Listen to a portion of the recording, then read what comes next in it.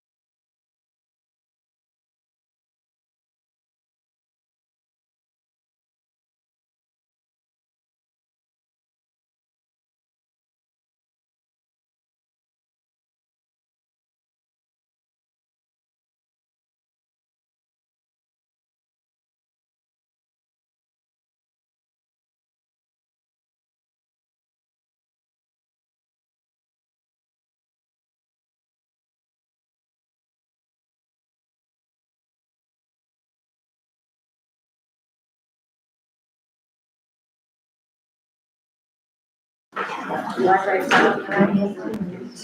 we're going to go ahead and call this regularly scheduled commission meeting to order. The time is 6:06. The date is July 10th, 2025. And Nancy is filling in, and thank you very much for our clerk, Melanie. And Nancy, we appreciate it. You've done an excellent job in the last week and a half and allowing her this time, so thank you. If you would do a roll call for us, please. Commissioner Burton? Here. Commissioner Moore? Here. Commissioner Lori? Here. Commissioner DeVito? Here. Mayor Myers? Present. City Manager Barrett? Here. We've got our finance director is out, and we have several staff members that are out today, so. Yes. Just us. Just us. Okay. So with that, I'm gonna ask Commissioner Moore if you would please lead us in our invitation. Stand if you are able. Bow our heads.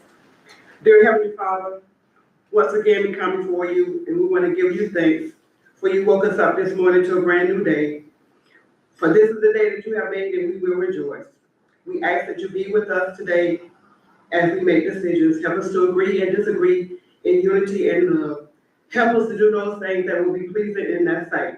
And we'll forever praise your name. We ask that you bless the bereaved families on this evening. Comfort their hearts. Let them know that you're still in control, that you're too wise to make mistakes. And we ask that you give them love and peace as they go through these situations at this time. All these blessings we do ask in that son Jesus' name. Amen. Amen. Pledge allegiance. I pledge allegiance to the flag of the United States of America and to the republic for which it stands, one nation, under God, indivisible, with liberty and justice for all. With that, I'm going to start off with our announcements. We've got coming up this month, which is seems like it's flying past us. We've got the Women's Club is doing their bingo. It's Friday, July 18th, 2025. Doors open at 5 o'clock. Bingo starts right at 5:45. Don't be late. Get your card, get your marker. There will be food available as well. The jackpot payout is $50. Tickets are available at the door. You must be 18 years of age to participate. They also have their bunko, which seems like it's really taken off and continuing. That's the third Wednesday of each month, July 16th, 2025. And it's going to be from 1 to 3, and the cost is $6. And for a minimal cost, you can get snacks and drinks.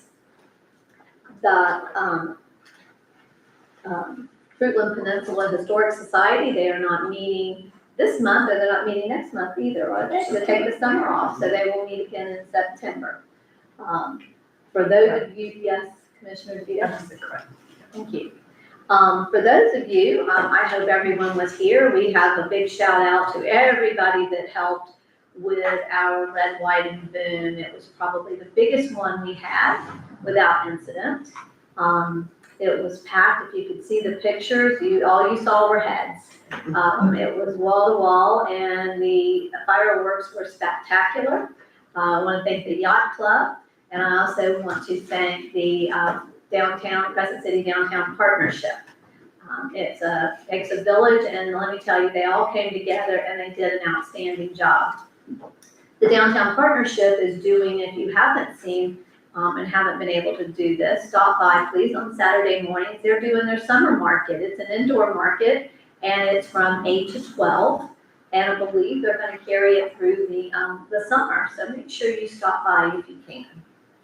With that, I think, does anybody have any other announcements? Okay, if we have no other announcements, we're going to move on to new minutes. Barrett? Yes, Mayor, I would like to take these minutes. These minutes are not the minutes that were presented in our June meeting. They have been altered to include changes from only one commissioner. We did request any of changes coming from all, and I believe that this should be out of this meeting into a special meeting that we call in order for all members to review and approve the changes that were made. Okay. Is this Is this all of the minutes that you're talking about? Yes, Including the June 11th and June 12th? including the June 11th and June June 12th. 12th. So you want to Yes. pull all of them? So Yes, you I want to did. table all of them to the next meeting? Yes, ma'am. To the next meeting again? Not to the next meeting, if we can have a special meeting. You want a special meeting? Yes, ma'am. Okay, can I get a motion, please, to table I move that we table these minutes until a special meeting.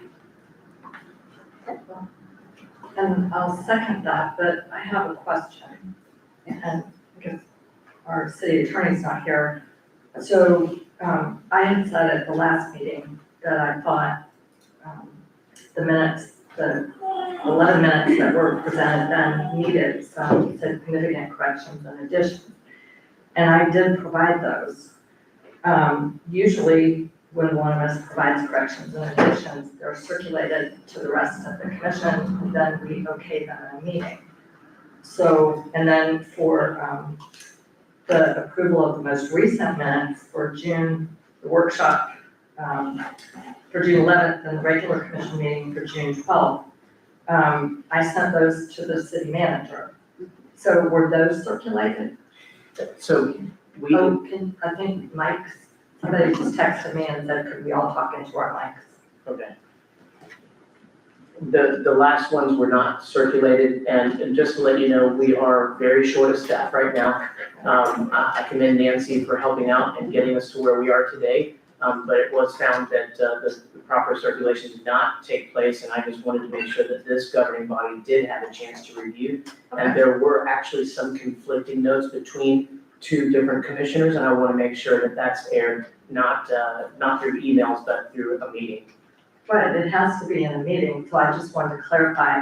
I understand because we are very shorthanded, if there was no opportunity to circulate them, but the plan is to circulate them. Yes, Okay, yes, ma'am. okay, that makes perfect sense. And also protocol, so. Right, Not that's what I'm this is saying, yes. the first time that they've either one, both Nancy and Mr. Martin have dealt with these, so. Right. From here forward, that won't be a problem. So we have a current, we have a proper motion and a second. Do we have any other discussion? If not, all in favor, please say aye. Aye. Opposed, no. Nay. So moved. Let's go on to our public comments. We're going to open it up for public comments. These are for topics that are not listed on the agenda. They'll be heard at this time.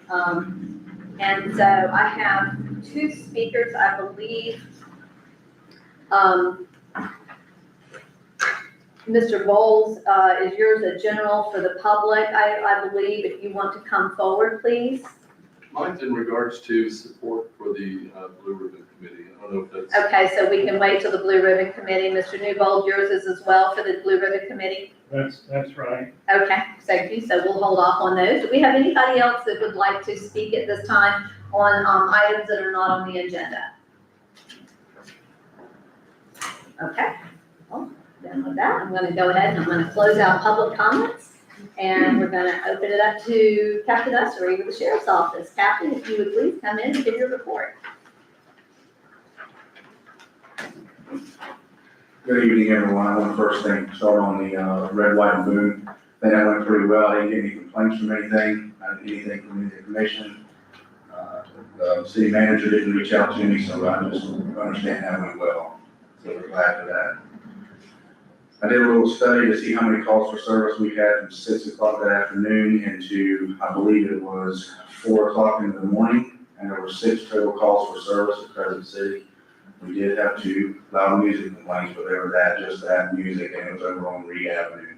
And those 2 calls were same calls. They called the first time, they turned it down for us, and obviously we left and got out of sight, and they turned it back up, and when they went back over there the second time, they decided to keep the music down.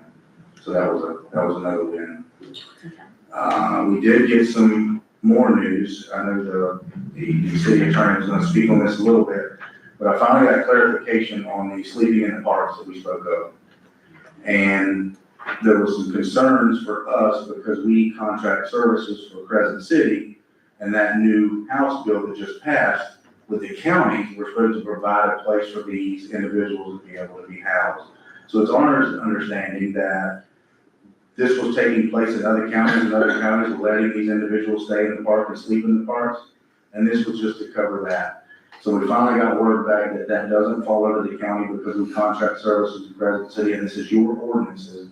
So now that it has been instructed to my people last week that if there are people in the parks, I ask that everybody that's listening, that if you see somebody sleeping in the parks that is not supposed to be doing anything, but they're committing violations in parks, we are now issuing them, contacting those individuals, trying to get compliance. And if we're not getting compliance, we're issuing them trespass warnings. If they're issued a trespass warning and seen back on the property, they go to jail for trespass after warning. If they don't leave when told to do so, at that moment, they're committing a misdemeanor, they will be taken to jail. So I think we finally have our answer. Okay, thank you.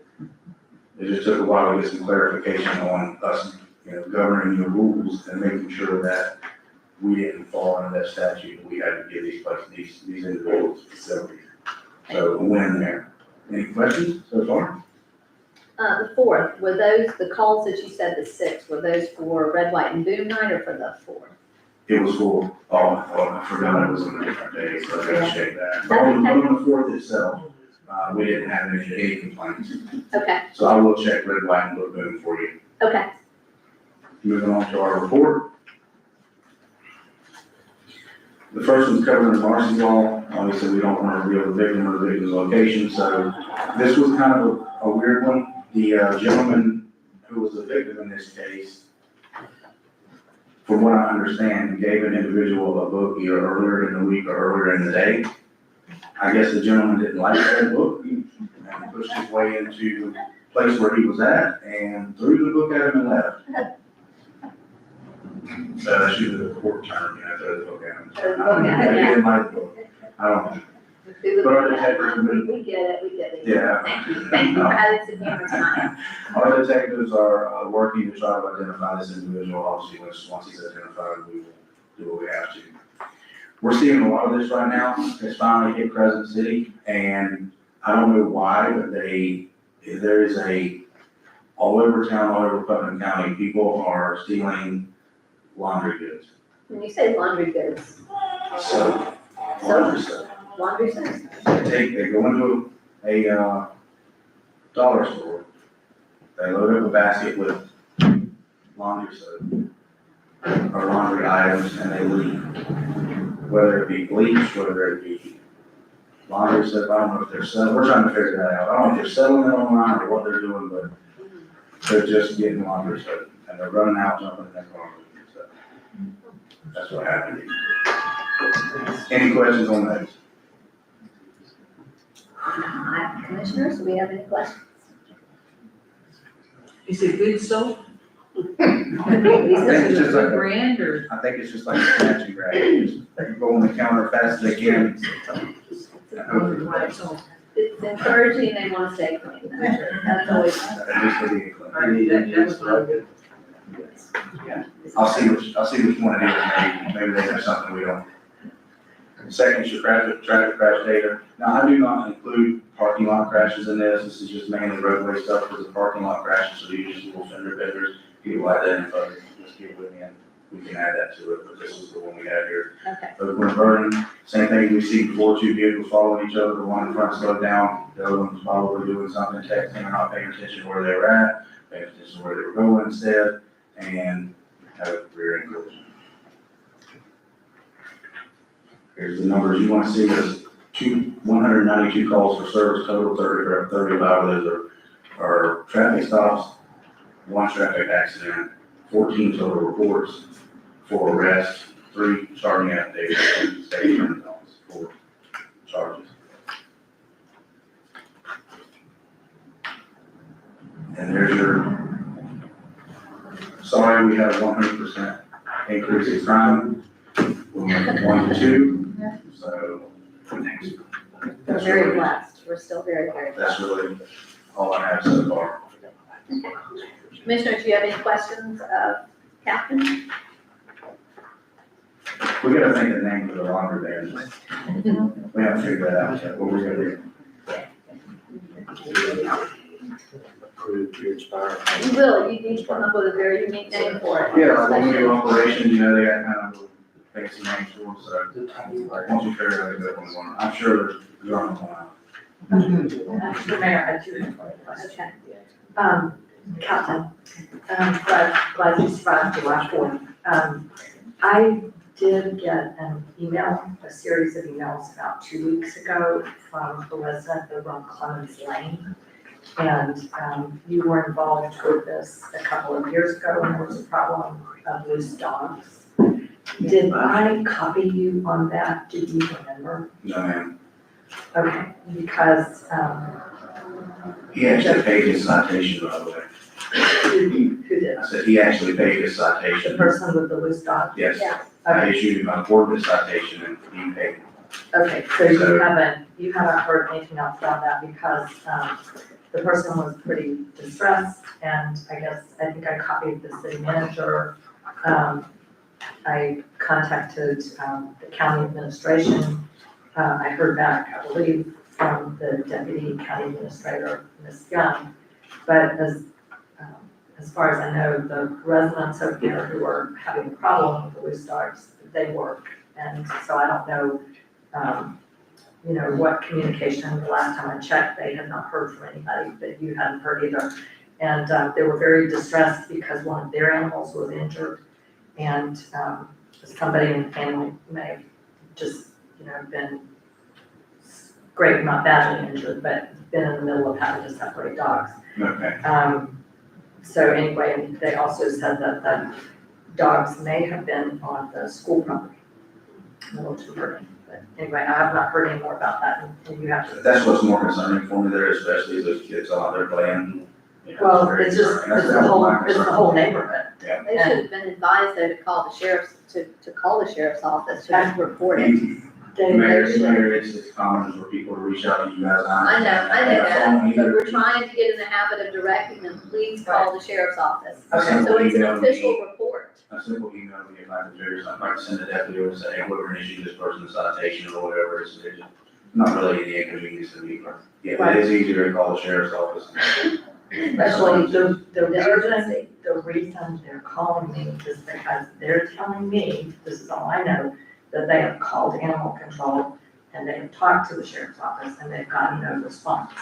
They're calling me because they've been in touch and I asked them to circle back and call again after I went ahead and let county administration know that they say they made this contact and they did not get any response. And I always ask people to call the proper administrative authorities, but they're calling me because they're saying they're between a rock and a hard place. They have loose dogs running over, injuring their animals, and they're not getting a response. That's what they tell me. And it's a place, it's the same place that happened. Same place that happened before, we all got that, okay. I know Commissioner Alexander is working really, really hard on that, the animal control program right now. Their building's starting to be completed there next to the sheriff's office. So now that we'll possibly have two facilities, one out the landfill and one behind our office there. It's not yet finished. So there's some challenges we're facing right now with animal control. We are continually fighting those barriers that we're having. And I'm sure there's gonna be some light at the end of the tunnel, so we're looking forward to that. So are we. So are we. So commissioners, do you have any other comments? And Commissioner DeVito, we've been very good at communicating through email, I feel, so if you'll just include me on that, I'll see what I can do. I did give you a shout out for solving the problem in 2023. Perfect, thank you. Is it, do they know if it's his dogs again, or is it another pack of dogs, is it a pack of dogs? I think it's The same dogs? Okay, well, okay, not the same dogs, but the same home. okay. You also need to let, code enforcement know, because she got involved last time with that. So, there, Yes. Okay. She's been emailed about it. she has, thank you. Okay.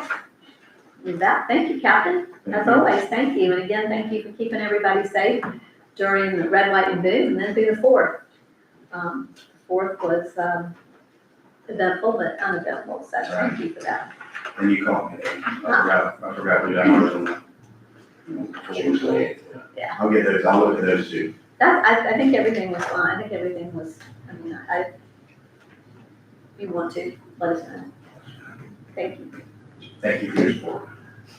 So we're gonna go ahead at this time, and we're gonna open up for public hearing. Public hearing, and we're gonna start with number 9, which is a resolution setting the tentative maximum millage 2025-26 fiscal year. Do you want to address that? I do need to address that. We actually, our finance director fell ill. He has not been in and was also awaiting information that was crucial to finalize a number from the county appraiser's office. We have a meeting with them on Wednesday next week, and after that date, we will be able to come up with finalizing the number, and then if we would like to call a special meeting for that as well. So we're gonna need to table that. So I'm gonna need a motion, please, to table this. Can I speak first? Yes, sir. So, for your thoughts and for his thoughts, if he doesn't already know, for your considerations, I know from representation of other bodies that, there's likely to be a significant shortfall. You're aware of that? Over what was projected. You're all aware of the credit that was given by property appraiser to the. I don't know if the commission, you can go ahead if you would like, please, Don, by all means. I'll do only what you want if you would Go rather ahead, not no, talk about let it. them know so that the commission knows it was brought to my attention. And that's part of, I think, what Steve has been trying to work with the property appraiser, because how those valuations are coming up, they just don't work. Well, and I won't profess to know the gory details. I do know that the property appraiser declined to meet with the chairman of the school board and the chairman of the county commission, because I was at a meeting with all of those, and he was requested, the property appraiser was requested to meet and try to explain and help us understand, and he declined. What I do know is that at that point, and I think this has been revised as of July 1 a little, the numbers came far short in terms of the valuation of property. I went on property valuations in Putnam. They only went up about 0.015%. And most people know that there's been quite a bit of increased valuation in property in Putnam. It turns out it's somewhere around 5% instead of 0.015. And so there was questions and concerns about the number that was being given as far as expected revenue. And what I was advised is that there had allegedly been an overpayment by Florida Power and Light, perhaps another utility as well, of their tangible personal property taxes for the year 2023. And so the property appraiser had entered into an agreement, I'm told, with Florida Power and Light specifically to credit them for tax revenue this year in order to offset what they overpaid. The credit's bid about $120 million. So there was a request that the agreement be provided. It's a written agreement, or we thought it might be a written agreement. And the response, and the county ended up doing a public record request to try to obtain that information, and we were advised that there is no written agreement. So where anybody goes, if anybody goes from here, I know that most of the entities that are aware of this are scrambling, trying to figure out the impact on their budget, impact on their revenue, and there are a lot of plates up in the air right now. So if you seem like you all know about it, I didn't know you all knew about it, so I probably didn't tell you The anything. commission doesn't. Commissioner doesn't know anything about this. The commission doesn't, and that's something that, of course, I can't share with them. Right, exactly. It really just came up, and so when they were looking at, and I asked Steve to pull all those, I asked Eric actually, and had Steve pull them, and when you look down historically, we are significantly, it looks to be that we're significantly off. When I asked Clay, our property appraiser, he said it's because the housing market has leveled out. And I tried to explain, well, that has nothing to do with, unless you came back into Crescent City and reevaluated all the houses and then you devalued them, then that would have been the answer, but that's not what happened. So that's not the explanation I was advised of. I did not hear it directly from him. I heard it from someone with whom he communicated, and we did have an email that was not to be, but was to actually to the county. I do know that the chairman of the county, of the school board attempted to have a meeting to get an explanation, and he declined to meet. So I'm not going to sit here and profess to know all the details, other than to say that the explanation that the county was given, and that the county then advised the school board chair, the superintendent of schools, and myself, was that there had been a credit given to Florida Power and Light because of an alleged overpayment of tangible personal property tax in '23. So I will, I have some insight beyond that, but not enough that I want to say it out loud.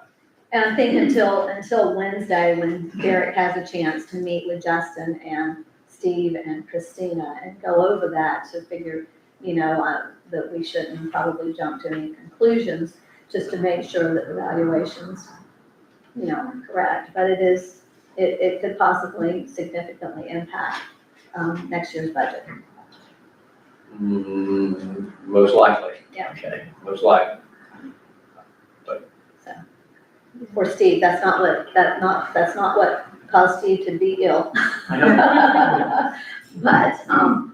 But that is an issue. So. Mayor, I have a couple questions, mainly for our city attorney. First of all, aren't we supposed to receive formal notification from the property appraiser of what his valuations are by a set date? My understanding is that he has to report them to Tallahassee, but my understanding is that it's up to the individual entities to then go on that central website and see what number he's reported. Whether or not there's an independent obligation on his part, other than what you might think to be an obligation of courtesy. I don't know that answer. I'm told he did report the numbers to Tallahassee by July 1. That's his deadline. By July 1, and we get them individually as council authorities Yes. at that point. And we have that. Yeah. We've got the paperwork, but it doesn't make sense. Numbers, so. Okay, and then just another clarification. It's my understanding that commissioners, and that would include mayor commissioner, that we can share information with each other. We just can't share our position. I would not adopt that position. I would not agree with your statement.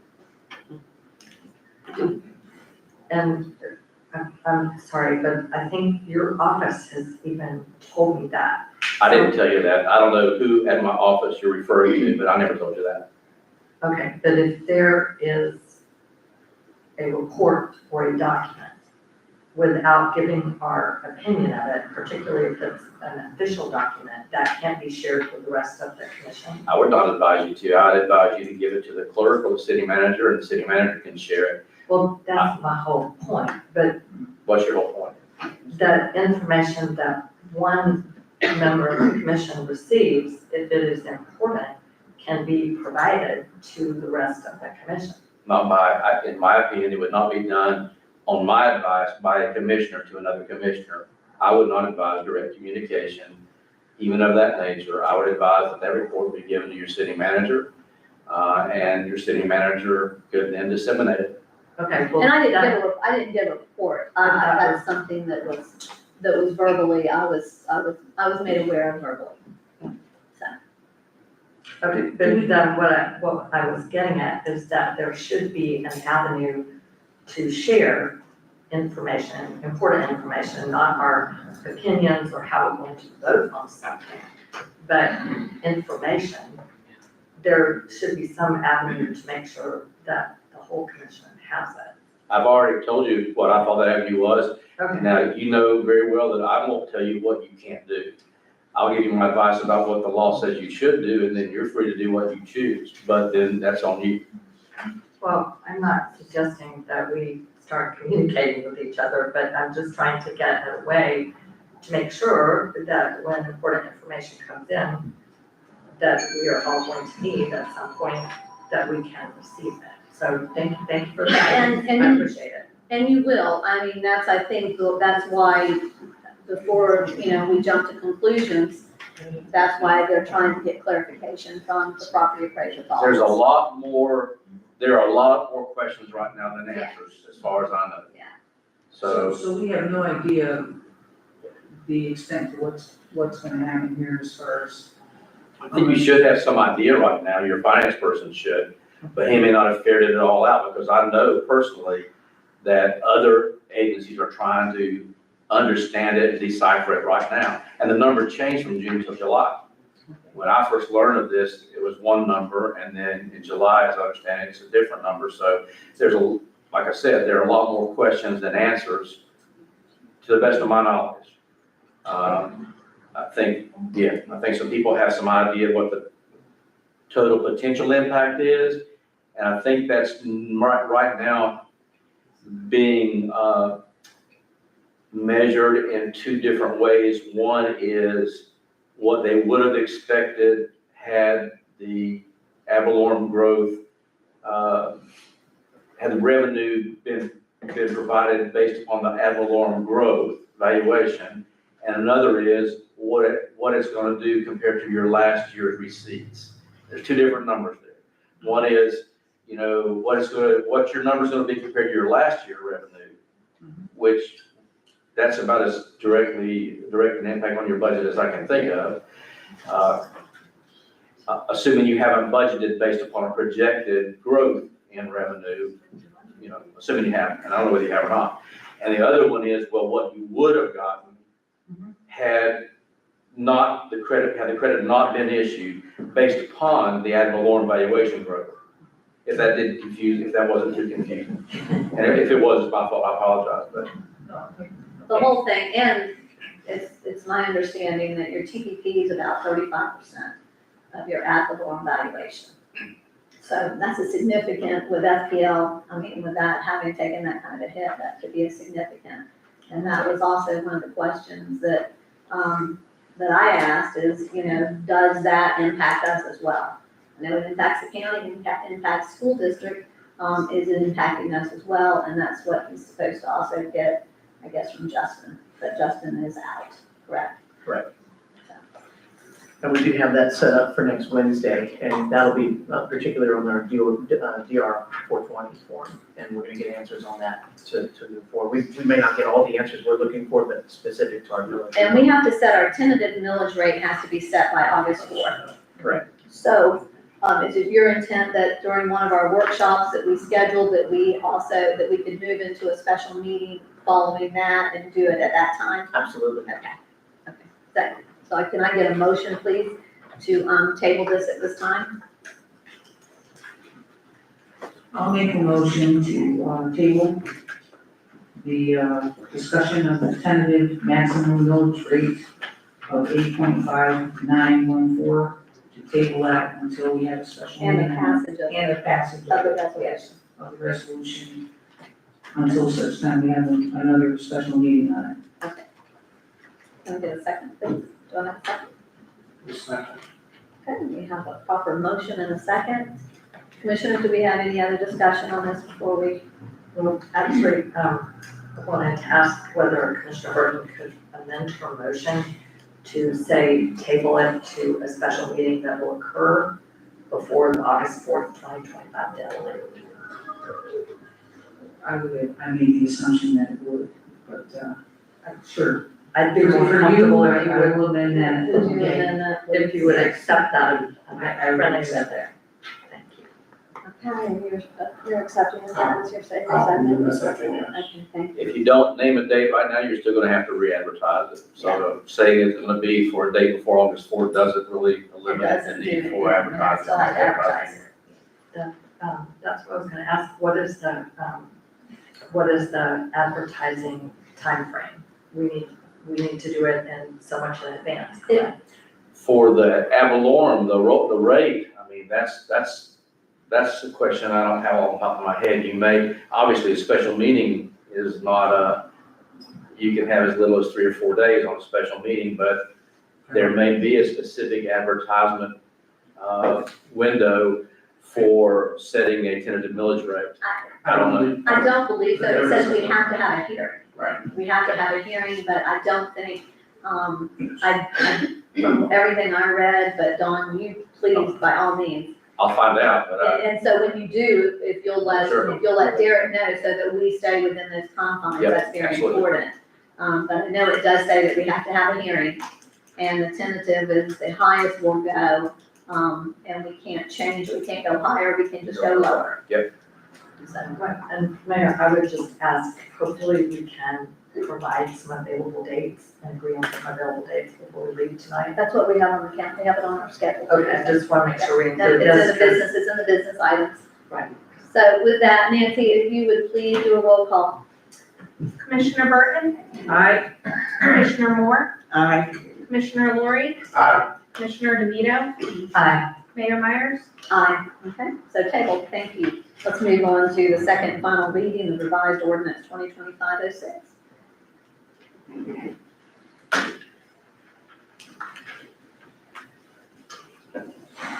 I assume you want me to read the title, please?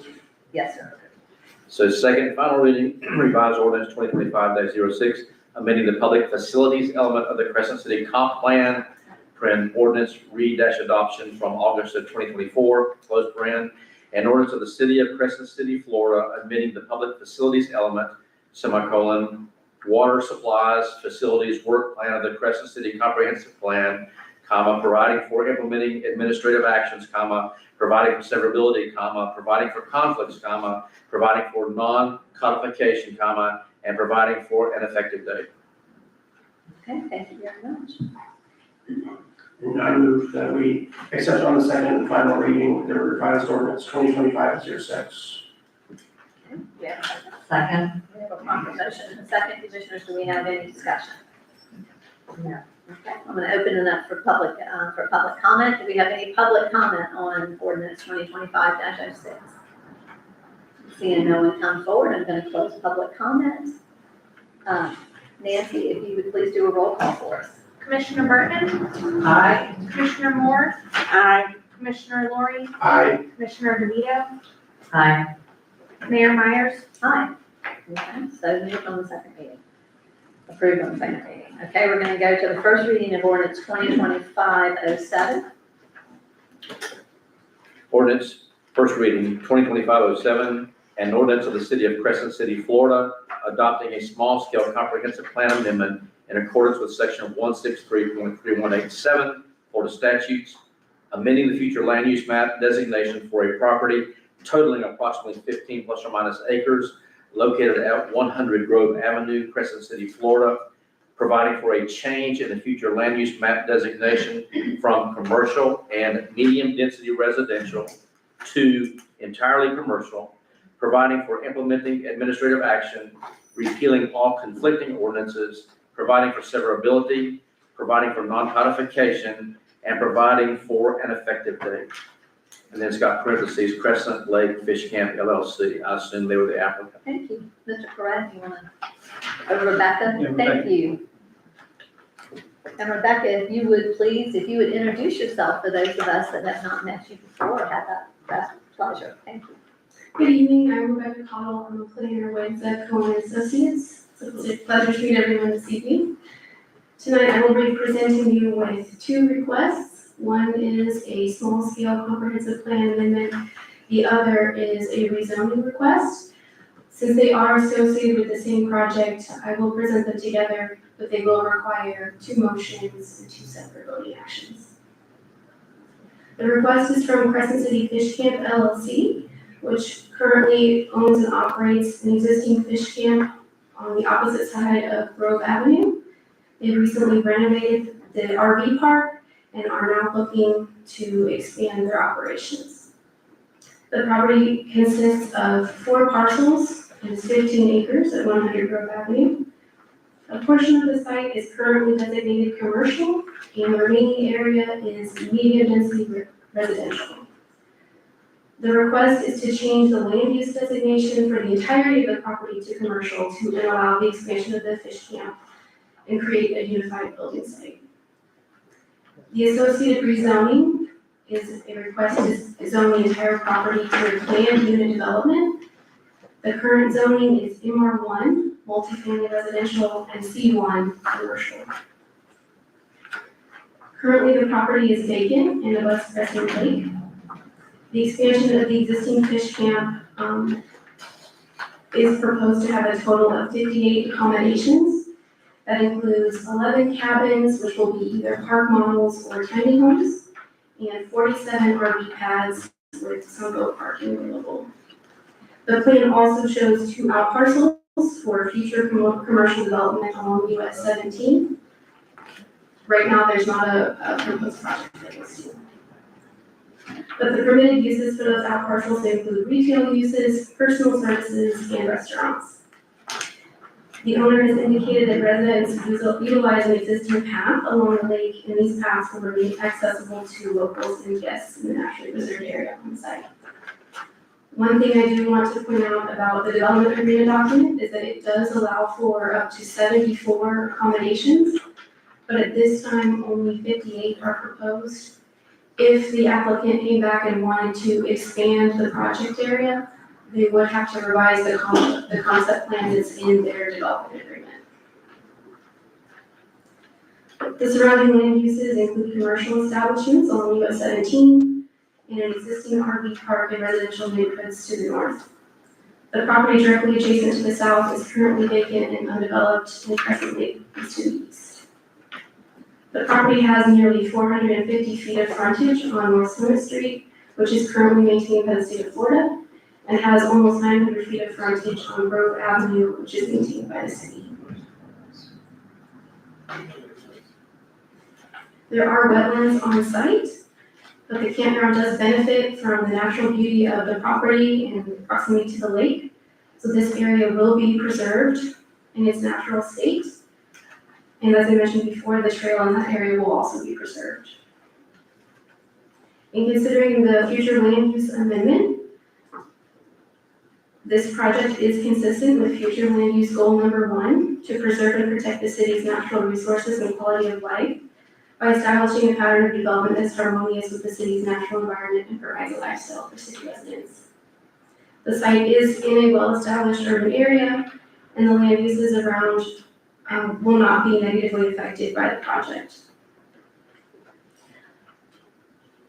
Objective A.11 in the comprehensive plan states that the city shall coordinate future land uses with the appropriate topography, adjacent land uses, soil conditions, and the availability of facilities and services. The property's camber soils are characterized by good drainage and are well suited for development with minimal need for stormwater management. The project area is located outside of the flood zone. The site is served by adequate public infrastructure and utilities, and the new development could benefit local businesses by increasing customer volume to the area. The site will use existing infrastructure, including roads, water, and sewage systems. There are 8-inch sanitary sewer mains and a 4-inch force main on Grove Avenue.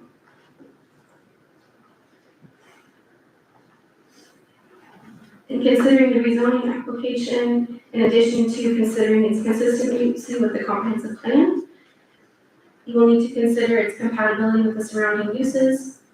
The proposed PUD facilitates the expansion of an existing adjacent RV park and commercial development located at a key intersection. These uses will contribute to the local economy and will not fundamentally alter the surrounding character. In addition, the proposed use pattern does provide a beneficial transition between the commercial corridor along US 17 and the lower intensity residential neighborhoods nearby, and does not constitute small development. Sorry, I didn't hear that, it doesn't constitute what? Sprawl development, Sprawl. correct. Staff recommends approval of both requests for the future land use amendment and the rezoning. The Planning and Zoning Commission members voted 5-0 at their June 25th, 2024 meeting to recommend approval of both requests to the City Commission. A majority vote of the city commission members present is required to approve or deny this request to amend the future land use and rezone the property. Okay, I'm available for any questions. thank you, Commissioners, if I can get a motion. I move that we approve ordinance 2025-05. Oh, seven. Or 7. And do you want to, yes, let's do it individually. One at a time, Yeah. please. So he moved for the comprehensive plan amendment, correct? Yes. I'll second that. Okay, we have a proper motion and a second. Do we have any questions? And this is on the small scale, this is on the, this is the next one will be the actual project, correct? Or the proposed, yes. This is the small scale, and the other one's on the, Yes, there will be two ordinance, so it requires 2 actions. And I did want to point out that the name of the facility is actually Crescent Fish Camp, not Crescent City Fish Camp. I know that is in here, both ways, and again, one of the ordinances that has it as Crescent City Fish Camp, and it needs to be corrected to Crescent Fish Camp. Another thing that I noticed is you listed as a planned unit development, but when we redid our LDCs, we just called them planned developments, PDs. I know it's just terminology, but I think that we should probably be consistent to make sure that that's all consistent. We'll correct that ordinance, thank you. Besides that, very good. Mayor, I have some questions about the information she presented. So and I just got a copy of actually the, your staff report. I just received this yesterday. The agenda packet wasn't posted until Monday night. And I just saw and this we've had, yesterday. and they tried to get it out, you got as much as you could, I believe, to, the commissioners last week. We just had a staff It issue. was a last week. Okay, but it's 42 pages, and I didn't get it until yesterday. So, I am looking at, I don't know what page this is, but I guess the existing zoning map and the proposed zoning map. One thing I'm not clear on for this is it shows, there's a heavy dark line that shows the project limits. And you said the property next to it is vacant, but it looks as if, the southern property boundary would back up to the backyards of the homes on the north side of Palm Avenue. I think it would be helpful if you look at the site plan, which is at the Pages, end, at the very end. yes, it's at the very end.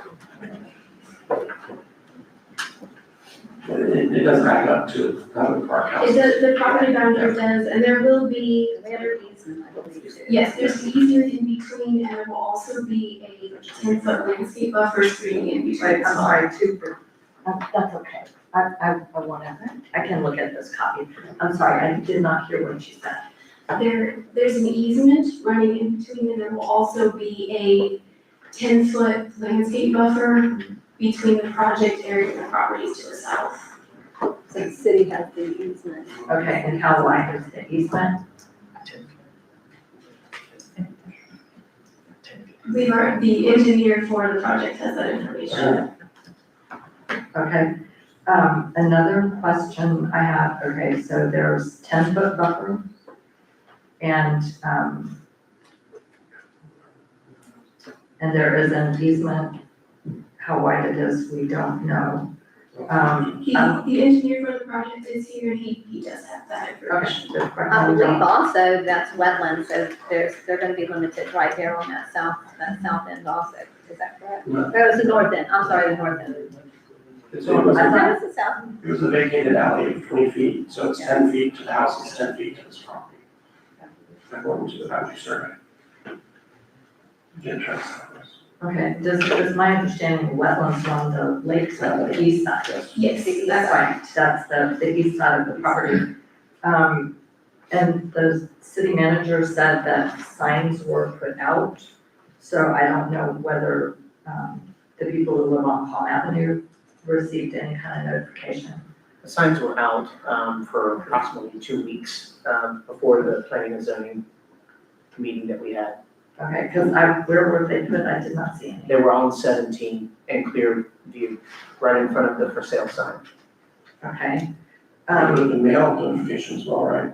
Yes, So, and, has a traffic study been done with respect to the impact of, I think you said there's going to be spaces for 47 RV pads and boat parking?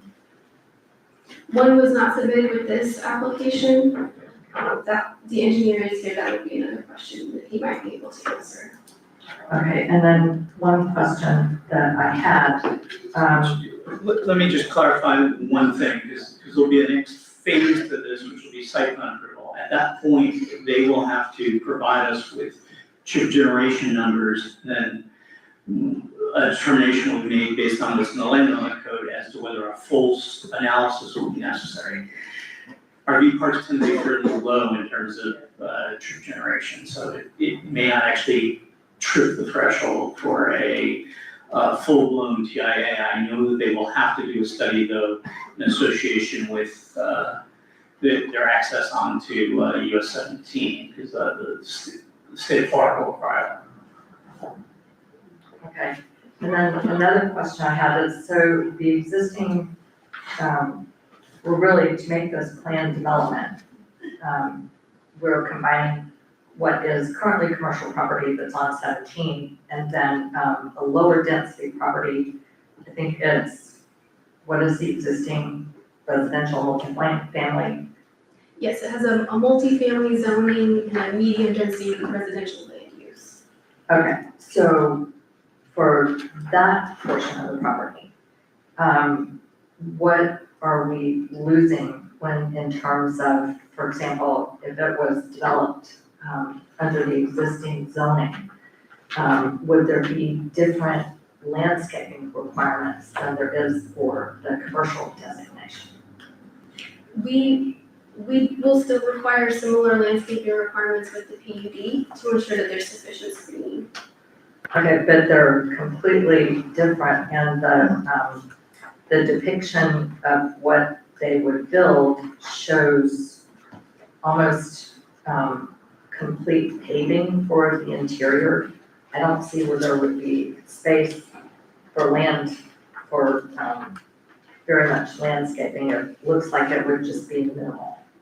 And as well, there's a concept drawing or whatnot, it looks like there's no landscaping whatsoever planned for the frontage on 17. So at this time, there's no development proposed for those two out parcels. So if they come back in the future and want to develop those, then they will be required to put landscaping at that time. They will still have to show the landscape buffer width on the plan. But at this phase, they haven't submitted a landscape plan. That will come with the next phase. If this approves the use, then they will submit a formal landscape plan in the future, and that will come back through the process. That would be in their site plan, correct? Yes, that's correct. Okay, because on this drawing, it shows a building, it shows a commercial building fronting on 17 with no landscaping, just a setback, and then the RV portion seems to show pavement, all pavement, a stormwater management facility, and a small recreation space. So essentially it would, I don't see that there is planned any room for green space. And I'm assuming that that would be a little more dense than you would have with multifamily residential. Am I mistaken about that? Along the perimeter, there are the landscape buffers, or just the widths are shown at this time, the plantings aren't shown yet. And I know it's a little hard to see on the size of the paper, but the wetland area, that will all be preserved. So the symbol kind of almost looks like little grass. That will all be preserved in its natural state. And then the commercial area, it does look like pavement. with the cross hatching, but at this time, nothing is proposed for that area.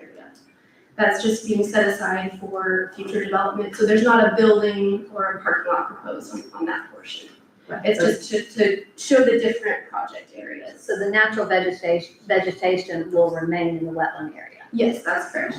But the central part looks like we'll have absolutely no vegetation, and it will be, just pretty much, buildings and roadways. So I noticed, there was, commentary about the quality of the soils, so there must have been a soil study. Does this development have to get any kind of approval from the water management district? Yes. Okay, it does. Okay, I guess that pretty much answers my question. Thank you. Commissioner Burton, you have a question? Commissioner Lawrence? Commissioner Moore? The only question I have is they have in here for the tiny homes that shall not be leased for more than 28 consecutive nights. Where did the 28 come from? Is that standard? I mean, and not 30 because or 31 because somebody wants to go month to month or rent for a month, a full month. Where did the 28 days? Was that their proposal or is that Yes, that required? was their proposal. That was their, I just didn't know if that would limit them to 28 days, that's, because it didn't say business, it's just calendar, so it would fall back on calendar, correct? So, your next step is gonna be to ask the applicant to come Yes. forward and make their presentation, and they'll probably The explain. applicant's here. Yes, yours. Yeah, normally after the staff presents their overview, normally at that point, your next step would be to have the applicant come Thank you. forward and make their presentation, and they may answer a lot of the questions that you have. Thank you, Don. Yeah, certainly. That's really one of the only questions that I have. Hi, my name's Ken Henson. I am the applicant. I'm an engineer with Live Oak Engineering. I also have Mr. Andrew Garcia. He's So the you have developer it, on the okay. line. He's listening in. And I can answer a few more questions. Do you mind tilting that microphone up just a tad bit? It may be easier for you. So thank you, appreciate that. Like this? Yes. Yeah, any questions that you guys might have in reference to the 28 days for the tiny homes? I didn't know of any real reason that there was 28 days. I believe that the idea was they wanted to set a date that they wanted to limit it by. Okay, I mean, that's their prerogative, I just didn't know with the 28 days. Many times, not to interject, Go ahead. but 28 days I see as a number to sort of avoid the extended stay Mhm. parts, which some people want, some people don't.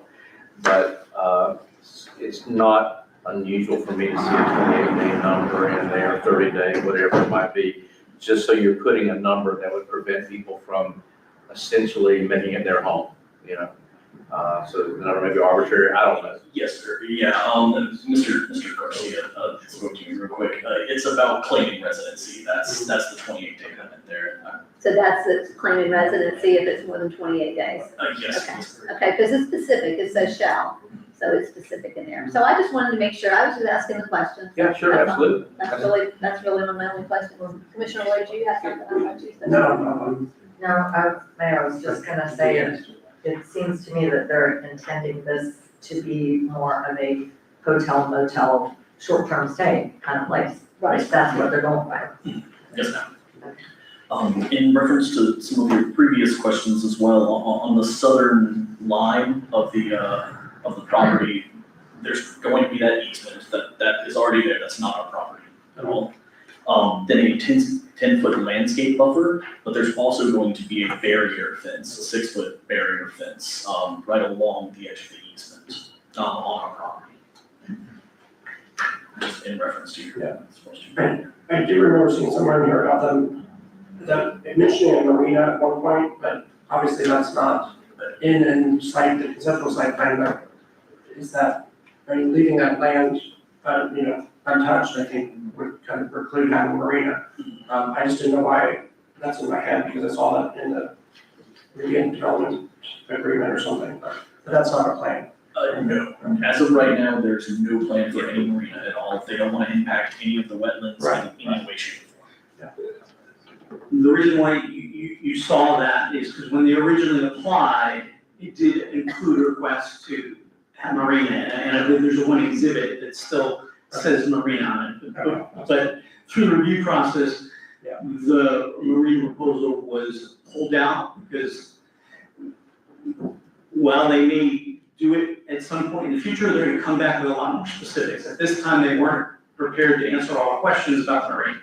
So they decided that it was better to just pull that out at the current time. And for those that don't know, they already have the facilities next door that you have dock and, store and some other stuff at, so they would all be able to use the same facilities, but it's a beautiful place, it's definitely an improvement from what was there before years ago. Yes, So do the ordinances that are before the board tonight, they don't include a development plan, do they? There's an attached concept plan to the PD agreement, but it does not include a marina. Okay, that's what I was asking. So as you know, and more, Mr. Carey can probably explain it for you, but unlike normal zoning, plan development does tie your approval to the submitted site plan, for lack of a better term, or development plan, whatever your terminology is going to be for this one that's here. Correct. So if the marina's not on there, what I'm saying is you're not approving. right. It's very similar to, well, it's just like what we did down here on the south end of town, correct? Very- Yes. Yeah. Yes. Okay, do we have any other questions, commissioners? No, I think he's still presenting, right? No, he was answering No, questions. Yeah, any other questions, anything that I didn't answer, please. Well, yes, if you could just repeat the easement, what was the width of that? The easement on the south. I don't know the exact distance of the easement to the south. That's not our property in any way, shape, or form. We are not gonna be touching that. It's 20 feet, and it's 10, so it's 10 feet for each side, because it was abandoned. Yeah. According to the boundary survey, so it was 20 feet. Got it, thank you. And the city uses that to get down to those, to the lift stations too. And will there be a lift station as part of this, or is there one that's gonna be tied into it? Do we need to have one? We are going to be tying into the lift station to the north along Grove Avenue. Through our discussions with your utility district, we are able to handle That's what I was wondering, so it's the other side, right? Yeah. Okay. If there's no other questions, I'm gonna open it up for public comment. Yes, And I would suggest that you take those who might want to speak in favor of it, and then those who might want to speak against. okay, thank you. That way it keeps you from jumping back and forth. Thank you, thank you.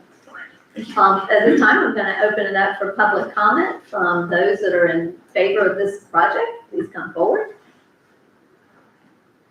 Okay, being no one come forward, I'm gonna open it up for public comment for those that are not in favor of this project. Please come forward. Okay, I'm going to close public comment at this time. Okay, with no further discussion, we have a proper motion, and a second.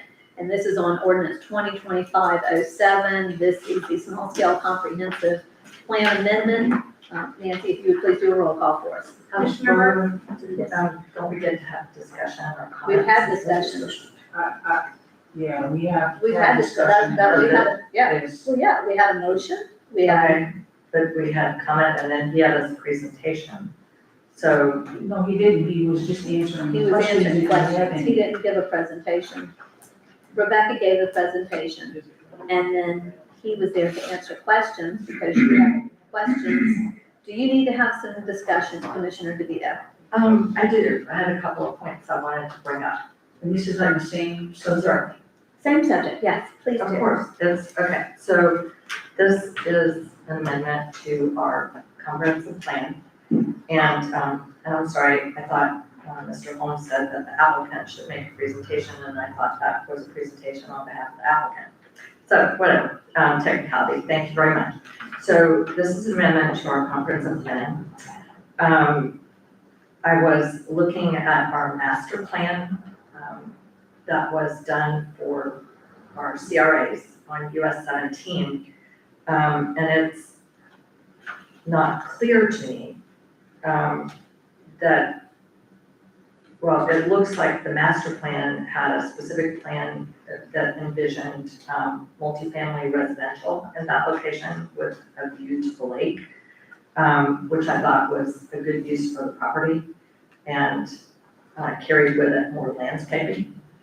I am really not comfortable, and I don't quite, I can't quite get to the conclusion that was presented by Ms. Cottle, that this enhances the livability or the quality of life for residents of Crescent City. To me, that's a bit of a jump, because what I see is we are going from the residential area of Palm Avenue and the residential area to the south, instead of the graduation, which you had single-family residential, then north of there, this property that's proposing to be changed in the comp plan from multifamily residential, it's going completely commercial.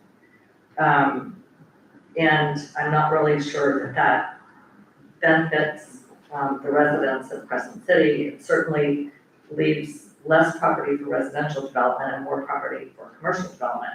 I think Crescent Fish Camp is a great place. I would be more comfortable with this if they did not have such an intense commercial development in mind. And I don't think it really is what we had talked about previously in our CRA master plan for the North Park. So that I just wanted to, and of course, Commissioner Moore was not here when we adopted that CRA master plan. So that was my comment to my fellow commissioners on that particular issue. Thank you. So, I do have a question, and Mr. Correct. The CRA with, Crescent Fish Camp is not part of our CRA. Back, when it was Leonard's Landing, they opted out, and they did not want to be included in the CRA. So that property is not included in the CRA. Is this property, would this property be in the CRA?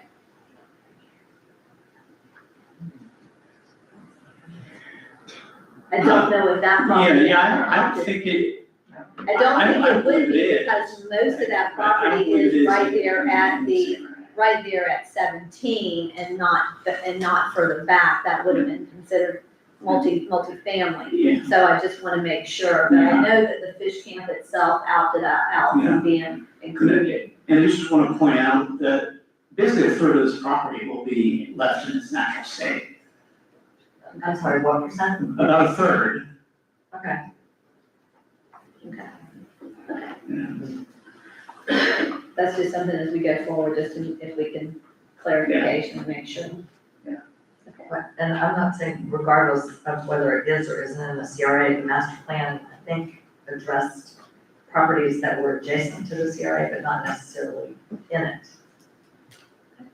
And Well, it might, ones but like- if it's not in the district, the plan doesn't apply to it. Doesn't apply. So you might have referenced it, but if it's not in the district, the community redevelopment agency plan doesn't apply to lands that are not in the district.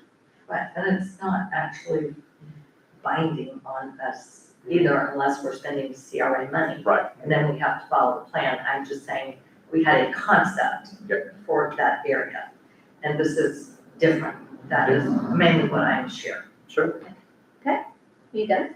I mean, thank you. Nancy, at this time, we have a proper motion and a second. Would you please do a roll call? Commissioner Burton, Aye. Commissioner Moore, Aye. Commissioner Lori, Aye. Commissioner DeVito, Nay. Mayor Myers. Aye. Okay, so approved. Ordinance 2025-07 to go on to the second reading.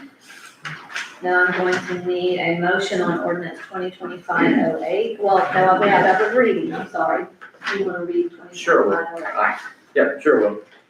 So first reading ordinance 2025-08, an ordinance of the city of Crescent City, Florida, rezoning approximately 15 plus or minus acres located at 100 Grove Avenue, Crescent City, Florida, from multifamily residential, MR-1, close paren, and general commercial, C-1, close paren, to planned unit development, PUD, close paren, providing for findings of consistency, providing for amendment to the official zoning map, providing for conflicts, providing for severability, providing for non-codification, and providing for an effective date, Crescent Lake Fish Camp LLC. Thank you. Commissioners, if I can, have a motion, please. I'll make a motion to accept ordinance 2025-08 for the rezoning of approximately 15 acres located at 100 Grove Avenue from MR-1 and C-1 to PUD. Okay. Do I have a second for the first reading? Second. We have a proper motion and a second. Commissioners, do we have any discussion? So would you mind asking the applicant if he has anything additional to add? Thank you. Is there anything else you would like to add on this? No, ma'am. Okay. And since it is a separate ordinance, you would also call for those in favor and against. I'm sorry. No, that's okay. I just have to make sure that we have our discussion. Yeah. So do we have any discussion? Do you have any questions of the applicant at this time? Commissioner DeVito. Yes, I have a question, I guess either Ms. Carrot, Mr. Carrot, Ms. Cottle, or the city attorney, whoever can answer this question. Maybe with our new land development code, the requirements for a land development ordinance have changed. As I don't see the place in here where it incorporates the plan.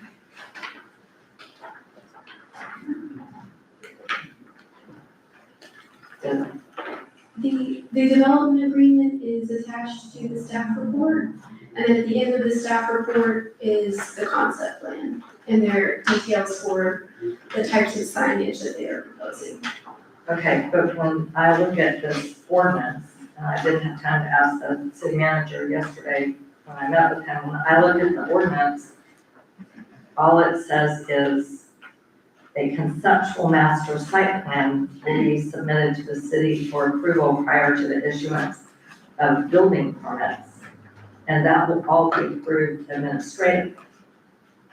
And it says what the permitted uses are. It says recreational vehicle park, campground, tiny homes, short-term lodging, car washes, because keeping in mind this could all be residential. Basically, it says the town engineer will determine whether the traffic capacity exists. It says, this ordinance appears to me to give the applicant a waiver from the sign requirements. And I don't see anything in here about following any landscaping requirements or the site plan. It just seems to say that it's going to be rezoned and details will follow and will be approved administratively. And I don't remember that that is how we did prior planned unit developments, either for St. John's Recovery Place. I don't actually have the agenda of the ordinance itself. Okay.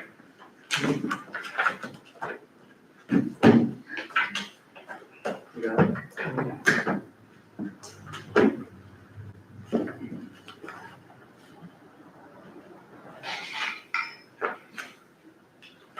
Yes, we have the PD and the central plan that's given to us at the staff report. And that was in our packet last week. Okay, but that's informational and I don't see any requirements. It says specifically, traffic is up to the town engineer, sign flexibility. It doesn't say anything about what landscaping. Did you go to 10, where it talks about signage? All signage within the plan development shall comply with Article 6 of the Crescent City Land Development Code, except as specifically modified. Yeah. The development. Page 11. Okay, The but, development is what you're talking No about. signage shall be permitted in the wetland area. Yeah. Yeah. You're talking about okay, I guess development. my question is, what, She's not looking at that. That's just- They will have to, they'll have to come back and go through full site plan approval.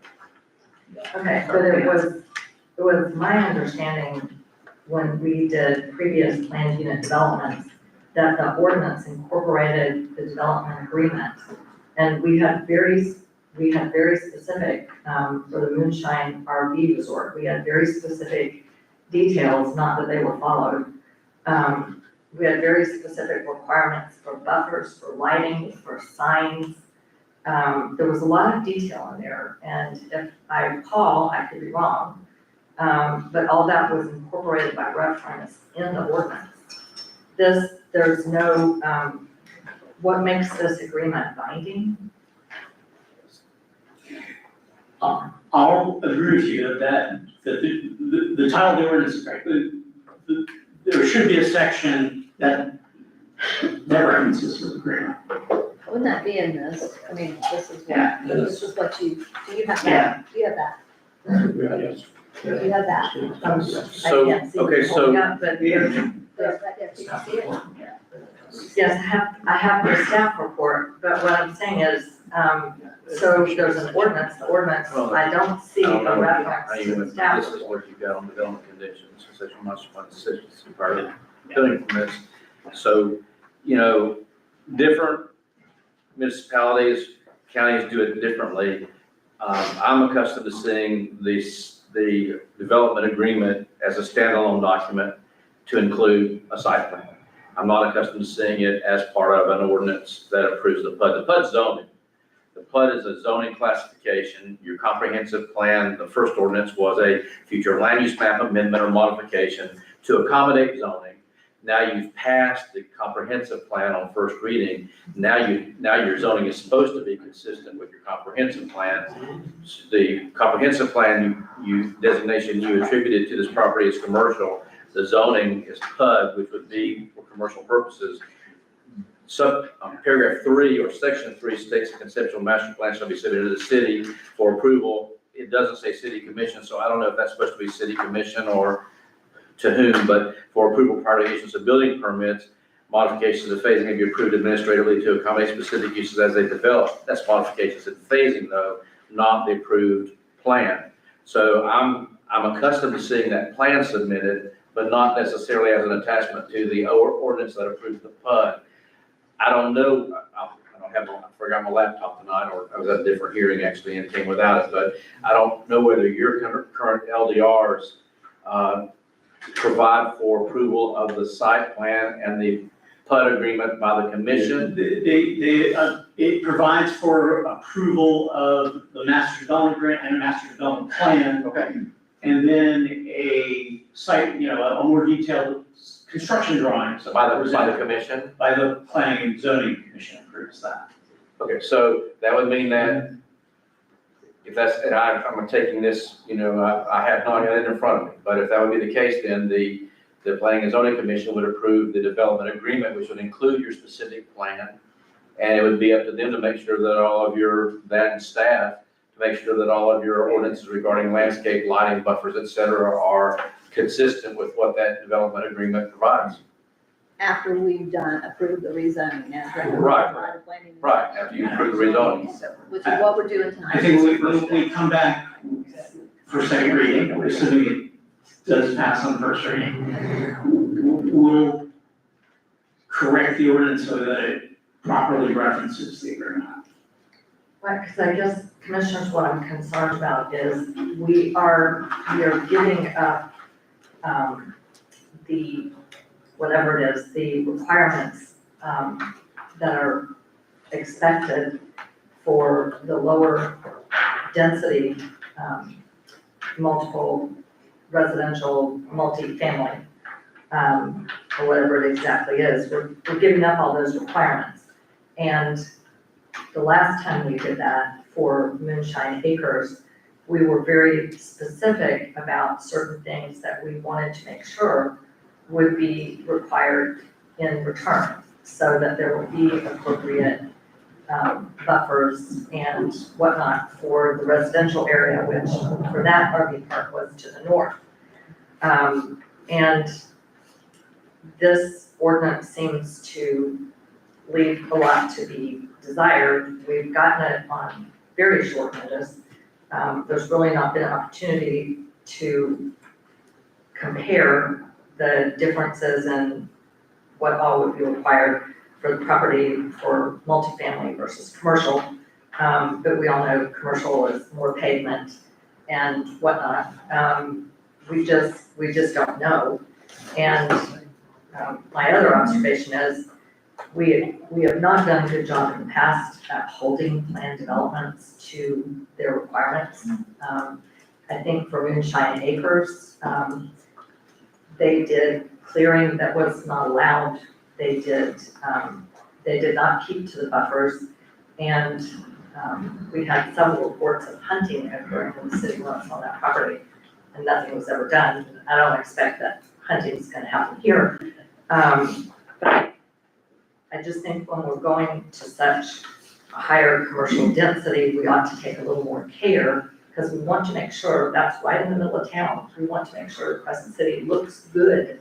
I mean, commercial development can be a very good thing, but as well, you wanna make sure, we talk about beautiful Crescent City, and that was one of the main public comments when we did the hearings for the CRA plans for North, South, and Central, that people want Crescent City to look good.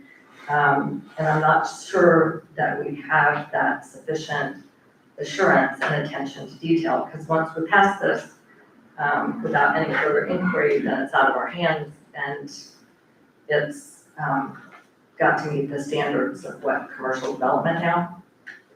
Because it's gonna be, well, it's a, Plan development. It'll be the standard that's in the plan development agreement, right? And that plan development agreement sets forth how the areas of the property can be used. It includes setbacks. Signage?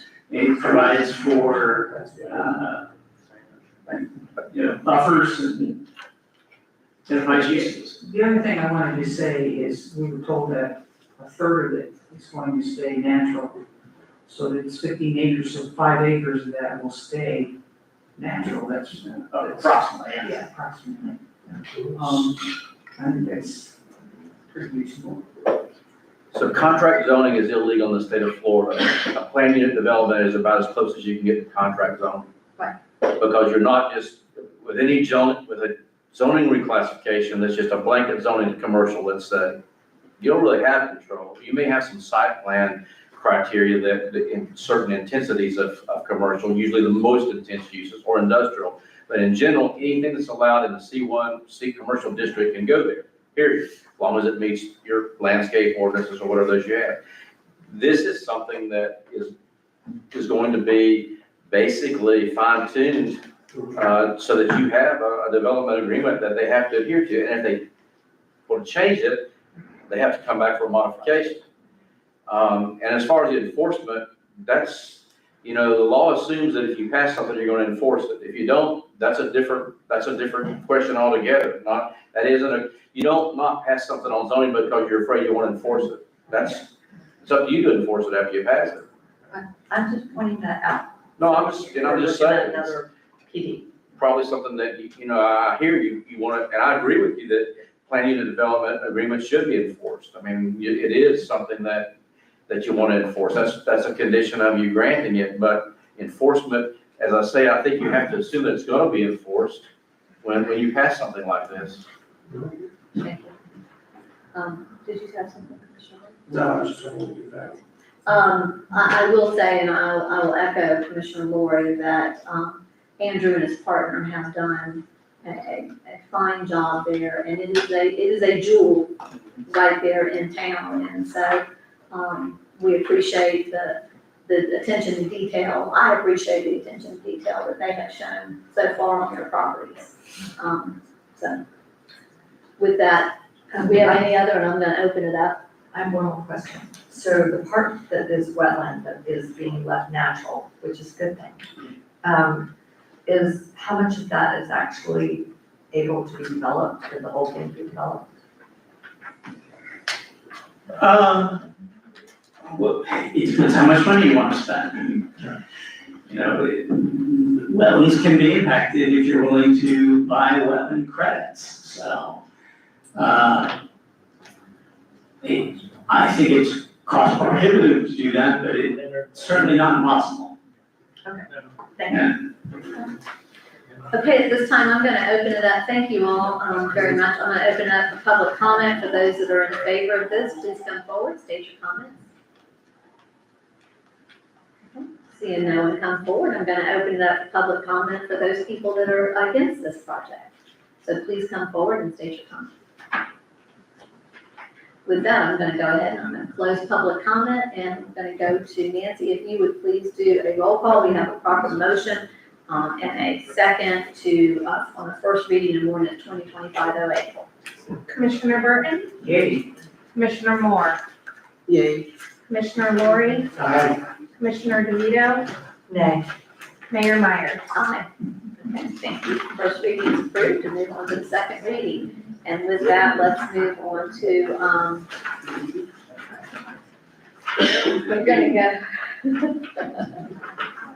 we're gonna go to the, central, do you wanna come up and speak on the central business district? I'm gonna close our public hearing, we're going into our business items. I just wanted to make, a clearance for clarity. We will have the development agreement in the second reading, that will be attached to that Yes. ordinance, and we'll have the corrections made to the ordinances that are coming out. The plan unit development, Yes, and then the Crescent Fish Camp, Crescent City, yes. that's it. As always, I appreciate the expertise copy editing. That's what I do. And I'm gonna double check your ordinances, not that I doubt Mr. Carrot at all, but I just want to double check to make sure your ordinance regarding approval and submittal of the development plan and so forth. Thank you. This item tonight, just here to get direction from the city commission. As you know, we've adopted a new land development code. That land development code provided for a central business district rezoning that would be eventually applied to the area around Central Avenue and north and south. There is a map, which you've already seen this more than once, but if you'd like to see what the physical area that we're talking about, it's at the end of, so there's a staff report and there's a map. But what I want to talk to you about is the provisions within the central business district. We want to go forward in the near future and contact all the property owners that would fall within the boundaries of this map and have a public meeting that will talk to them about the central business district and its application to the property. And when I do that, I want to make sure I go forward with a regulation which you all support and agree with. I don't want to be in a large public meeting and be talking to them about potential changes that you guys haven't heard about and don't approve. But since the land development code was adopted, one of the landowners approached us very shortly after adoption. This was when Charles Rudd was still here. And that applicant, or a potential applicant, requested, his name is Ron Millard, and I believe all of you might know him, and he may have even discussed this issue with some of you. But what he approached us about was allowing residential on the ground floor of the central business district. The current zoning, which is GC1, which still applies, and is a suburban zoning category that the eventual plan is to move away with, prohibits ground floor residential, and so does the proposed central business district. This is something that the former city manager felt very strongly about. So when we discussed this with him, he indicated that he was not in support of changing the provisions of the code as they're being presented. So, what Mr. Lard talked to me about was putting residential behind the frontage, so there wouldn't be any ground floor frontage directly on, Central Avenue, but there'd be residential behind it. And so, I want to make sure that, that you guys either support the way we currently have written, or would support changing this as we go forward and present this to a larger, group of, property owners. You have, in front of you, I'm not going to go through it, but there is a presentation you guys have before you. If you have, any concerns about what the various options are and what they look like, we can go through it and talk about that document. Okay, Mayor, I just want to kind of add to some of this, what Mr. Carrot said. There's a little bit more to his coming forward than Mr. Millard, who's my neighbor. Hi. I believe that this issue came up, that the realization that we were talking about prohibiting ground floor residential in the future in the central business district, when what is their name? The people who own Bell's Bistro and the two-story next to it, and the Faulkners. When the Faulkners were applying to rezone their Airbnb, and Mr. Corrett at that time said, well, partly this is because you can't have ground floor residential anymore. And I believe it was Commissioner Burton and I both said, wait a minute, when did we do that? Am I right about that? I don't remember. I do. And You're correct. that was when you said, well, wait a minute, the plan was that you've adopted this new central business district, and the next step is to go around and have these meetings and do the rezoning. And also, I just want to clarify, when I'm looking at this colored map here and it shows the central business district prohibiting ground floor residential, I mean, it shows central business district. It seems to go up on North 17 to Edgewood? Yeah. Right, okay, would that not include several residences? It would include Carol Horner's? That would be non-conforming use, they should be able to live there. Well, she'd be able to live there. And I guess what I'm saying is there's quite a bit of ground floor residential already in the central business district. And anyway, my concern is that, actually in some ways, commercial is not doing so great and residential is occupied and, keeping their properties up. So there we are. That's also why we have. Correct. Any existing residential would be legal non-conforming uses. They could be maintained and transferred forever, but they would be non-conforming. So you mean transfer? Sold. They could be sold forever as residential. Yes, but they could not be expanded, and that was intentional. That was the vision. The vision was that this area that is identified as central business district become dominated by commercial. Okay, so, and sometimes that On the happens. first floor. Yeah, on the first floor. Yeah, on first And now you're talking though that you wanna put it behind the homes. Is that what I'm hearing? No. I mean, I'm hearing. I think that would be a reasonable change to the central business district. And just, instead of just allowing it upstairs. Correct. So there would still be commercial in part of the building, but what makes it, just having it upstairs besides behind is the same thing to me. Like, why does it have to be on the second floor? I mean, the whole point is to have mixed use, so you have commercial on the ground floor and then residential in other parts of the building. So whether it's behind or upstairs, you're still achieving that. So it's just a technicality really in my mind.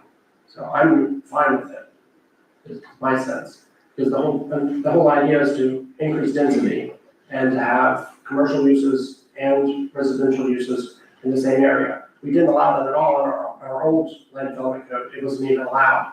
But whereas you had it historically all the way up and down in Central Avenue, we had many, commercial places where the owner lived upstairs or even a tenant or something like that. And when we rezoned it all, we just did not allow that anymore. And to me, that just makes perfect sense. And it's a trend nowadays in all new development is to have multi-use and mixed use. So to me, it just makes sense. I don't know why. Wait, I'm not clear, what makes sense to have? Mixed use to have Yes, residential. so that was how Central Avenue developed. When we did the historical tour, isn't that the Lucy Hardy house that was right by the bank building? And there was mixed use residential ground floor and top floor, mixed in with commercial. So I have two practical questions. One is, doing rezonings and having meetings and anything to do with planning has a price tag on it, correct?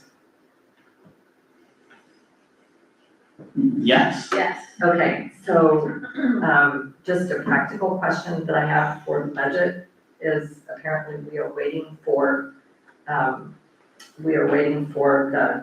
property appraiser numbers to come in.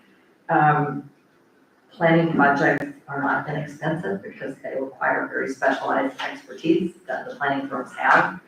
But I think before we start this project, I think we need an estimate of what it would cost, and how we would fit that into our budget. And then, I don't know, I would like to, I personally don't see the need at this point to exclude residential from the ground floor because, I don't know, I think we have other work to do, that also costs money, but I do think price tag of when we start this project is something we have to consider. Okay, Commissioner Burton. We had a couple homes at the time that were already residential, that stayed what I consider residential. And one of them is the one that she's talking about, the Faulkner said that they put into an Airbnb. Okay, that wasn't a commercial building as far as I know, or if I remember. Okay, it was residential. There was a house, yes. But here's my point, and I don't know if I'm right or if I'm wrong or anybody agrees with me, but to put residential on the bottom floor and then have your business on the top floor, because that's something that's happening at the Hardy House right now. I think when you start to do that, now you have to look at all the different ways to get people to your store or to your business, not just by walking up the stairs, but, for example, BJ. Now, how's he gonna get up there if he needs to do business up there, or he'll never do business up there, I guess.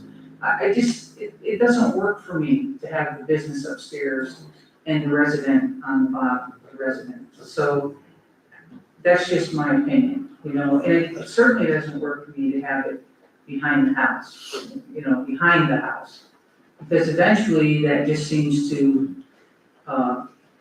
it doesn't remain a business back there usually, Okay, I guess it becomes a Yeah. resident. And the concept would be that the road frontage would be commercial and residential would be behind it or above it. You're, Yeah. you can, I'll tell you, if you're a person, you can confuse that all up pretty quick. However you wanna use that piece of property, you probably use it that way. So I just don't, my head can't wrap around doing all that, that's all. Mr. Correct, without us going into the central business district and going forward with that, because Commissioner DeVito is correct, right now with the budget, there are some concerns there. How do we remedy this at this time? What would be a remedy without us going forward into the to enforce the central business district? What remedy do we have? Because we know that, and Mr. Millard needs to do that, we've got another property owner, I believe, right in that same vicinity that is also eventually hoping to possibly do that.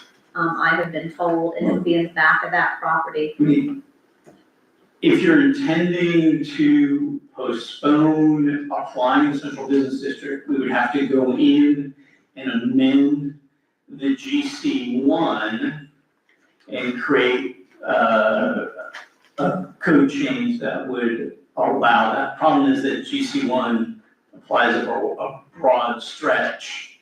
Now, that's part of the problem with GC1. It's really designed for highway oriented and suburban development. It doesn't focus on the dense sort of mixed use small lot stuff that you see on Central Avenue and close proximity. So, but it could be done. I also think that if you're, first of all, in terms of the cost of doing this, the original intent was to have one public meeting, then an additional meeting at the planning board, and then a public hearing in front of the city commission. So that would be a fairly economical way of doing it. If we end up having to do a lot of public meetings, then of course it does get more expensive. I can work with the city manager. If you guys do want to do extensive public meetings associated with that, we could prepare a proposal, a separate proposal, and a grant, a planning grant from the state, and you have to make the expenditures and then get reimbursement. So we could do that if you guys want an extensive process of engagement. I'm a little unclear on the problem that we're trying to solve, because Mr. Correct said he wanted to basically make sure the commission was on board with going forward to implement the central business district new requirements, right, with the new zoning?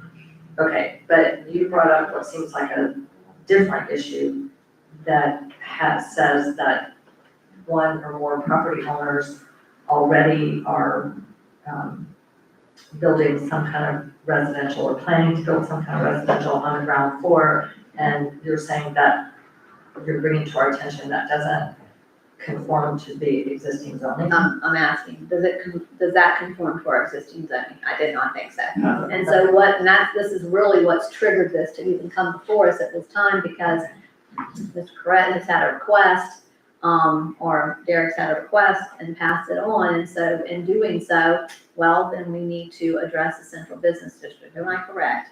And figure out what we're gonna do, but my question is, we have a request, how do we remedy it? None of our existing zoning categories allow for mixed use or for. Well, it residential. allows for up above, Well, but not central in business the district central does. district, yeah. So, but nothing's been rezoned as a central business district. So, before we do that, he wants clearance on whether we can accept behind as well as above. Because Charles Rudd said that we just wanted above. Wait a minute, Mayor, if I could, I think I remember a discussion when Mr. Rudd was here, and it might have been before we considered the central business district. I think we did have a discussion about people residing on the ground floor of their buildings. I don't remember the context, but we did, and I also remember, I think what the commission originally asked for before we did the central business district was an overlay district when we redid the land development code. And Mr. Correct and his firm told us that they didn't like that option and that they preferred the central business Yeah, district. it's a little bit more complicated than that, because when originally we came forward, we did have there was the existing zoning, there was an overlay, and a lot of what we're doing in the central business district was going to be done as an overlay. If you recall, some of those meetings and discussions were confusing, And we were directed by Charles to remove the overlay and present it as a zoning district that would have all those requirements in it, and that's what we did. It would be easier for people to understand. Okay, right, anyway, but, so now we have a request. So now we have a request, and we appreciate that he wants to do things the correct way. And so how do we remedy this? Dawn, do you have any input also? Well, I guess I would like some clarification as to what problem you're trying to remedy. Mr. Moore, I'm sorry. I mean, that's what I'm here, I've heard all the discussion, but what problem are you trying to Marcia, could you remedy? please tell, Yeah, could you so explain what we need? right now, the current zoning doesn't allow for residential. At all? On the ground floor. At all or on the ground floor alone? On the ground floor. Right. So you're asking about changing the current zoning to permit residential on the ground floor and behind the building? No, that is not what I originally came forward, but that's a potential remedy. One remedy would be to just leave everything as is and let's amend the existing zoning so that it allows ground floor residential. So I'm not a planner. Yeah. And he's, I'm sure, reading many more articles than I am. My understanding of the traditional approach was, for the practical reasons and inadvertent reference, commercial on the ground floor, residential on the top floor. You don't have the ADA problems that you would have in trying to get access to a upper floor building. Most of your shopping, if you're talking about shoppers meandering around, they go in and out of ground floor off shops. They don't. We're not talking about changing commercial, just allowing residential in the back on the first floor behind the retail. Behind the retail. Yeah, You're only talking about, commercial upstairs. so you're saying first floor behind the retail, no first floor on the street front? Right. No residential on the street front? Right, correct. That's not what you're. That's not what I understood you to say. I thought you were talking about residential on the first floor and residential behind the building with commercial, then in some places on the second floor. Is that not right? But that's what you addressed was commercial on the second floor. Right, but can I get some clarification here? I've never heard, as far as I'm concerned, I've never heard any requests to have commercial on the second floor. Maybe there are offices, but not commercial. Well, there's commercial offices. Yeah, it's commercial. Right there, in the building you referenced earlier, there's a commercial office upstairs. Okay, but office isn't Office that is a different commercial. zone? yeah, I mean, there's no controversy associated with having offices on the second floor of the building. Really, the concept that Charles was concerned about, let's go back to how we got to this. What he was concerned about was having a walkable and interesting and engaging streetscape, right? So if you have a blank space in the retail, when I say blank space, if you have retail, residential, people tend to not go past the residential. You know, that stops the flow. So Charles wanted, you know, all the residential on the second floor. And he felt at some point in the future that even the side streets would be all commercial as well and involved. And so, you know, he that's why he wouldn't support putting it behind the building on the ground floor, because he felt like it would prohibit some point in the future where the commercial development, you know, wraps around from Central Avenue down to South Okay, Street. so right now, can we take our current land use, our current ordinance? I mean, can we amend that to where you can have residential, not on, like you said, not on the street front, but in the back of the building? Yes, it's possible to do that. Can we do that? Is that done? That's up to you. I mean, Commissioners, is that something that we would want to direct him to prepare for us? In a central business district. Well, we don't have necessarily a central business. I was gonna- Just gonna I will, I'm gonna open it I up. know you're looking for a solution right now, just have some thoughts, but go ahead. Yes, sir. Yeah, I just want to say somehow this central business district thing, particularly, I had no idea that there was a desire to push commercial into our side streets. I think there's probably at least 25% of the people here, including me, lives on a side street that I did not know I was targeted to become commercial or to be looking across the street at commercial. It just seems like this has created a lot of problems, and yes, I would like to hear from the people who would like to have the ability to do whatever it is they're planning to do. I'm gonna ask Mr. Miller. Mr. Miller, would you come forward, please? Thank you.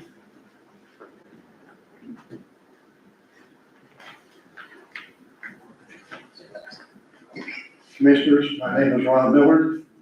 Ronald Miller, but you may call me Ron. I own the property at 429 Central Avenue. I live upstairs at 431.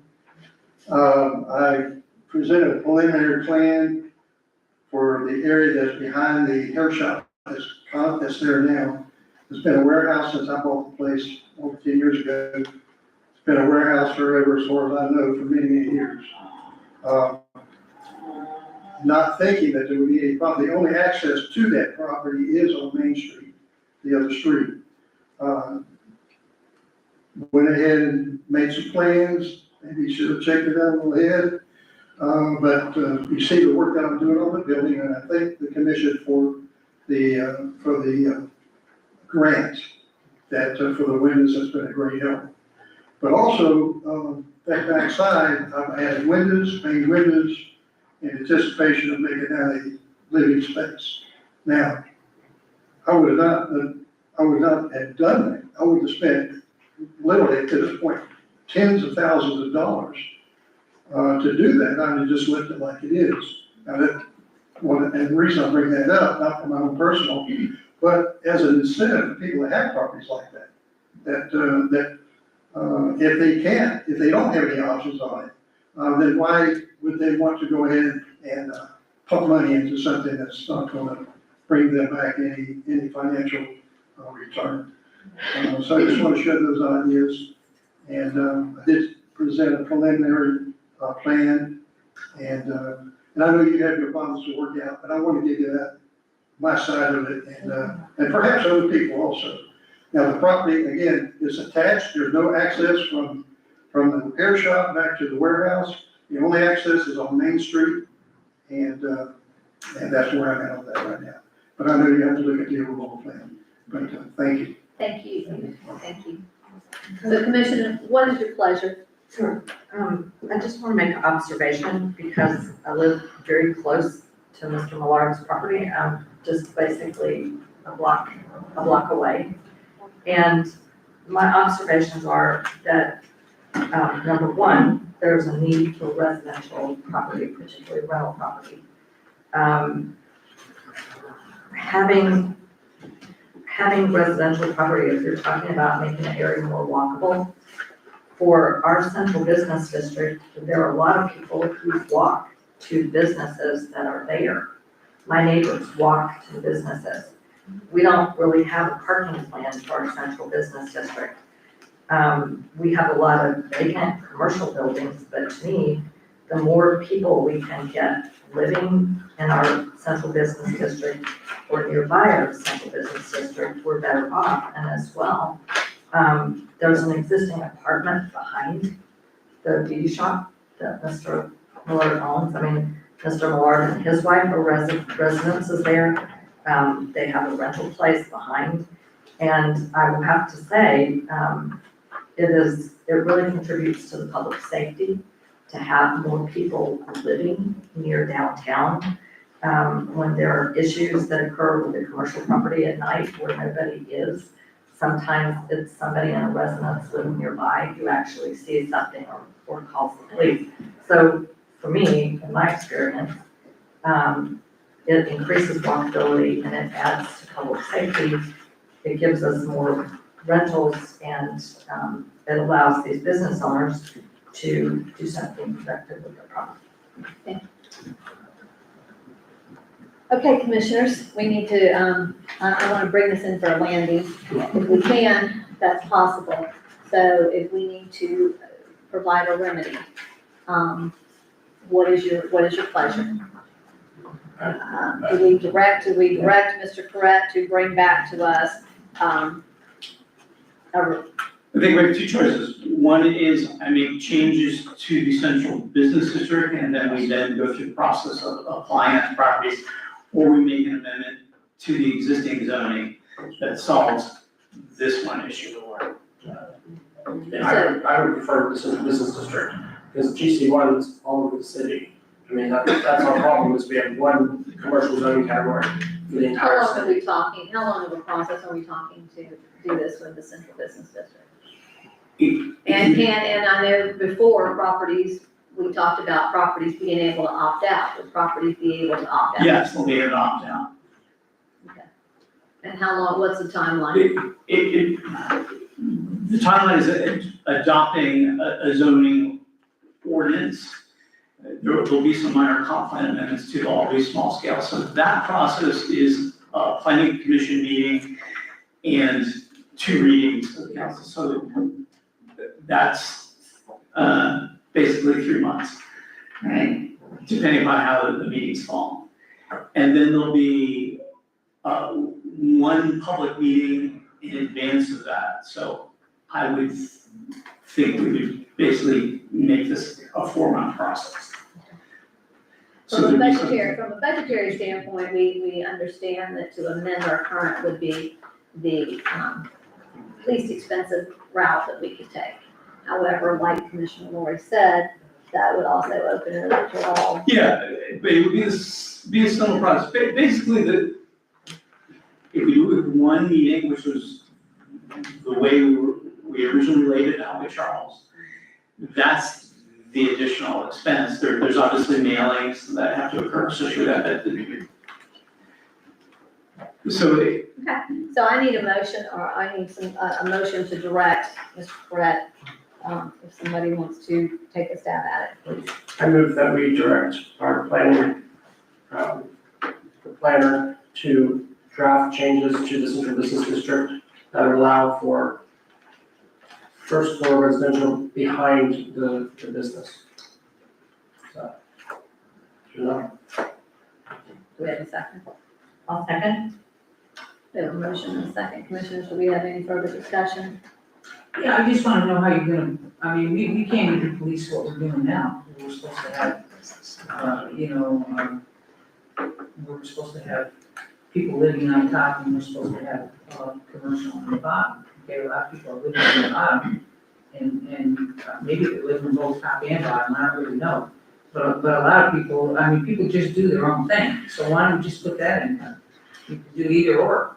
I mean, do whatever you want, but basically, we seem to not have a way to Police that. control it, yes. Well, good, that's a good question to answer unless Commissioner Burton's question was fully rhetorical. I think that part of Mr. Millard's request is, I mean, people need to have building permits and certificate of occupancies, right? I mean, the issue of people living in a commercial facility or whatever, I think that's more difficult to police, but just to allow people to get their building permits and certificate of occupancies and to have a provision in our central business district that property owners can provide a rental behind the commercial, whether it be for themselves or someone else. But that seems to be a reasonable request that fits what's working for the property owners right now. And I can't address the other, any improprieties that are occurring in other buildings. Okay. At this time, I'm gonna open it up for public comment, if anybody would like to come forward and share their thoughts on this, please by all means come forward. I've spoke once, am I allowed to come again? You can, yes, sir. Just something quick, I am in construction, and we have to jump through the hoops with the building department But before they'll look at it, we've got to get zoning, they won't even look at it unless we get zoning. To do that building is not inexpensive. When you have a commercial backed up to a residential, you got firewalls, got fire ceilings that's got to be done. So, the building, department looks, very, very hard at that. And so, as far as the zoning's done, we turn our plans in, has to go through the building department, they have to approve it. We do the work, they come in and do, they check all the construction. This building is being brought way up from where it was.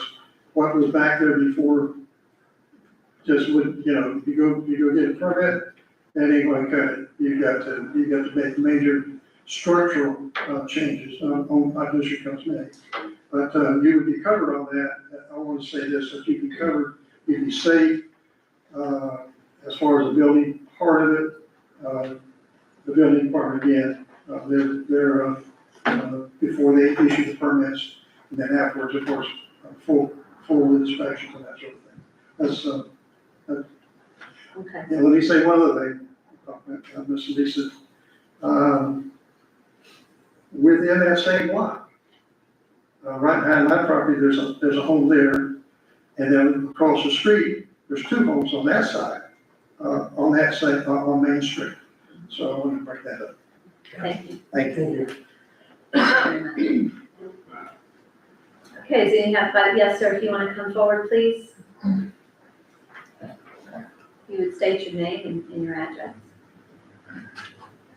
You will. Dan Dodge, 218 South Main Street. That location is a perfect spot for an apartment.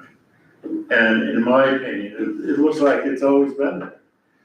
This gentleman is doing a great job in taking his time and quality in renovating that building, and it's gonna make a great difference. What a great place to live. I mean, you're right next to downtown, you're not far from the wharf for either place. And it's the beginning of a residential area. So, I encourage you to do what you can. Thank you. And it's natural for a village, and will always be a village. Yes. Thank you. Thank you. Now, wouldn't that be something that he could do with a variance of sorts? No. No? Mr. Barrett? Couldn't he take that area that he's got and have a variance to do that with that?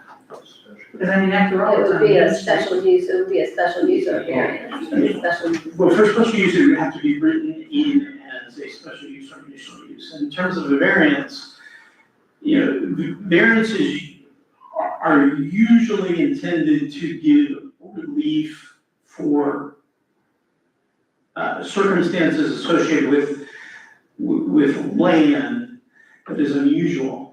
So that creates a hardship, not because you're having difficulty sort of fitting something into your current ordinance, so let's give the variance. Actually, there's a lot of the regulations already prohibit that, but not that it doesn't happen in many communities. Variances are usually setbacks, depending on lot size, size of front or backyard. They usually have to do with area and size requirements, not use. Use is usually a special, depending on what you want to call it, special exception or whatever, but in order for it to be, you'd have to put special uses in your zoning code that would say that X can be done by a special use permit or special exception, whatever you want to call it. You can't have a special exception unless that particular use is designated as being eligible for the granting of a special exception, all right? So if your question is, could you amend your code to provide for special exceptions to the central business district? And one of those special exceptions could be having residents on the ground floor behind a business by going through the special use process, which I guess, do you have a ZBOA or is it your zoning board that considers? Planning and zoning. So yes, you can do that, but you have to amend the code to provide for it. In other words, only special exceptions that are specifically articulated in a code can be granted. Because if you do it the way you're gonna do it right now, that opens it up where everybody can do it. correct? within the central business district, yes. So what he's gonna do is we're going to go forward with the central business district. And we're going to, at the same time, we're going to amend, as it was currently stated, this is correct, that we would allow, residential, in the back of, or at the rear of a building. Correct. And I'll bring forward all of them, so to make this as most economically as possible, we'll do this all together. Alright, so that when it finally gets to you guys, All one it'll be action. a text amendment Okay, and then the rezoning. okay. Because if we do the text amendment, bring that through the process, then come back and do the zoning, it'll delay this even further. And part of the delay that we've had is this came up before Charles left. When Charles left, this was presented to Michael Brillhart. He requested that I not mention this again until such time as there was a new city manager. He was a very smart man. Okay, so we currently have a motion and a second. Yes, Commissioner DeVito. Okay, but the motion is, I heard Commissioner Lori make it, and I think I seconded it. That was just to change the central business district language. Was I right about that, Commissioner Lori? Okay, and then, so we're not really voting to tell Mr. Okay. Brett to go ahead. So do you want to include that in your, Yes, that's fine. if you would include that in your motion, Commissioner? So to make the changes to the central business district, as well as move forward with the public meetings for the rezoning. Well, so I have a question about that, because I seconded it. How does it slow down this change that we would be making to the central business district? How does it slow that down if we don't include the hearings for the rezone?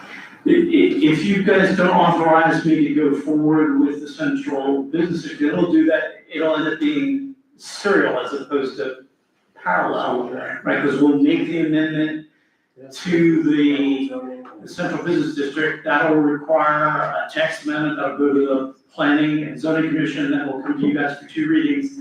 And then after that, you'll decide whether I can go forward with the central business district.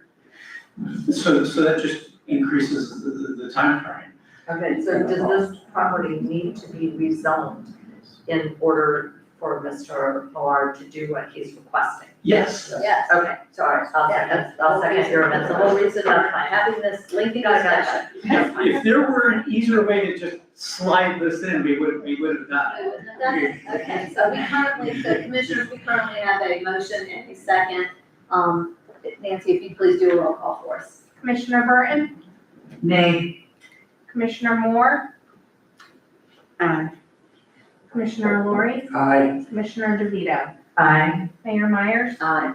Okay, thank you. Aye. At this time, I'm gonna take a recess. We need probably about a 7-minute recess. 5 minutes, number 1.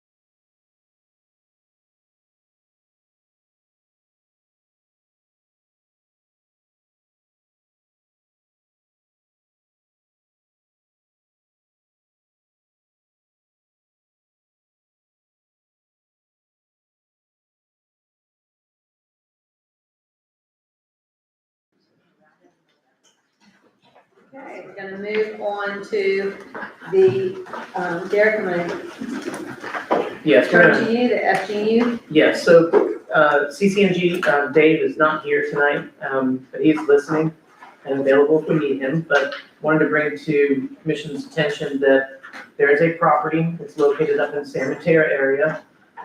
We purchased this easement, approximately about one third of a mile long, it's 50 feet wide. It goes through several residential areas and also into a wetland. FP&L currently has a need for expansion of their infrastructure and is looking to obtain that property. We purchased the property back in the 70s for around $10. We had gas lines on there on the property that are no longer in use. They haven't been in use in over a decade. And we do have a liability because we need to remove the pipe that's in the ground there. CCNG and staff are asking for permission to move forward with getting the appraisal on the property. And once we have the appraisal on the property, we can move forward with a decision on whether to allow FP&L to obtain the property free at cost, or if we enter an agreement, real estate agreement, and actually sell the property. The value of of our liabilities is around $40,000 to remove that pipe. And so if the current property value is above that, we would like to sell it. If it's below that, then we would like to move forward with letting them take the property with an agreement that would state that they would be liable for removal of that pipe as well. Okay. Commissioners, do we have any questions? I'd like to make a motion to allow the city manager to negotiate a reasonable outcome to allow the FPL to purchase the easement rights from FGU/CCNG. Do we have a second? Second. So I have a proper motion and a second. Do we have any discussion? I have a question, are we authorizing the city manager or the gas department, or is it the same thing? It would be staff. Dave and I would work together. Okay. And I do have one question. Yes. So would the gas department be paying for the appraisal? Actually, it would be FGU. They do have people that they work with that would get that number to us. For those that don't know, that's Okay, Florida yes. Gas Utility. Florida Gas Utility. Okay, so I guess what I'm really asking is there a cost? And you're saying that will be done complimentary by FGU? Correct. Okay. Any other questions? Any public comment on this? Seeing none. Nancy, if you would please do a roll call for us. Commissioner DeVito, Aye. Commissioner Lori, Aye. Commissioner Moore, Aye. Commissioner Burton, Aye. Mayor Myers. Aye. Okay, so approved. Thank you. Yes, ma'am. I believe the next one is the 2025, that's the annual conference of the Florida League of Cities and the voting delegate that would take place on Saturday. Typically, I'm the voting delegate, if I'm in attendance. And so if I am not in attendance, it's still up in the air. So what I would like to propose is that, in the past, I have relinquished that, and Commissioner DeVito has been in attendance, and she has been the voting delegate. So I would like to propose that if I am not in attendance, that we have a voting delegate, and so commissioners, I need a motion as to who wants to be the voting delegate. Who wants to continue with Commissioner DeVito? Well, Are you gonna be there for the Saturday? I haven't registered yet, and if I do, I'm not, staying. For Saturday? Okay. Okay, because Commissioner Lori is our vice mayor. I know. But you're not gonna be there on Saturday. I was not planning on looking at the schedule and probably. So if you want to make a motion, for Commissioner DeVito to be the voting delegate information, for being the voting delegate, if in fact I am not in attendance. I still move. Have a second? I'll second I have a motion and a second. Any further? Okay, all in favor, please say aye. it. Aye. Thank Can you. I grab something about Yes, In the past, we each have our own line for conference and training. we have $1,500, we went Yeah, here, we increased it this year. Right. And I've already gone over that. That was from traveling to Tallahassee, as well as, other things that I've done on behalf of the city. I know not everybody else spends their money. It is more difficult for me to travel. I do have to go a day early usually and stay longer. And I wanted to run by the commission if I would be allowed to go to the League of Cities conference, because that's now I don't have any money left. And I have not registered as of yet, but it is $650 to register, and then plus $200 my rooms. Plus $20 Plus the if $20 you parking. self-park Yeah. or more if you don't park, so It is expensive, it is very expensive.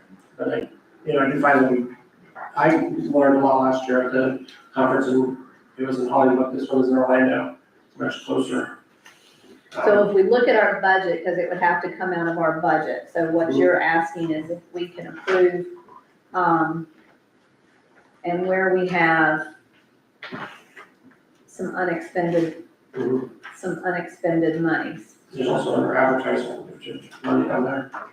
There is in the advertising, it seems as if, Steve is not here, he's supposed to, unfortunately can't be here because he needed to speak to this. But Nancy, as far as categorizing everything, as far as you understand, everything is in the proper category as it's been input. Okay, so we still have this remaining in our advertising. Correct. So currently, we have unexpended in our advertising, 4361.64, to carry us through the rest of the year. Other charges is the 1166.07. So,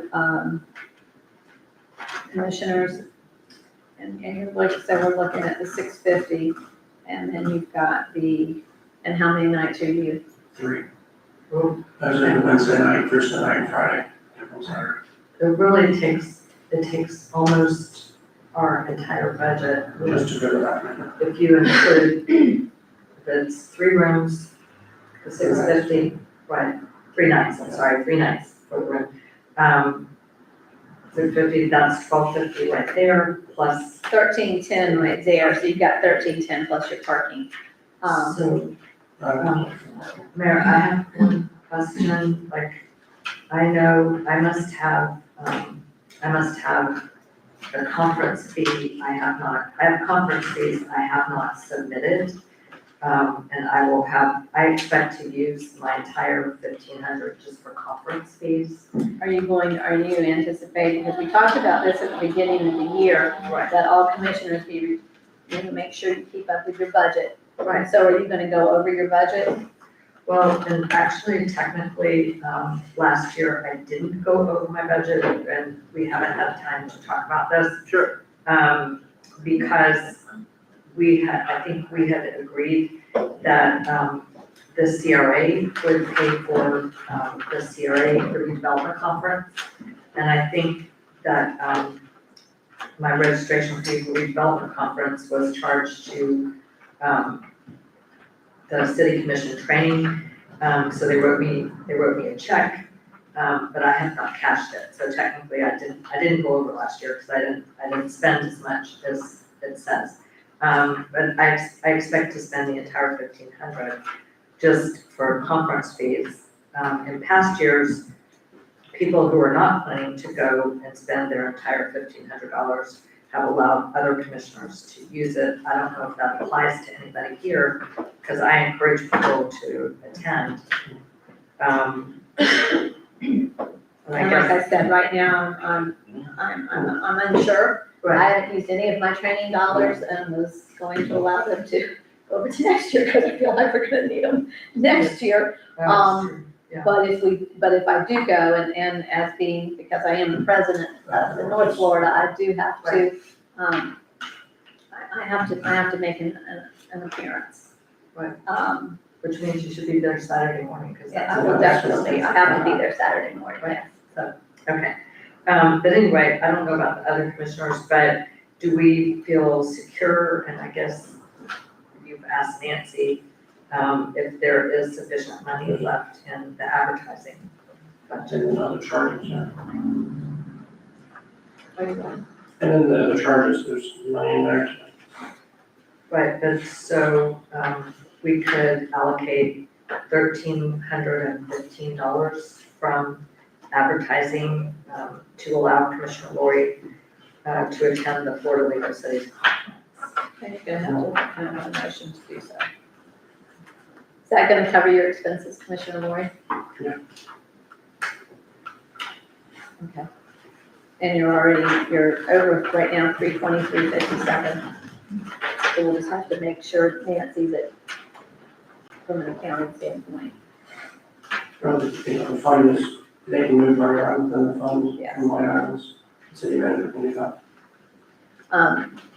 Does somebody want to make a motion?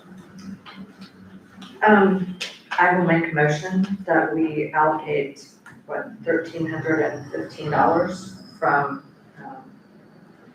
the budgeted advertising line, to allow Commissioner Lori to attend the League of Cities Conference this August. Can I second that? I'll second. Yeah, don't. I'll second. Okay. Okay, we have a motion and a second. Dawn, for clarification purposes, Commissioner Lori can't vote on this. I mean, I just want to make sure that Okay. if he needs to recuse himself, I mean, he Yes, does let's go ahead benefit. and have him do it. I think on something like this, it's sort of borderline, but okay, To recuse himself? yes. Okay. Well, And I'm gonna make a note, can I just say something? Yeah. I know that it takes Commissioner Lori a little bit more to do some of these things than it does for us. And I know that we're giving 1,500, I stay within my budget, so I don't come begging ever. But I do believe that he has to have a higher budget, because of, his handicap, I think it's like that, DJ, but it's true, you, it takes you an extra few days and, It's special needs, yes. yes, special needs, thank you. Well, if that's better. But it's Whatever it is, but I think, we might wanna discuss that for next year, to give him some extra money in that budget. When we go into the budget, we can. Yes, okay. Okay. We have any other discussion on this? No, I have a comment to make. I mean, obviously, we're treating one commissioner differently than the others. But I do want to say a couple things. I encourage every commissioner to get as much training as possible. I think I've said before, no one really explained to me the first year I was here, how important it was, and the League of Cities really, they've had focus groups and people have said, you need to explain it better, how important that training is. So I think it's important, and it does, when you do go for training, it takes time. It's really a benefit to the city, more than to the commissioner who attends, because it is time out of your normal life when you're doing those things that you do for yourself and that you spend with your friends. So it's a commitment, and it takes away from your enjoyment of your personal life. It's really a professional thing. And thirdly, it really benefits the city. The more commissioners have this training and have the association, whether you get your training online or in person, it really benefits the city. And I have to really recognize Commissioner Lori for the extra mile that he always goes and the extra expertise that he brings to us in several areas, including finance, because I think he's about the only person here who went to a really good finance training in the first time that he served as commissioner. So that's, just want to share that with y'all about training. It is good, and it does benefit the city. Thank you. Nancy, if you do a roll call for us, please. Commissioner Burton, Aye. Commissioner Moore, Aye. Commissioner DeVito, Aye. Mayor Myers, Aye. Okay, so approved. Please make sure that you fill out the proper forms to recuse yourself. Okay, let's move on to the next item, which is the, this is the city attorney reimbursement fees. Mr. You want who wants to talk about? Sure, awesome. So this has to do with the mediation in federal court that occurred with reference to the Peterson case. League of Cities represented the city. I was not an attorney of record. Had a lot of conversations with the attorney of record over the weeks, days, months prior to the mediation, but was not expected to attend. As we got close, they specifically requested that I come to represent the town, not necessarily in a legal capacity, but as the town's named representative. I did. And then Ms. Myers was there. I think she would tell you that not only did I represent the town as a named representative, but I actually ended up participating fairly substantially in the legal side of it as well. So, anyway, so requested reimbursement. I think it was a full day that we were there. It was a full day. It was a full day, early to late. So that's a reimbursement that I am requesting. And we did run this through the Florida League, Sheila ran this through the Florida League of Cities just to see if this would be covered. They said that it would not be, they wouldn't cover that, so that's why we're here today. Because they paid the attorney, They paid. but I didn't, it wasn't my idea to go, okay? So they paid an attorney to go and represent the town. She's very good. And I have participated in litigation with her before. And as we came close to the litigation date, she personally called and said, I'd like you to be there. So I went.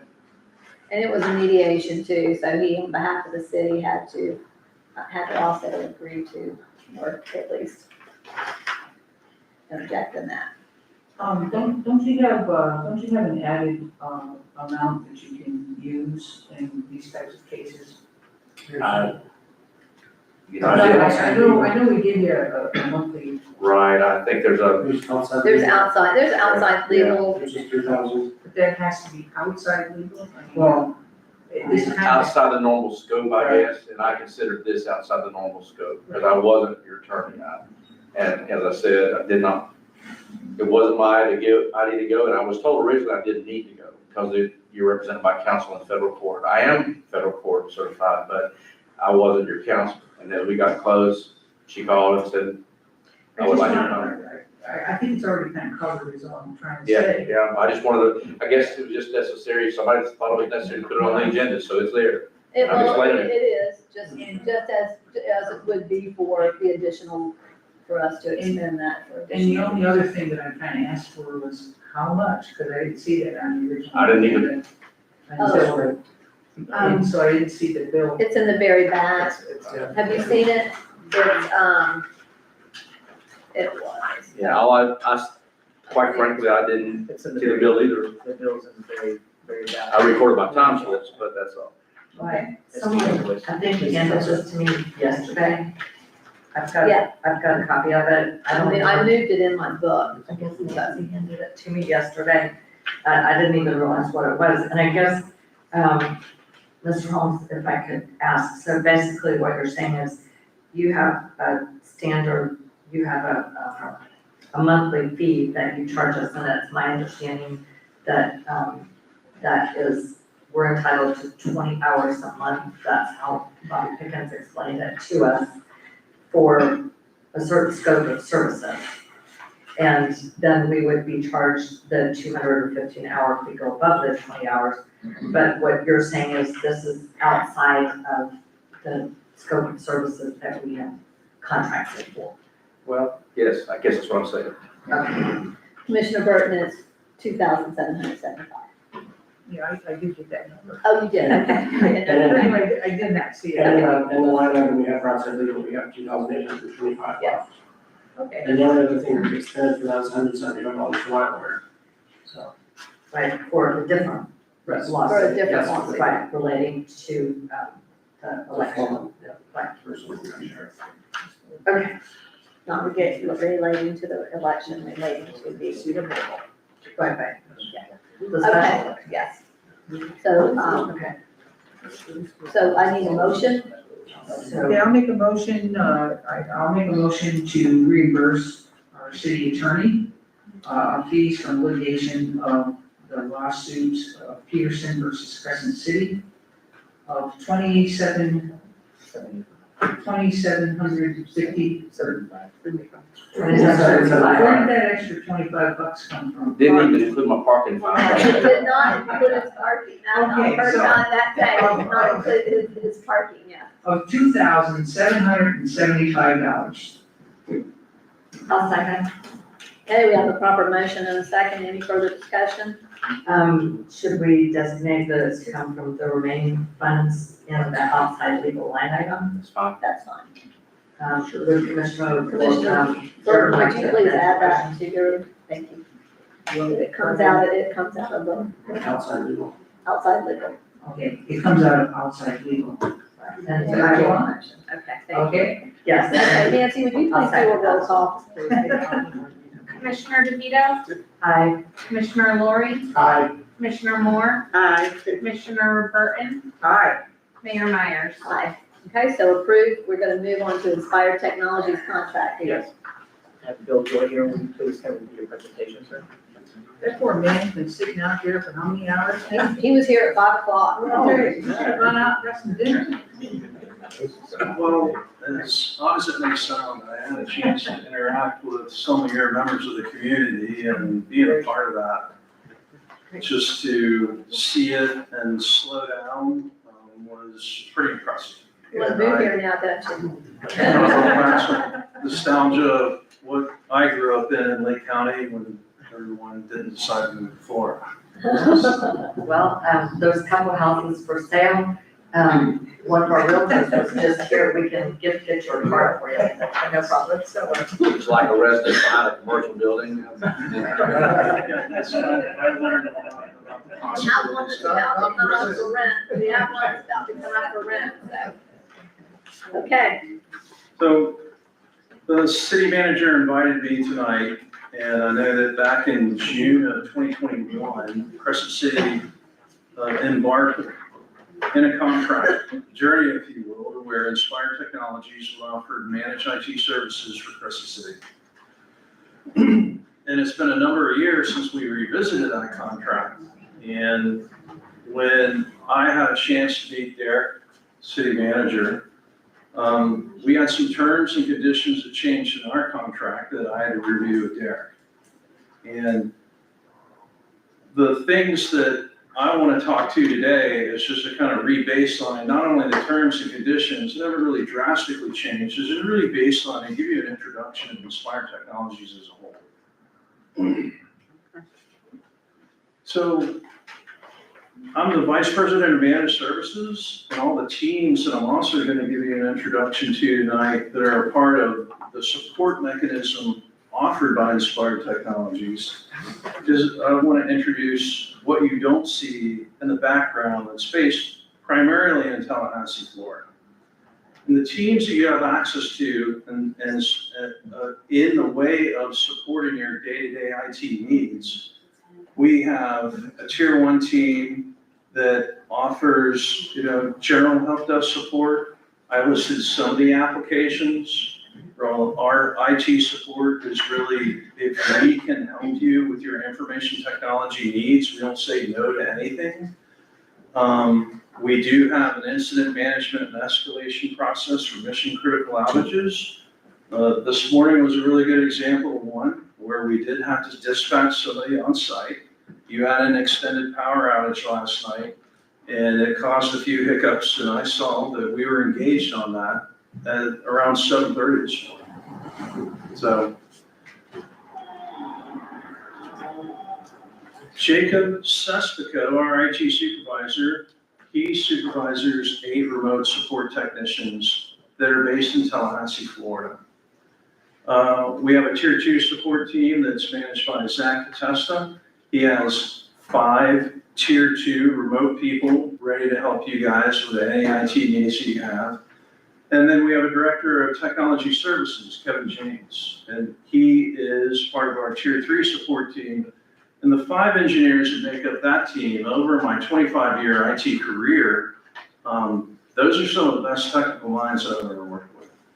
And for what you guys have here in the way of business continuity and disaster recovery when the IT part of it is concerned, it's a pretty good insurance policy to have a team like that available to you guys on an 8 to 5 basis. And if you run into trouble on the weekends, yes, we can pick some of that up too.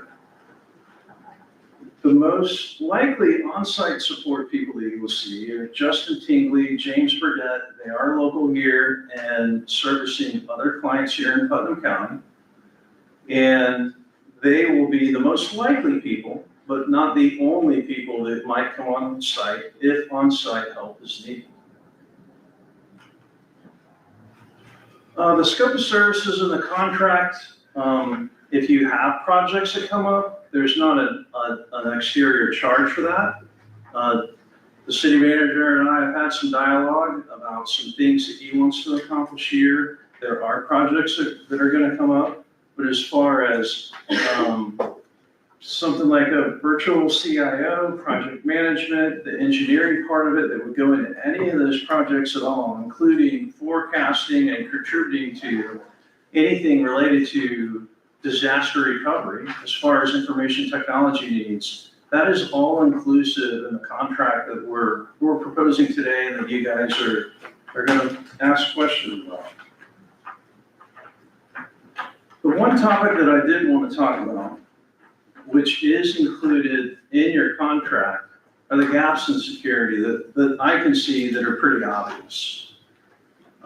You'll see 2 line items on the contract, and I try to footnote them with email security, because a vendor gives some really strange names to these things. One of them is Entra IDP1, and the other one is Defender for Office 365. What does that really mean?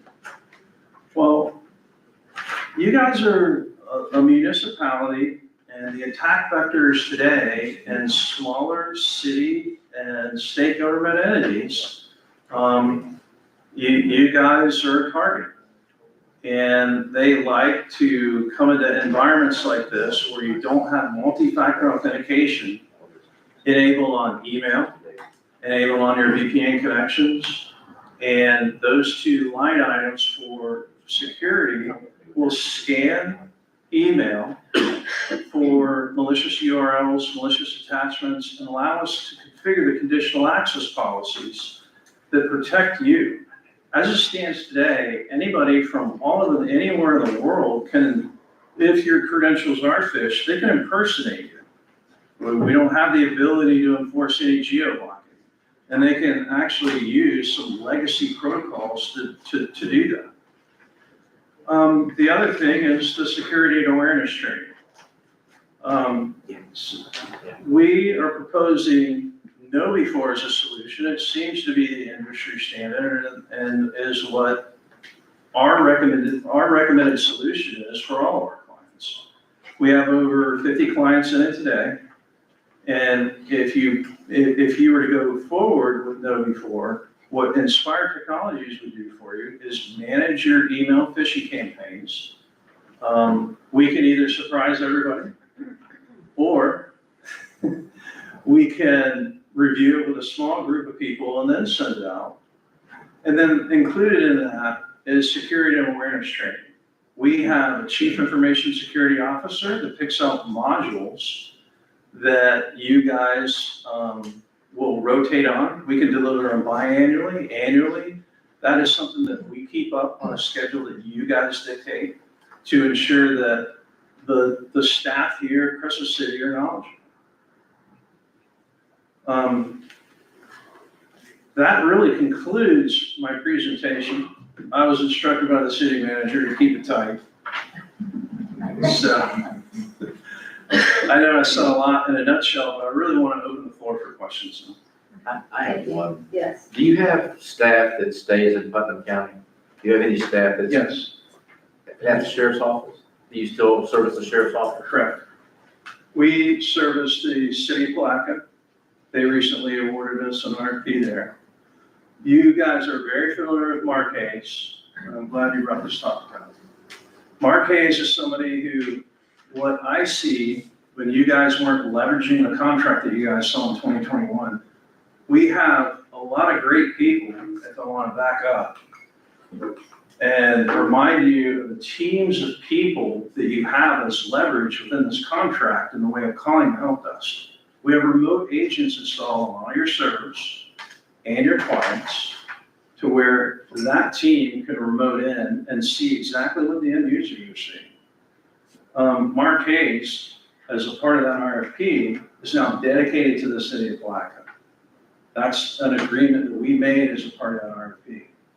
If we need what we call on-site support, the way the contract is drafted right now, it's as needed. And so you have a whole team of people here that are ready to assist, and we absolutely need to come on site.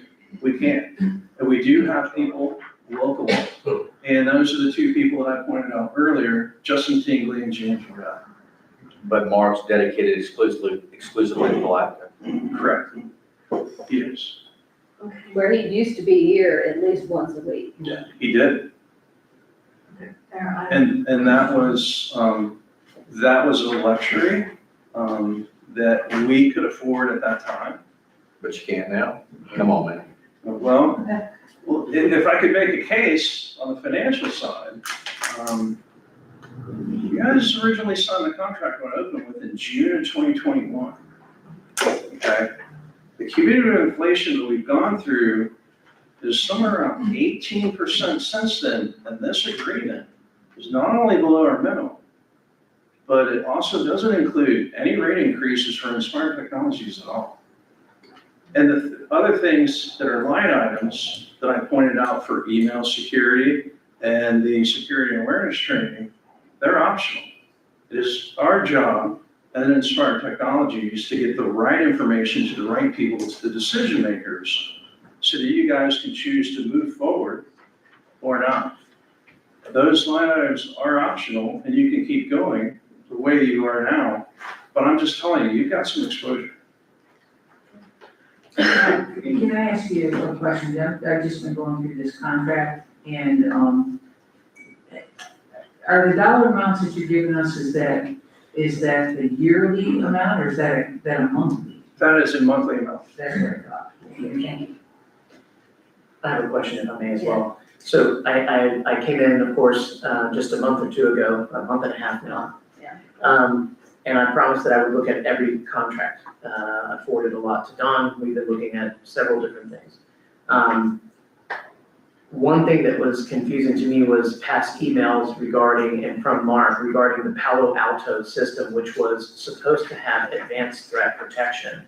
But when we had our meeting, I was told we did not have advanced threat protection. And I could not give the answer to my commission as to why that was the case, and I was hoping you could answer that. Good, thanks. That's a good question. So the Palo Alto firewall that you have in place today, it does have built-in URL scanning. It does have built-in and currently using intrusion detection. Intrusion detection is inspecting things down on the network layer, the packet layer, to make sure that that traffic is not malicious. It's a very powerful tool, okay? When you get something in from email, there could be an attachment, or there could be a malicious URL. If you were to click on that URL and the Palo thinks that it's malicious, it would signal, okay? But the bad actors are embedding things in like PDF files today, and everyone uses PDF files, to the point where your firewall isn't gonna protect you from all those things. It isn't gonna scan the email message and look for detailed things that could be malicious. And that's really the difference between Defender for Office 365 and what it would do on the email side to protect you, and the firewall and what it's doing to protect you from the outside world and internet traffic. So I have another question. Yes. BJ, I don't mean to single you out, but I know you stay up quite a bit on computer IT stuff.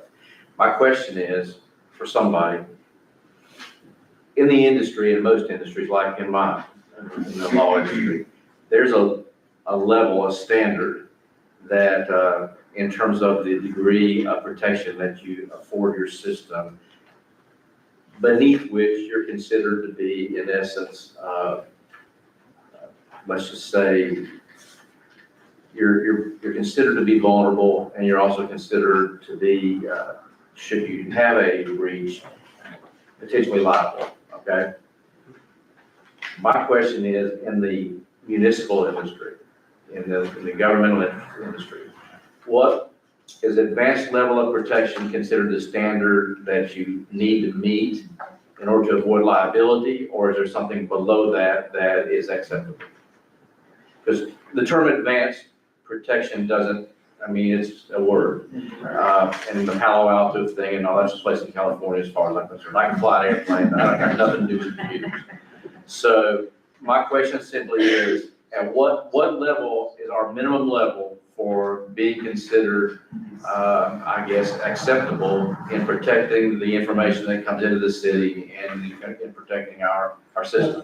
There's, you know, talking about firewall, that's the physical piece of infrastructure. Then there's training, and that's the biggest problem that you'll find in cities especially, is people opening email that shouldn't be open. And that, you know, so training our employees to realize that this is bad, don't open it, send it to somebody, tell somebody about it, and to be aware of that. That's one of your biggest problems. And also the multi-factor authentication for your email accounts and that kind of stuff. Mark Hazen talked about doing multi-factor authentication back in November. I don't know why he didn't, or why it didn't happen, because I talked to him about that last year. Now, the state of Florida now requires us, by Florida statute, to do this kind of training and to make sure that everybody has it. We haven't gotten to that point yet. We are not at the point where I think that I would feel safe with what is going on. We are, you do feel safe No, about we're not. And I don't even know if we, there's several things that I can talk about, but I don't want to in an open meeting. But, you know, I don't know where our backups are and what's backed up and how, like, I don't know, you know, I can't tell you exactly what's going on, I don't know, and you can either. We pay for backup. We pay for backups and whether those are, you know, whether they're online backups or something, there's different levels of that stuff, like whether we can actually use those right now, or whether that's all of our data, or what data is backed up, whether that's all of our customer data from utilities, or if that includes everyone's computers. I don't know the answers to that, but I'm not comfortable with it. It's been something that's been keeping me up at night, so we need to do something, more. And my biggest thing is the training part is a priority. So, I can make a comment on your backups. The backups today, we're backing up everything on your servers. We are not backing up anything on your desktops, okay? End users, for a long time, as much as we coach them, sometimes it doesn't go well, should not be storing any unique documentation on their local home drive. They should be storing it in, you know, what I think everyone understands as OneDrive today. Your backups are backed up locally, and then they are stored off-site in cloud storage. It's air-gapped and encrypted. Okay. And that's great, but we also need to deal with the MFA, you know, Yes. in place and then training. The things that we're proposing, if I could just label the baseline security, you have Sentinel-1 on all the desktops. Sentinel-1 is endpoint detection and response. That is an old school terminology. That is the really cool and much better antivirus software that's protecting all your endpoints, including your server. Then you have multi-factor authentication in your email scanning, which is on what's proposed tonight. You have security and awareness training, you got a Palo Alto firewall. That, in my opinion, is base camp. That's what we have now. Well, you have a Palo Alto firewall and you've got Sentinel-1. You do not have the other items for security and awareness training I'm talking about. Or you do not have the conditional access policies or the Microsoft subscriptions that will allow us to go in and configure the conditional access policies for some of the things that we talked about here. We could do geo-blocking. We could do implement multi-factor authentication. Emails will be scanned for malicious URLs and attachments, And we also block legacy authentication protocols. If I may, when exactly is our actual contract up? How long is our contract through? You know, there's an implicit language probably in the contract that you signed in 2021 that just says it's probably gonna honor review. Obviously, if you haven't been bothered for a contract since 2021, you can tell that Inspire Technologies is focused on technology, and we hire technology guys. We're not out there driving business and revenue. So this is something we've tried to pay attention to. The inflation factor that I talked about earlier is one of the reasons that turned our head. And if you look, and I will spell out the caveats in the terms and conditions, let's see. If you look at the terms and conditions, the last paragraph of item 2 shows an annual increase upon the anniversary of the contract moving forward 5%. Okay? The other item that I'd like to point out in the terms and conditions is, It's 5% for the current CPI, just a note. yes, correct. So that, it could be more than 5%. It could. Let's just make sure we're specific. Let's hope that it's not, because we've just been through some real stuff. We've had that has happened in the last 3 years. Yes. And then there is, I believe it's item, number 11, item, letter I. Agreeing to the current Microsoft customer agreement. Yeah, the Microsoft agreement, yeah. When you sign that contract, because you're a user and a subscriber of a Microsoft product, instead of giving you 2 different agreements, because we're required to have you sign that Microsoft agreement, we just roll it up all into one. And so I'm trying to bring attention to the fact that when you sign that agreement, you're also signing agreeing to Microsoft's terms and conditions. There's a link that you can go and review. There's nothing really to sign, there's not a click through, it's just a reference. If I may, at any point in time in the process of working this contract for the last few years, since 21, has there been any, of your knowledge, a third party to audit your services or tell the city from another standpoint, an IT service of what type of service we're getting? Other than 2 commissioners on this dais, I don't believe that any of us are IT experts, and I personally don't feel comfortable signing something that I just don't understand. And I really would like a third-party company to either evaluate our system that we have now or this contract as well for review before we move forward with it. I think they've done a good job, and Mark was here working. That is now changed, but we're looking at an increase of at least $12,000 to $15,000. And that's a lot of money in the situation that we're in right now. And I just want to make sure that we're doing the right thing by the people's money. Is this contract that's before us right now, is it identical to the contract that we have had in the past, but for the cost escalation? Well, the cost for our managed IT services that are provided in the city today, it isn't going up. But the basics of what you're getting today are staying the same, minus that. Because I think what we did was, you guys may have had end users that sat there with a problem and they just waited around until Mark showed up. What I'm doing is trying to bring awareness to an opportunity for you guys to get help immediately.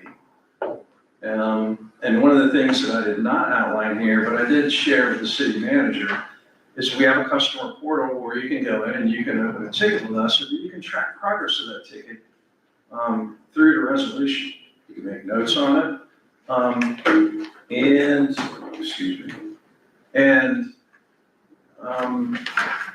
There's also, you can send us an email.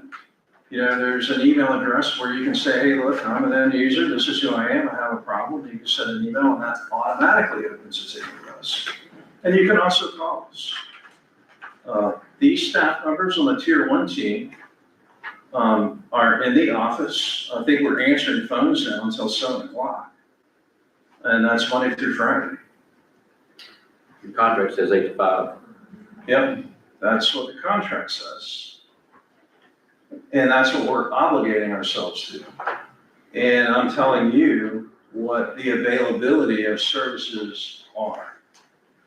So I'm not trying to, I think that you had our contract when I was city manager at the city of Black. Mark was there when I was city manager of the city of Black. I'm not trying to be negative at all, I'm just trying to understand. Have we had the training that Mr. Laurie referenced up until this time from 21 until now for our employees? The training about not opening emails and those kind of things. You have? Yes. No? Let me understand the Know question. that though, I mean. Okay, hang on just a second, because I want to get some clarification on a few things, but this, I think, this Inspired Technologies, as I understand it, has a couple meetings ago proposed the item no before, is that right, Commissioner Lori? For the $1,053 for this contract says 27 users, and it's not clear whether that covers all the staff and commissioners. So you proposed no before. It's Commissioner Lori thought that we could get that training from, There is sources that right, so from the university. right, so Commissioner Lori brought up the fact that we could get that training. Is that free or low? It's free, okay. And it's my understanding that currently we are non-compliant with the state law requirement to be trained. So that was proposed to us separately, apart from signing the contract. And it was discussed at that time that we are not compliant. What I don't understand about this new contract, it seems like the issues are which products we're going to buy, correct? And there is a line under monthly subscriptions that has 1, 2, 3, 4, 5 items that includes advanced threat protection, GCCP1. Is that right? Okay, and those are monthly costs, that comes out to $1,384.25 a month. Okay, so those are monthly costs. Then the managed service contract, that's at $2,200 a month. Okay, so essentially, it seems like the main additional cost is in the additional monthly subscriptions that you're saying we need for increased security. Yes, Do I have that right? Yes, ma'am. Okay, so, I know y'all are IT people, then what's not clear to me is, there's 2 pages with dollars on them, and my fellow commissioners, I'm looking at page 2 of 8 that has the monthly subscriptions, the services, the annual subscriptions. And then on page 8, it seems to give a monthly total. Right, which, that's really weird. I don't Okay. talk to whoever does your invoicing, because it makes it look like the annual charges are monthly. Okay, So right, that $1,000 is in there as a monthly charge. right, If you look at that, that's what I was getting to. to charge us $4,000 a month. Okay, Which is, Let me get a copy of the contract so I can see what you're seeing. all right, but, that was where I was going with that. The no form is Is an annual. supposed to be an annual charge, and then on page 8, it seems to be rolled into the monthly charge with monthly subscriptions and monthly services. And that can't be right, but, what does $1,384 and $2,200 come out to? That would be a monthly amount. what is it? Let's see, yeah. Somebody please add that up for me. I have to tell You just have to back out. Roughly $3,500. Pardon? You have to, Roughly $3,500. yeah, you have to back Okay. out the 50. So, I mean, the $3,500. So, and I thought, our city attorney asked a very important question, what is the minimum standard? I mean, the way the contract is presented, it's very difficult to figure out what you're offering that's additional to what we have now Yes. versus, what is additional to what we have now? What do we have now? And there's nothing on here that shows what we are paying now. So we're paying 2,200 for the services, correct? Well, right. Yeah, we're paying also for Microsoft. And we're also paying for the Microsoft Office. And, but is that a service or a subscription? That's a subscription. Okay, And that's what's, that's what I'm saying. So the main difference is in the subscription cost. the intra, and then the other is everything, the ID. So basically, it would come into $43,011 plus the $1,000.53 for the, training. And Okay, so versus what are we paying right now? now, we're paying about $3,200 a month as it is. Correct. So it's not a huge increase, Well, just, but there is an increase. Okay, but it would be helpful to know what the increase is, and then there's also the issue, I think, for the same, service price, you seem to be saying that we would be going to a mixed on-site remote, program of assistance, is that what you're saying to us? Well, I'd like to point out that that's the way the original contract was always drafted. Okay, I know, I looked at the contract from 2021, which I happen to have. Yeah. I don't know why, but I have it. They have the identical language. So to me, this is all very unclear and, I'm not. tonight's not tonight, I think we've got Yeah. a lot of other I things, agree. but tonight, we still have some issues that we need to go over. Yes, I think the question was, what are we being asked to do? yeah, this is the way I understand it, I think Derek, our city manager, would like to be given a directive to go out and get other quotes from other providers. Or move forward with this But contract. but, you see, get the same, things, right, that's in this contract. To and get see a if there's- comparison Yes, and make sure that comparison. we're, That's what I think, Okay, that's what I would be like. What is the status of our contract? Well, I was gonna say, if I understand this correctly, you would have to make a decision not to renew by the 20th of this month. If the 60-day termination clause is consistent in both, then this states that you have to have 60 days notice prior to the beginning of a new term in order to terminate without penalty. Okay, but what is the term? A year. No, I'm thinking. September 21st. Have we missed the date? No, I said the 20th of this month. but we Okay, miss, but the 60-day notice. That would be a 60-day notice deadline. Is the 20th of this month? Correct. And okay, because I don't see that anywhere. Well, so I don't have the benefit of the contract you have. I'd asked Derek and he didn't know where it was, but I'm looking at this contract. It has a 60-day termination clause in it. It's on page 6 of 8. Each party may terminate this agreement with 60 days written notice prior to the renewal period. So the renewal period was September 21st, based on what Derek told me. Okay, that was the I appreciate missing it. piece of information. What is the one that you have before you, what does it say as far as the termination? No, I'm saying it has the same standard language. The information I was asking that it didn't have is, what is that renewal date? Did we miss it? You know, just like it's auto renewed. So, okay, so in other words, we have time. Yeah, we have time. Okay, if I had known that 20 minutes ago, I would have not asked all these questions, and I would have said, We go don't for it. have time because we have to decide on the 20th. We have to decide, yeah, because we really don't have that much time. Well, so now the original contract, which Mr. Joy was kind enough to provide me just now. Right.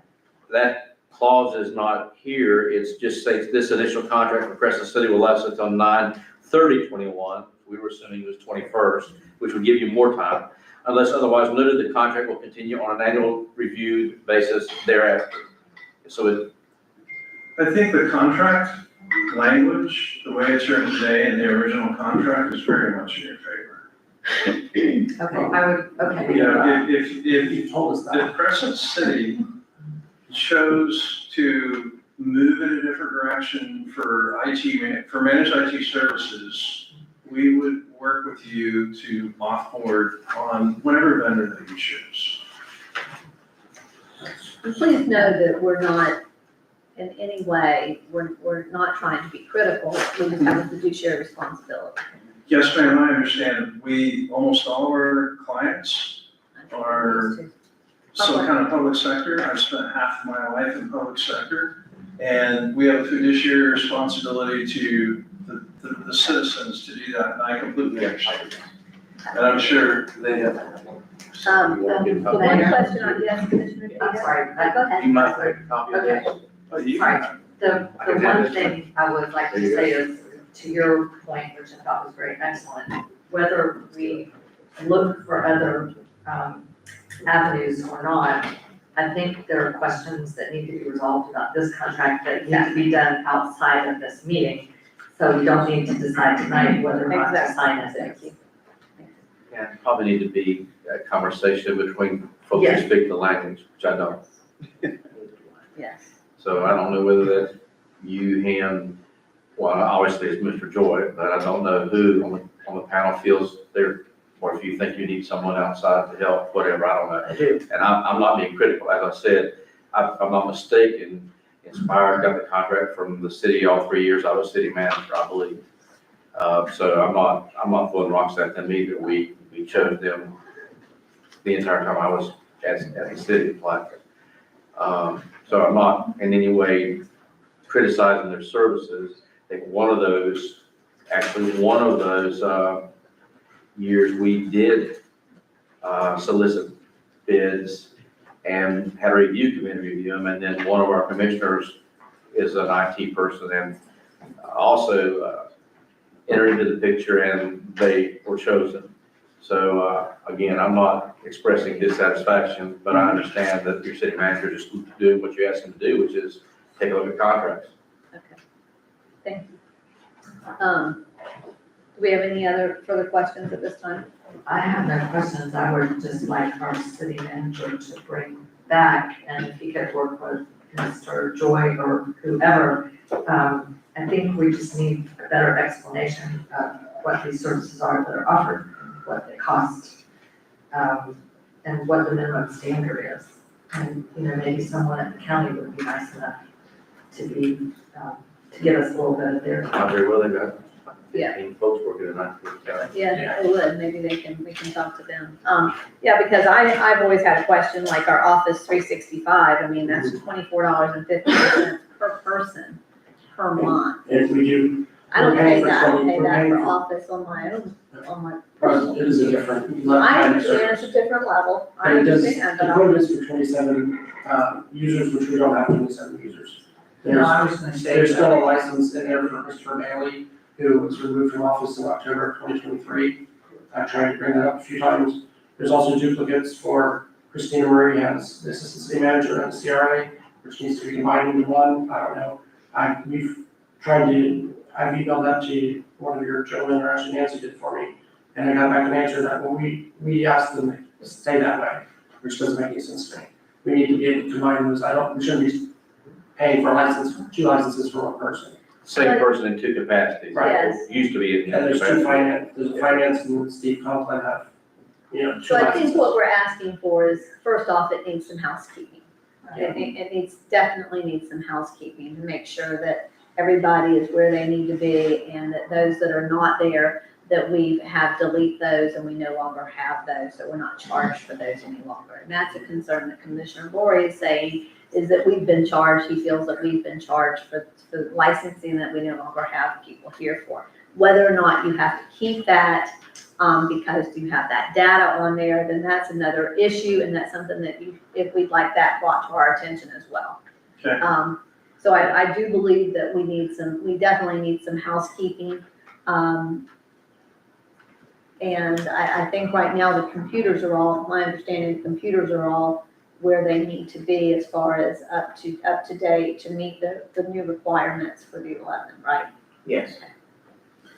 Okay, so with this, we're gonna, I guess, commissioners, at this point in time, we're gonna send it over to, Mr. Martin and Mr. Joy, and let y'all figure it out, and then bring it back to us. Is that Okay. good? And what is our drop dead date to make a decision? Well, hopefully they can bring something back to the head on. So I don't see a drop dead date in the original contract. The new proposed contract had a 60-day clause in it. So I guess my question to you would be, should they decide to do something different, and I'm not saying they will, would a 30-day notice suffice? Yes. Okay, so that will give you until August 30th. Yeah, so we've got them, so you can bring it back to us possibly in August. Okay, Thank you. commissioners, we all in favor of that? Aye. Okay, thank you. Thank you, Let's- Mr. Dooley. And you're working with in-house IT people at the sheriff's office, right? And y'all are doing the sheriff's office, but they have in-house IT folks that are working with you. I believe there's at least one. So that's a source for us too. We can check with the SO and find out, their, And with the county. and the city. And the city. Look, I don't think the county, you don't have the county contract, do you? County's in-house. No, they're in-house, I'm pretty sure the county's in-house, yeah. County's, I think's got 15 folks in IT, Right, honestly. and one of them lives here, so, Okay, cool. yes, they're very in-house. So, Thank you. So in closing, I know we talked about office licenses, we have too many. Your term, because you are locked in for a year, is up 7/19. We can reduce the number of licenses, we want to do that before that 7/19 date. Okay, so we're putting that on you. well, who would we contact for that? It would not be, you probably got somebody that we would need to work with. Who would we contact to square up the license? The help desk, I'm sorry. Yeah. Okay, cool. Yeah. Mr. Joy, thank you. Thank you very much. Thank you for coming to Crescent City and for the time that you've spent here. And thank you again for your services to Inspires. We appreciate that. Thank you very I much. enjoyed my time. And like we said, there is gonna be a rental soon. Right. We still want you to. Your house is for sale. Thank you. Did you say you want to give us a discount for the benefits you receive by commingling with our folks out there in the audience? Don't think you said that. It makes me want to. Yeah. You're smooth. I'm just gonna write that down. Okay, so next on the agenda, we have the Blue Ribbon Committee, and the discussion there, because I do believe they are to sunset at the end of this month. Is that correct? Yes, it Okay. is.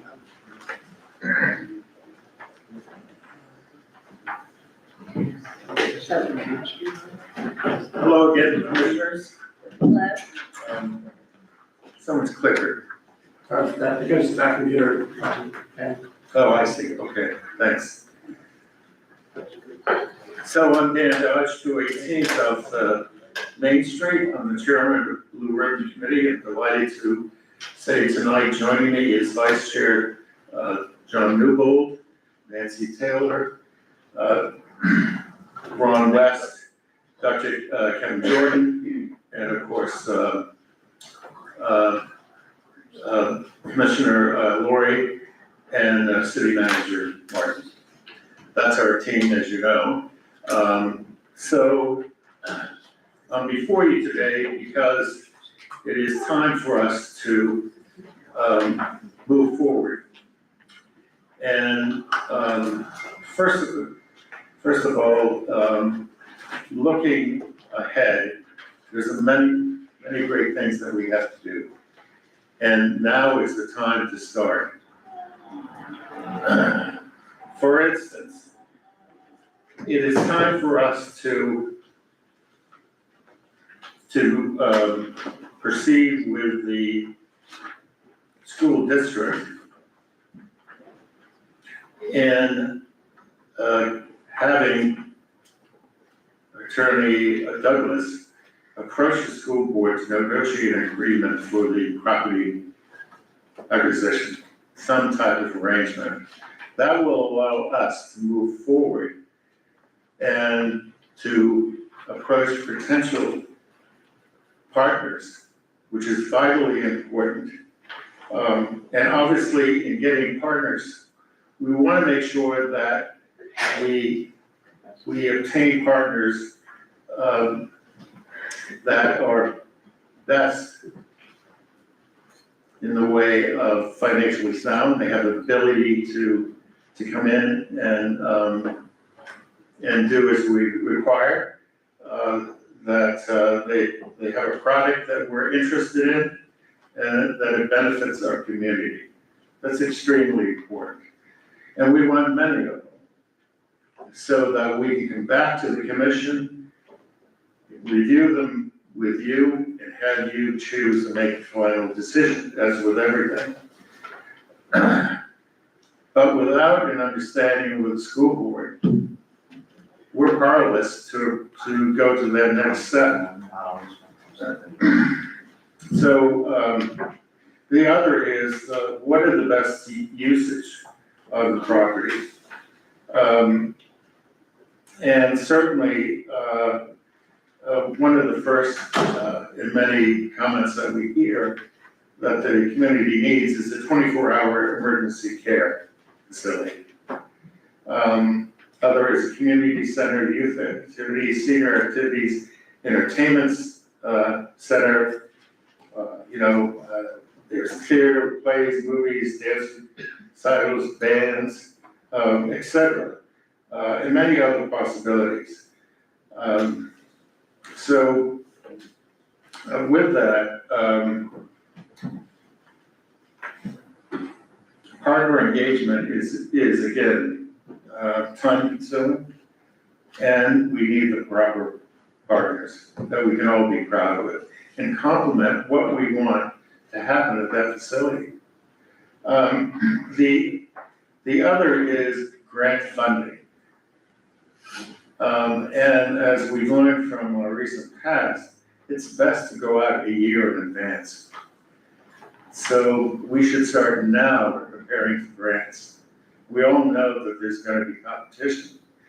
But we also, through Rick Gonzalez, the principal of REG, we've gotten a 2-page document listing many grants, resources available. So our team would like to start applying for those grants now and working with a grant writer. The other, of course, is the status of the plan itself.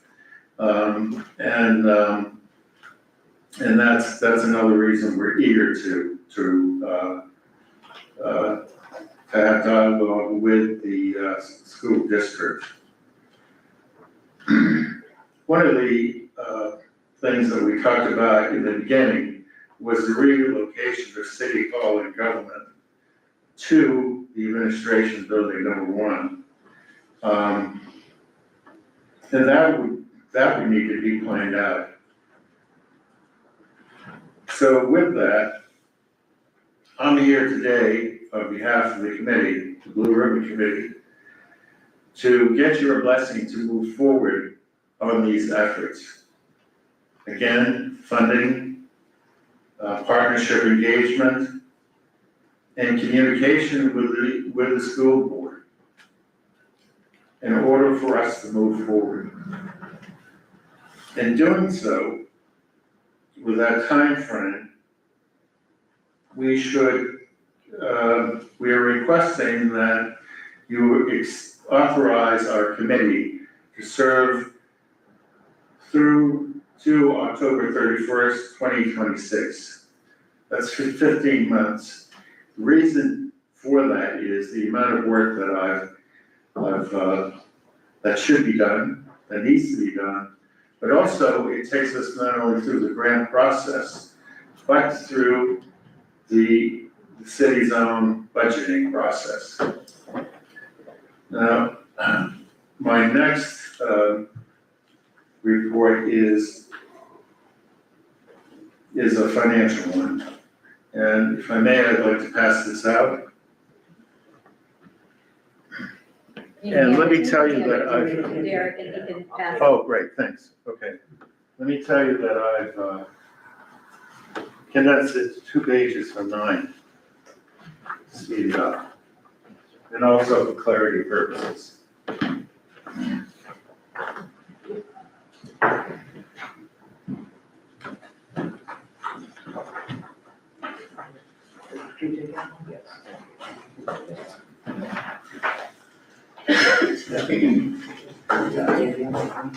Oh, yes, of course.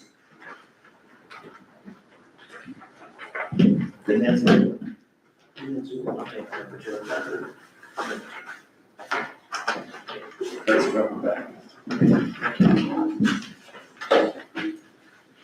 Of course, what we're attempting to do is to take an old school and repurpose it has been done in Blacka, has been done by our neighbors to the south in Seville, in Pearson. And I heard recently, an episode of the Duck Dynasty featured work had been done in a community there with great success as well. So, if we look at this report, the first page is the property table. And it shows the inventory of the city's properties, that their acreage, square footage, the value, by the property appraiser's office, and then the estimated, fair market value. And by the way, the 9-page report, has been submitted, our city manager has it, as well as Nancy. So if you want further detailed reading, it's there. So as you can see, the total fair market price value is 2.7 million. And by the way, you'll see in the detailed reports, that's putting our conservative hat on. Going to page 2, if a summary of tax revenue, if properties are sold. And of course, this deals with cash flow. And you can see that it's broken down to county, school district, city, and then total of the above. It shows the years 2020 to 2025, and then goes to 2026 to 28, 2029 to 33, 2034 to 38, and 2039 to 43. So the combined total of increased taxation of revenue would be just under 2.6 million.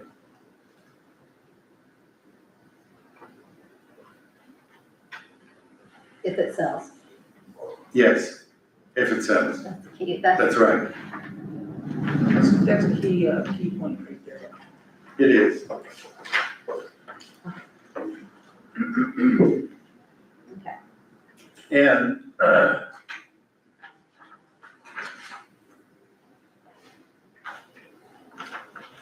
with the development in South Putnam County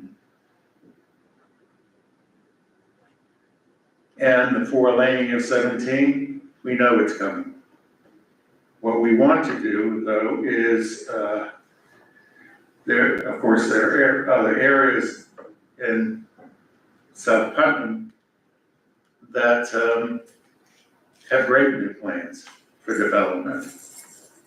And it's important that we take possession of the assets that we have with our historical past and these wonderful buildings to be different.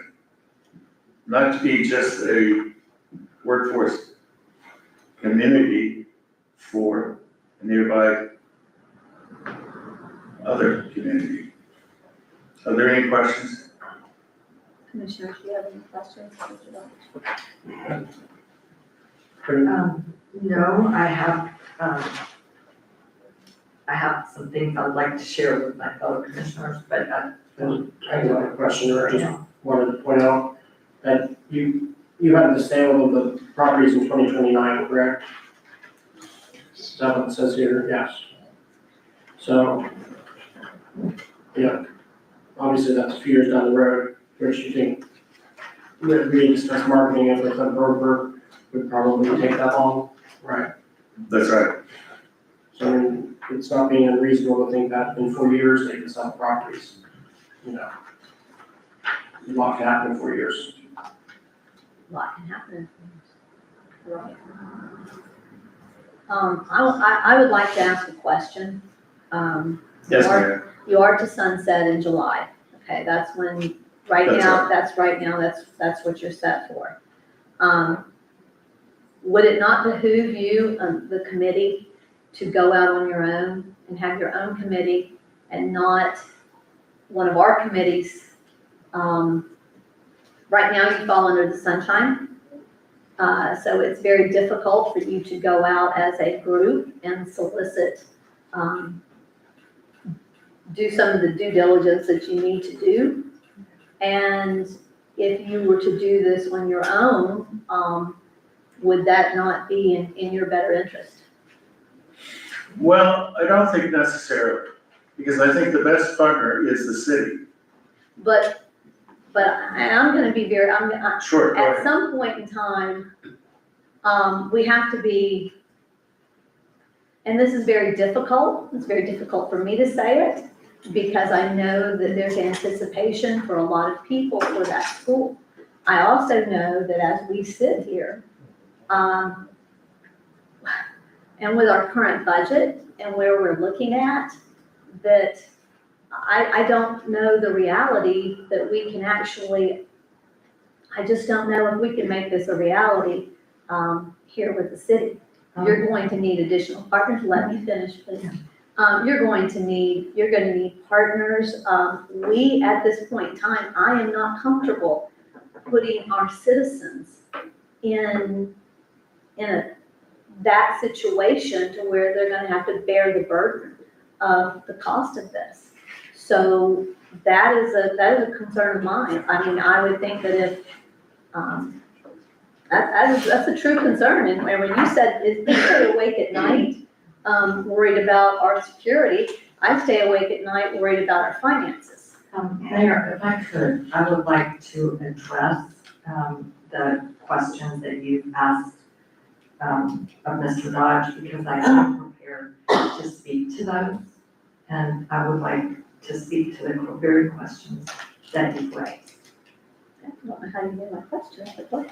The ones you just raised. Okay, go ahead. Okay, so I have been thinking about this long and hard, and I think that Mr. Dodge has made a very good report, and the committee has made good progress to date. I don't think it's correct to, and this was done by someone else who came to one of the Blue Ribbon Committee meetings. Well, I think there was a letter circulating in the community that referred to Blue Ribbon Committee as some kind of separate interest group. This commission appointed the Blue Ribbon Committee, and when you say that maybe they should go out and form their own group, they are part of the city. We appointed them, and we appointed them to accomplish certain tasks. And what I want to share with you today is, I don't entirely share Mr. Dodge's point of view. I think that we need to be looking at this in two ways. For one thing, this is acquisition of this property is a goal of the city. It's in our strategic plan. It's in our 2022 strategic plan, and I believe it was Commissioner Burton who actually proposed it to be in that plan.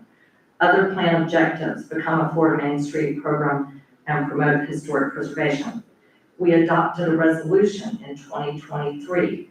We requested the school district to preserve the historic structures on Miller Middle School property. And I think that was when they were debating whether to build. Whether or not they were gonna make it into an Yes. elementary school. Okay, as well, our CRA master plan that we adopted includes plans for preservation of the historic structures on the Miller Middle School property, and specifically calls for using that property, portions of the property, for city administration, community center, as well as the Center for Cultural and Community Activities. So last year, we established the Blue Ribbon Committee to do fact-finding, investigation, advisory board, to provide information to help the city with it's not their goal, it was our stated goal to acquire the property for both, and this is what the charter says. And we all have a book that has a charter. The purpose was to acquire the property for both public and private uses, in addition to those already identified by the city commission and a proposed master plan. So to make recommendations as to professional assessments that may be needed, to identify potential partners in use and funding, I'm reading from the charter, and funding sources, revise the city recommended timeline if necessary. So what I see that's been done to date, and I think it's been very helpful,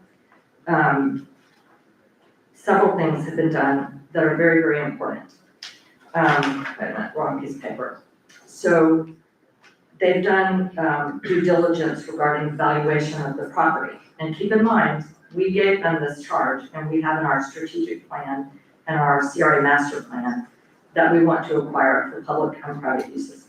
So they did the due diligence, they got an evaluation of the school district appraisal, and it was found that the property, for various reasons, is not worth what the school district originally told us. These are very helpful things. They recommended a title opinion, and also there was research by Commissioner Lori. This is a very important point. The title opinion by Gullet Title, the title search, and we paid $3,000 for that. Yes, I know. Okay, right, I'm just for the We now benefit have of this, yes. everyone. Okay, so the title search found that there is a portion of the property actually reverts to the city. We have an ownership interest in that. There are one or more vacated streets.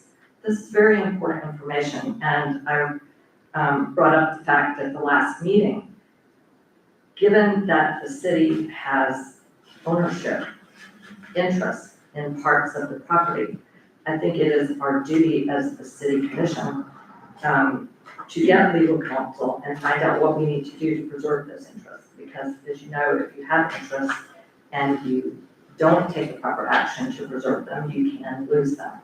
So this is something very important that's been identified. And as well, we have the report from REG Architects, which we voted to get. I'm getting there, okay. The good news is REG Architects, a couple things, they found the buildings to be in relatively good condition.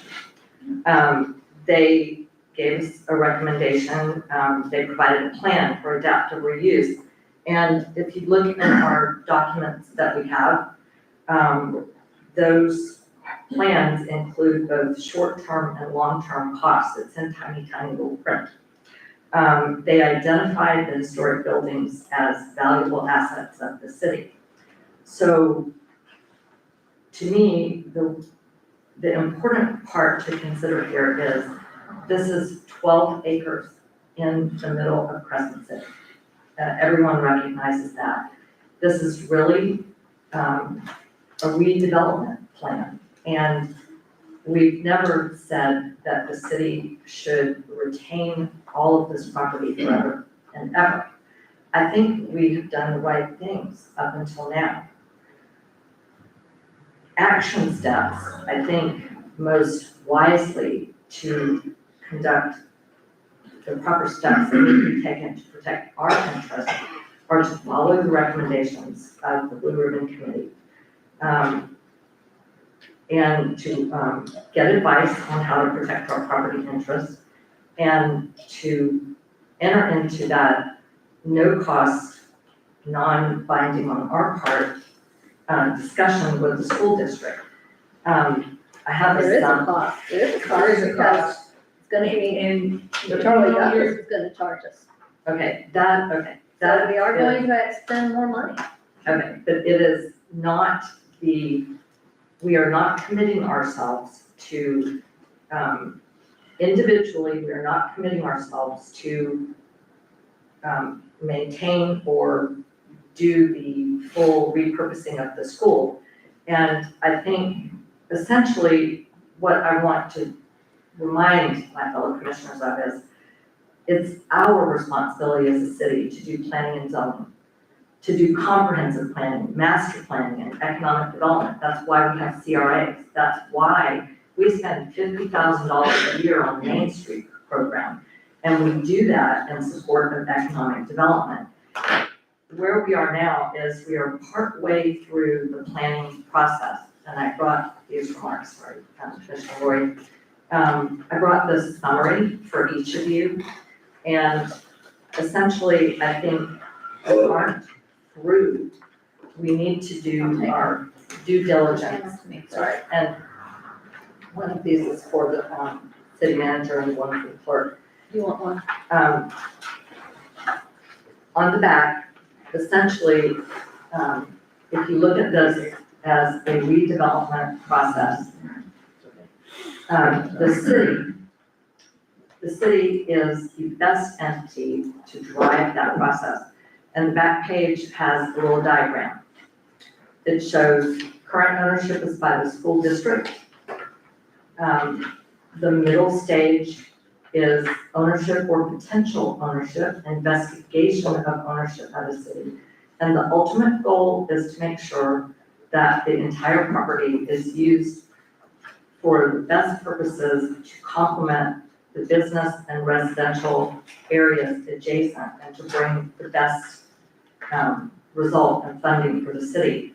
I don't know what those are yet, but I think that we're in the middle of a process that belongs to the city of Crescent City. And I think we are best served, and our citizens are best served, by letting that process go forward. And I'm particularly concerned that we get the right kind of advice, and Mr. Holmes left the room, I don't know if it's because of his conflict or what. It is. I think it's very important that we get the right advice about the ownership of the interest that we have. And the fact that we have that ownership, we never would have known did we not have a blue ribbon committee to do that research. So they've done a great job so far, and I think I think we need to go a little farther and do the fact finding that Mr. Dodge and the committee are proposing. I think that will put us in good stead. With what I said, in no way includes us. Mayor Myers, would you pull your mic down a I'm little bit? sorry. There, And so with I what can with hear what you better. Thank you. Yeah. With what I said, in no way precludes the city from, at a later date, being involved in this. What my recommendation would be is that the committee, which we're very appreciative, and I feel like they have done what we initially charged them to do, that you step out on your own and have your own committee, and then come back to the commission. That's just, I feel that they could do that. I mean, we have other boards, other committees that, you know, they're welcome to meet and come back to us, and make a recommendation and see where we go from there. But I just, at this point in time. That would be sometime off. So If we're doing this as an advisory Well, board. I don't think it should be an advisory board. That's what I'm saying, is that you be your own advisory board, that you form your own board, and that's part of creating, interests that might be willing to pony up the money that's gonna be needed. I just, at this time, I mean, I just have to say that where I'm sitting and to expend more money on this at this given time, I don't know that we could do that. Okay, Mayor, what is the money we need to expend that you think? You're gonna have is legal too much? services, you're gonna have legal services Okay. that you're gonna have to expend. Well, we had set an initial budget, I think. Right, so my concern about this is, we seem to be somewhat adversarial with the ERC. We charge them, we call for people to volunteer, they volunteered. I'm not adversarial, I'm not Okay, being but you're saying you adversarial, but do wait a second, You're saying let me you go finish. up. Let me finish. Right. We have an opportunity Yes. to disagree, that doesn't mean we're being adversarial.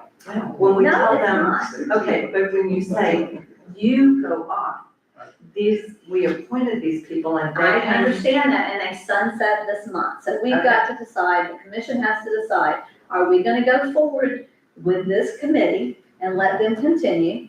Right, Or, on behalf of the city. And, Can I speak to the money issue just yes, sir, briefly? yes, sir. I'm John Newbold, I'm at 566, I'm on Highway 17. The Blue Ribbon Committee only makes recommendations to the city. We don't go out on our own. I know they seem that way, but we've not done that.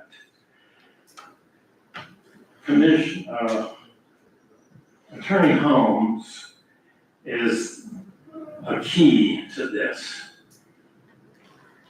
He's kept me out of trouble over the years in my business, and he's going to do the same for the city. But he's also the attorney for the school board. So he has to make a decision. Is he going to be your attorney? Or is he going to be the school board's attorney? He's already said he'll have to recuse himself and someone else will have to fill in for the school board. So he will advise you. And here is what the Blue Ribbon Committee is recommending. We did not come up with a contract or a memorandum of understanding. We made a suggestion. And among the hallmarks of those suggestions is that the city accept any of the property or all of the property at its discretion. Now, what does that mean? Well, to be really practical, it would probably be the first, building number 1 first, because we could probably get funding for that easiest because it's historical. In other words, you would not accept the property until we had a funding in place to get that up to speed. Now, how long would that take? A year? 2 years? Now, what does that mean? That means that the district school board would support that property until then. There would be no obligation to the city financially. Now, would the county accept that? I don't know. But they don't want to keep it.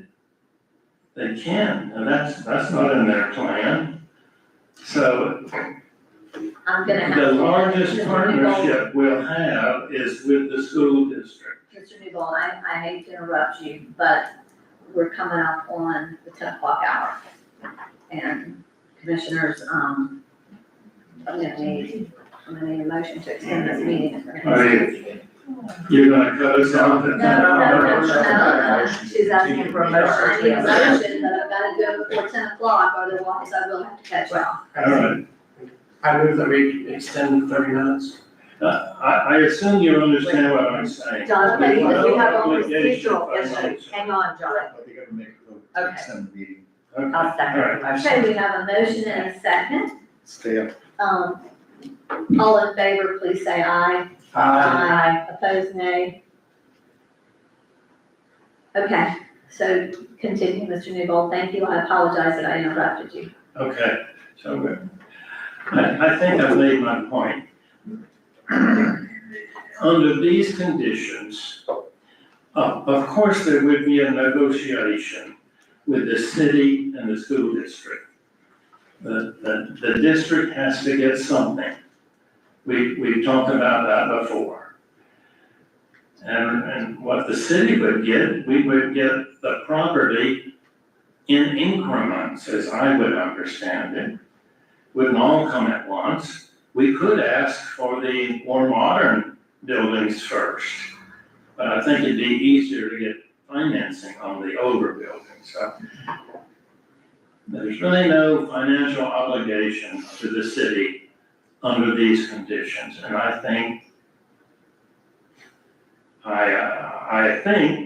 that Attorney Holmes would recommend this. because he is your attorney.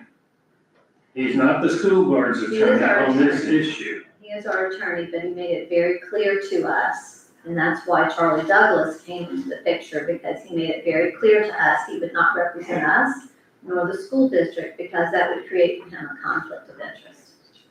And So we have Charlie Douglas. so we would have to go with Charlie Douglas, and he was finding one for the school board, and I believe he did find, or he was still working on, they hadn't secured counsel last time I heard. Well, as I understand it, that would be the immediate, thing that would start happening next. Okay, that's all I have to say. Okay, thank you. Mayor, we have quite a few people who are I'm here. going to see We, if you know, I don't wanna go over 10:30, and we do have some other stuff that we have to get done, and I don't mean to be rude, but, you know, 10 o'clock is normally when we would cut off. I think we should finish our business, and in this particular case, I don't know what you wanna do with this VRC, but it is sunsetting at the end of this month. And moving forward, I think for the city, I'm absolutely with you, with the mayor. It doesn't mean that it's shut off forever and ever. But at this point in time, we have to get to a budget to see what we even have for a budget moving forward. We have no idea at this point. You heard earlier in our talk with the lawyer that we don't know where things are going right now. We really do not know. And there's a lot of things coming down from state, from federal, that are really gonna kind of start to hurt the community and hurt what local government can do. So you gotta give us some time here. You gotta give us some time to get our feet under us right now. And, you know, you wanna keep pushing. And the numbers that you're pulling out, we don't have that kind of number right now. We just don't. You know, we have to get more people in to help, okay, with taxes and things. We just don't have that kind of budget. And I'm very disappointed that you can't see that, you know? You can't see that we only have so many dollars, and it can't be all spent on the school. Commissioner Gordon, we agree on one major thing. We both want more time to explore, to continue to work on this common goal, to unite the city on what the possibility is. And we have said from day one, we are very sensitive to expenditures. We run our meetings extremely efficient. We get a lot done in a short time, and we move on. I'm asking tonight for you to continue us our life so that we can continue these efforts as a unified force, and perhaps bring in the downtown partnership also to be part of us. It doesn't mean a large expenditure. It doesn't have to be a large expenditure. But we need to explore the possibilities so we can all make a judgment. And I'm a financial guy, long background. I understand fiduciary responsibility. Yes. So I'm right with you there. But it doesn't mean that you have to cut us off now. But, you know, we put you together as a committee, as an advisory committee. Yes. I believe that you have accomplished the goal that we have wanted you to accomplish. We have the information, the report that you've given us, we have that report. We have a lot of more knowledge than we had a year ago when you first started this. It may have to be put on the shelf for a minute while we get our feet underneath ourselves here in all the city, but in Crescent City, before we decide, okay, now we can move forward. And really, in order to move forward, I still believe that we have got to bring it to the citizens of Crescent City to vote whether or not they want to move forward with it. This could end up being an extremely big bill. Or not. And that's, Well, or not. And that's why we need to explore and get more facts, especially before, if we bring it to the citizens. It's our responsibility to do fact finding. And partnerships are a huge part of that. And can solve it. And solve those concerns. We don't expect the city to go in and take over all 12 acres. Just one building and part of one building. So I encourage you to extend our life and allow us to continue our fine work. And really, it's minimal, it's expensive this time. We're not going to have a large expenditure, of course, without your approval. We have to come back for that, like everything. Of course, that's the way it should be. So I thank you for your comments, and any other questions of me? no, I thank you for your time. So, Mr. Dodge, again, I just wanna, would it not, You're gonna allow- why would it not benefit you to form a citizens committee and create, you might get more partners, you might get more people involved in it. And then you could It's always come symbolic back. to have the support of the city. The city will be here, the city has been here. Okay. We're trying to be efficient in our time. It's very important that Mayor, that we're unified, that we go forward. The symbolism of that is very important. And I strongly believe that we can achieve a great deal in a short time, but it is gonna take longer than that. So as we get information, we'll share it with you. And I propose that we come back once a month at the commission meeting and give you an update. But no, I don't think it's gonna be better. We'll have to have a place to meet. It has, ideally would be a large place that we could invite others to come in and join us. I don't think it's the best situation, but thank you for your thoughts. Okay? There are other meeting places here in Crescent City. Commissioner DeVito. Nothing as fine as this. Commissioner DeVito. Yeah, I have to say, I agree with Mr. Dodge that, a private group would not have the same clout. They would not be representing the city, they would be representing themselves. And I think we need to consider as a commission, that's 12 acres in the middle of town. And we, if you will take the trouble to read my memo and read the diagram, we need to treat this as a redevelopment project.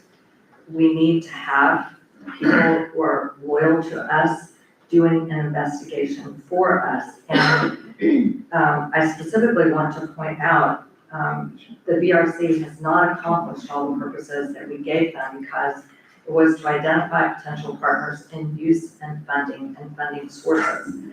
That has not been explored, and I think we owe two things to our residents, well, really three. If we don't have the VRC continue to meet and explore those potential partners in use and funding sources, we will not be furthering our goal of protecting the historic interest. We will not be furthering our goal of making sure that economic development benefits the city and the neighborhoods around it. We did not know when we first established VRC what was involved in this process. We still don't know. One of the duties of the VRC is to revise the city recommended timeline if necessary. They've made a recommendation to us that it's time to revise the timeline.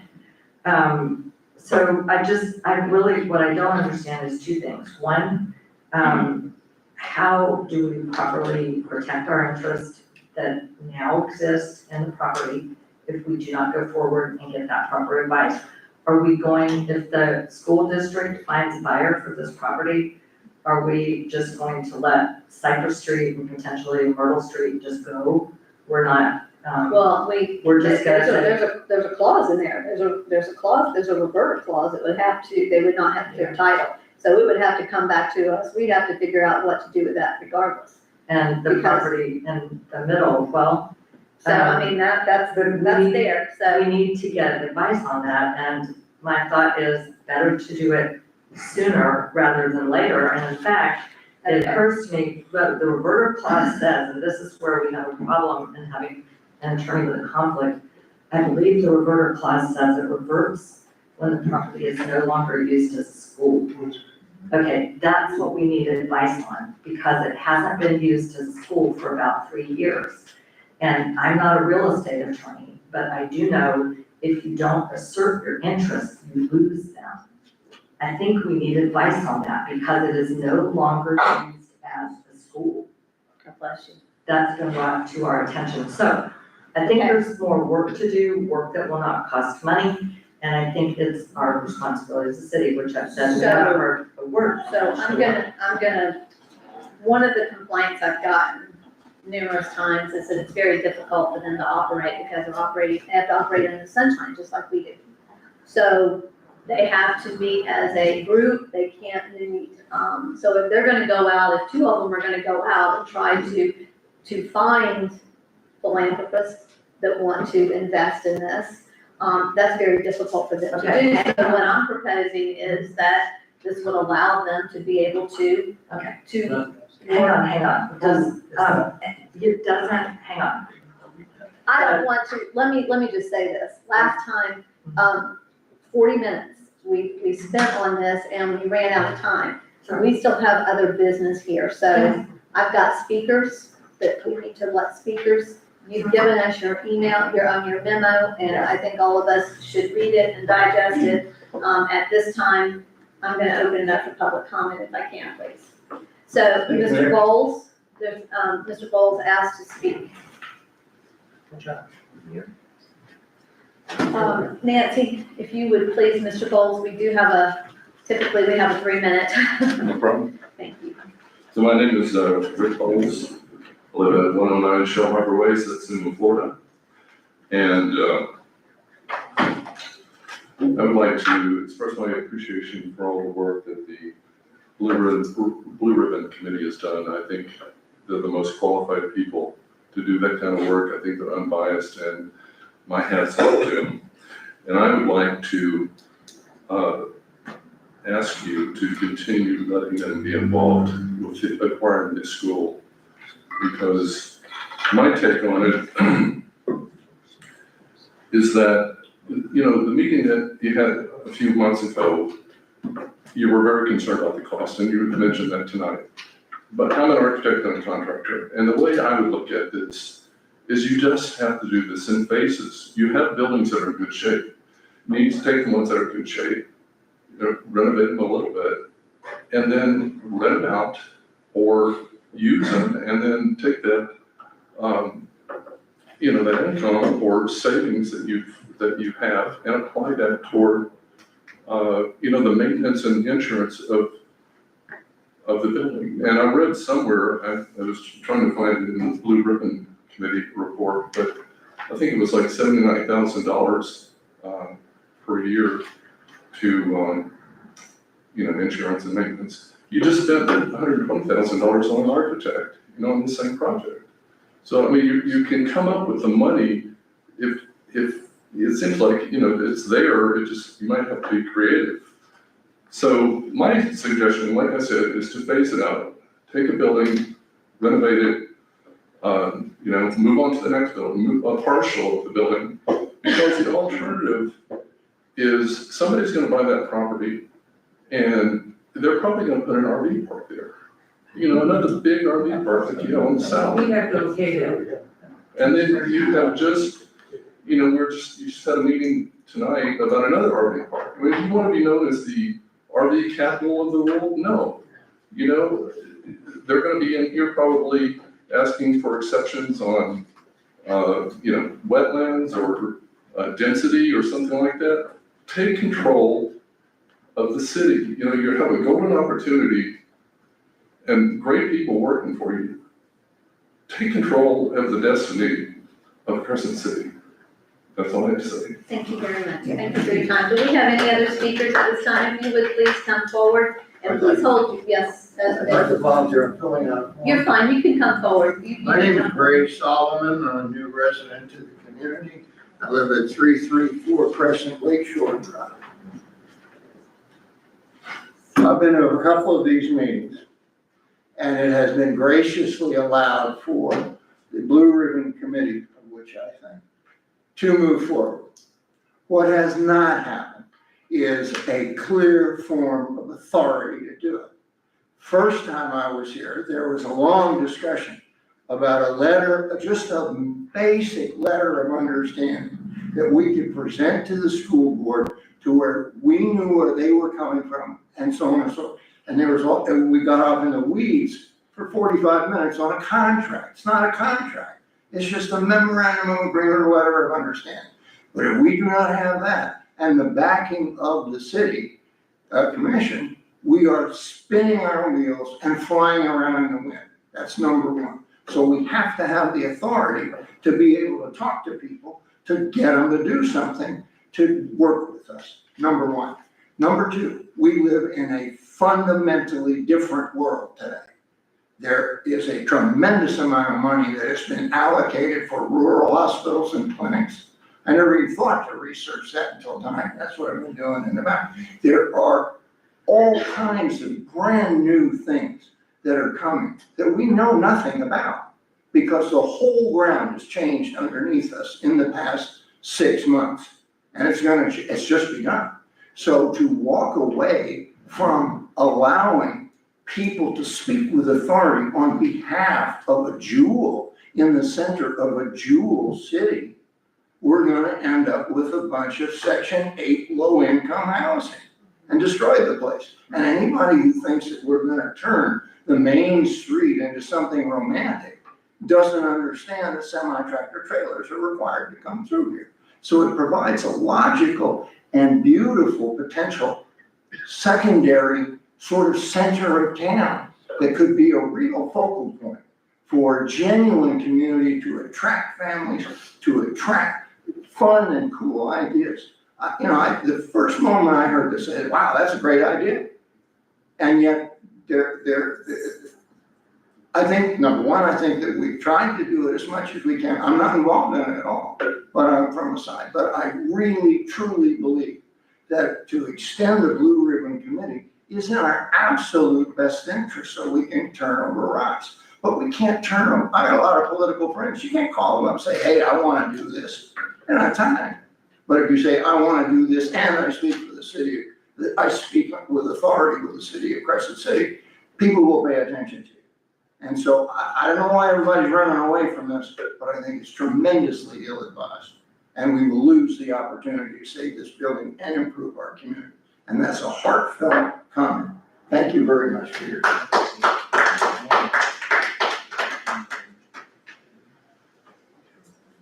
Good evening, good morning. Angel Duke for North Lake Street. And first of all, I sat here, I haven't sat through a meeting like this in a long time here. And I must tell you, on both sides, understand, yes, I'm not for everyone because we are all entitled to our opinion.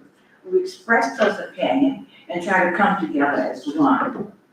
Firstly, the school was here when I grew up here. I was not allowed to attend that school for obvious reasons, and we won't go there, but we can attend it now. And since I've been here, I've been involved in many programs in that school. With the principals, with the girls mentoring group, and all types of things we did here. We did the first very large Black History Month event, had people coming from all over Putnam County. Who is that lady? That's what it was all about, because I just moved here.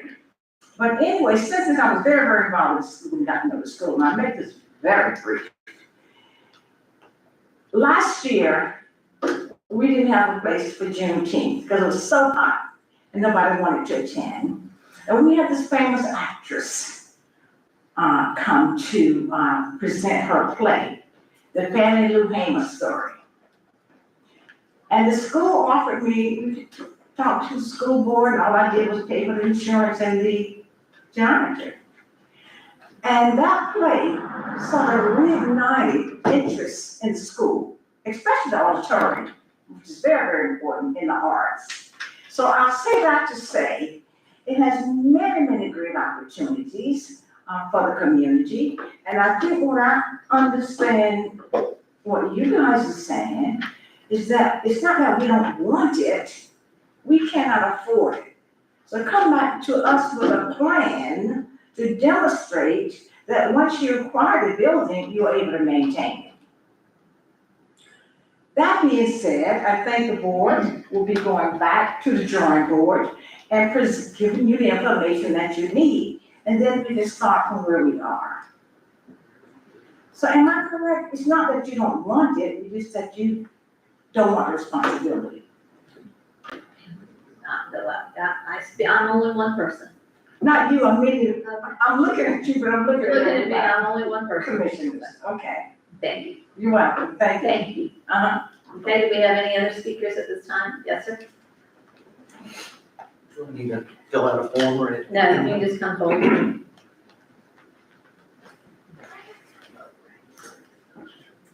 My name is Will Chayo. I live at 104 North Park Street.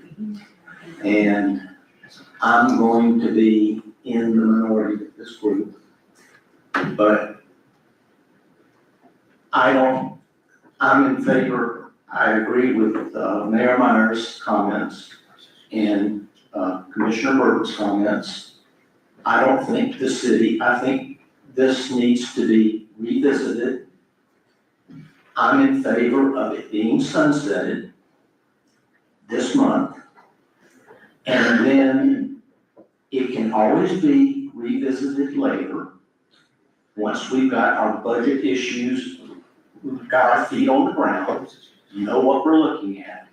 Right now, I don't see any way that the city can afford to do this. Now, and I also don't see why you can't formulate a private group to do these very things that you're talking about doing. And if you get to the right people, whether it be attorneys, developers, and so forth, and you can have some cooperation with the city once we're in a position to know what we can and can't do. And the fact that it's not going to create a lot of costs for the city, I don't buy that argument, because when you're hiring attorneys, outside attorneys, for this type of thing, the attorney's fees add up very quickly. And we don't even know what our budget is now. So I am not against the redevelopment of that property. But I think it's premature. I think this group needs to go out on their own and formulate strategies to where we can maybe eventually somewhere down the road form a partnership. But for the time being, I think we need to take a pause, and then it can be revisited later. So I would be in favor of it being sunsetted this month, and then the issues can be addressed later. So, Thank you. Do we have any other speakers at this time?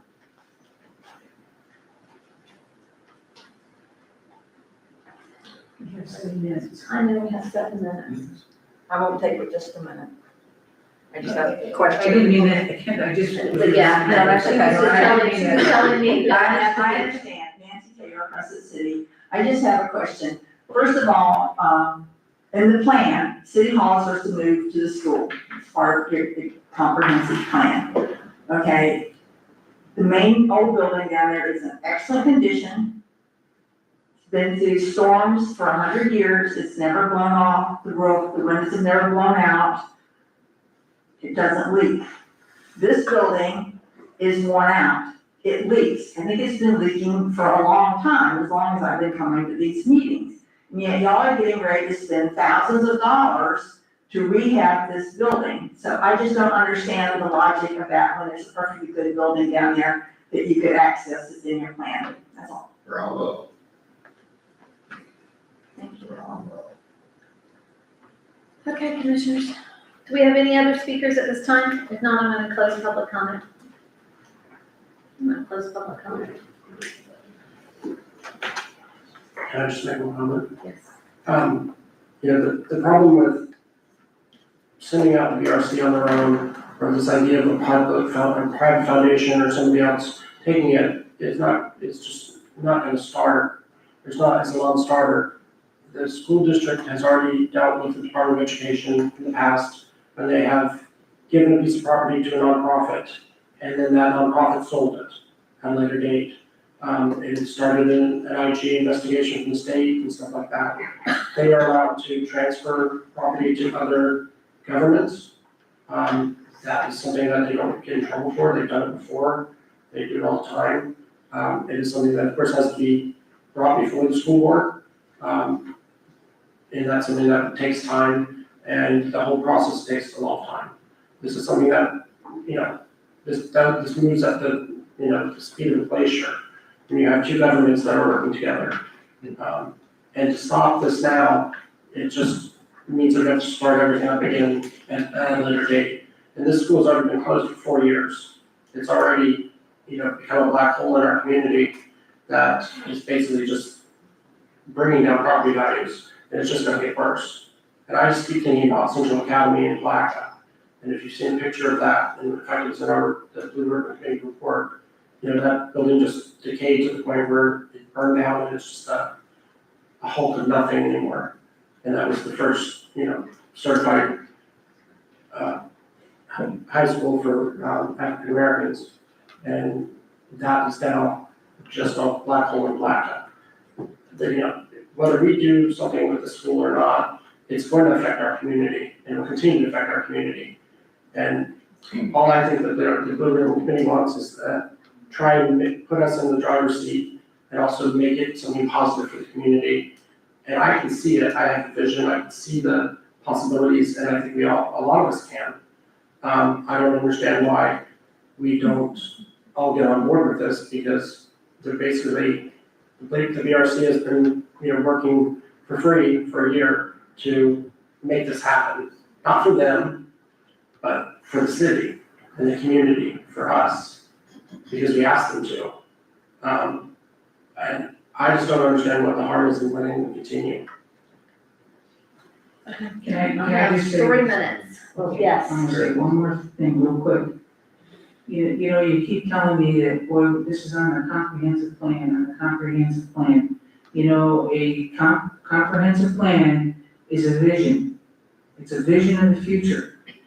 And the reason it's made it to our comprehension plan was so that you guys could let us look at the future, and the future right now looks like it's a little too expensive. But just because it's on the comprehensive plan, okay, it doesn't mean that it has to happen. So, I just wanna kind of make that clear. But we want it to happen. We're just saying it's not the right moment at this time. It's the last one. Mayor, I've got 2 minutes. Okay, so I move that we extend this meeting until 10:45 to accomplish the rest of our business. We need 30 more minutes. Yeah. Then 30 minutes. Okay, Second. so we have a motion and a second. All in favor, please say aye. Aye. Opposed, nay. I'll say nay, but I'm gonna say one thing. Okay, I think that we should close this part of the meeting. That's what I'm about to do. Thank you very much. I'd like to make a motion to close the discussion on the VRC We can't do that. at this time. That's not Robert's rules of order. You don't make a motion. What can you do? Because it's that close, we can You Yeah. make a motion and vote. You can make, Excuse me. you okay? Yeah. Okay. Right. So, it's commissioners, y'all, you're gonna make a motion. You've got the BRC, they've asked you for, additional time, they've asked you for 18 months, is it 15 months? 15 minutes. 15 more months. I move that we allow the DRC to continue to work for us for the next 15 months. Or until they are, Or until they're accomplished. until an earlier date, if all the purposes have been accomplished. Okay. That's fine. So, well, I would second that, but, my question is, are we not going to meet again before the end of the month? Yes, we are gonna meet again before the end of the month. You can move it to the special meeting that we're gonna have when we have to do our millage rate, if you would like. We can do it then, and, I personally, go ahead. Yeah, I would like to, table or pen and vote on this. Make a decision, people. Second. Make a I would decision. like to table or pen a vote on this issue. It is a very important issue. I've raised some things that I think we should consider. And I just think we should do that. I think we need to take the time. Okay, I currently have a motion, I have a motion, and if I don't have a second, then we'll have a motion that dies for lack of a second. I have to address the motion first. The motion is, I'm sure it's talking. To extend them for 15 months. Did we get a second on that? No, that's what I'm saying, if I don't have a second, then it's gonna die for lack of a second, and then we can go forward with the discussion. Okay, we don't have a second, so that motion at this time is gonna die for lack of a second. Commissioner DeVito, if you want to continue.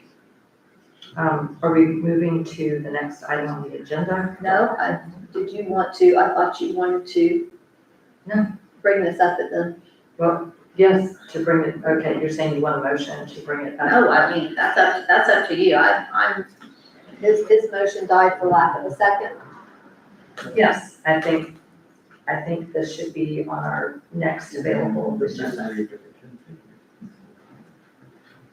Okay, do we have, are you making a motion? No, I'm just saying I think it should be on the next available agenda. I'll make a motion that this should be on the next available agenda. Okay, and I will second. Had a motion and a second. Okay, so we have a motion and a second. Okay, any other discussion? I have a question. Yes. How does that play with the sunset, because they are set? For July 30th. So for 5:30. Well, for one thing, we And never, our next agenda meeting is August. No, we have to have a millage we have to meeting, have Okay, so the a special a meeting. special meeting, it has to be at our special meeting. Okay. yes. Okay, So now we take the vote. yes, as soon as y'all are done discussing this, Nancy, if you take a vote for us, please. Roll call. Commissioner DeVito, Aye. Commissioner Lori, Aye. Commissioner Moore,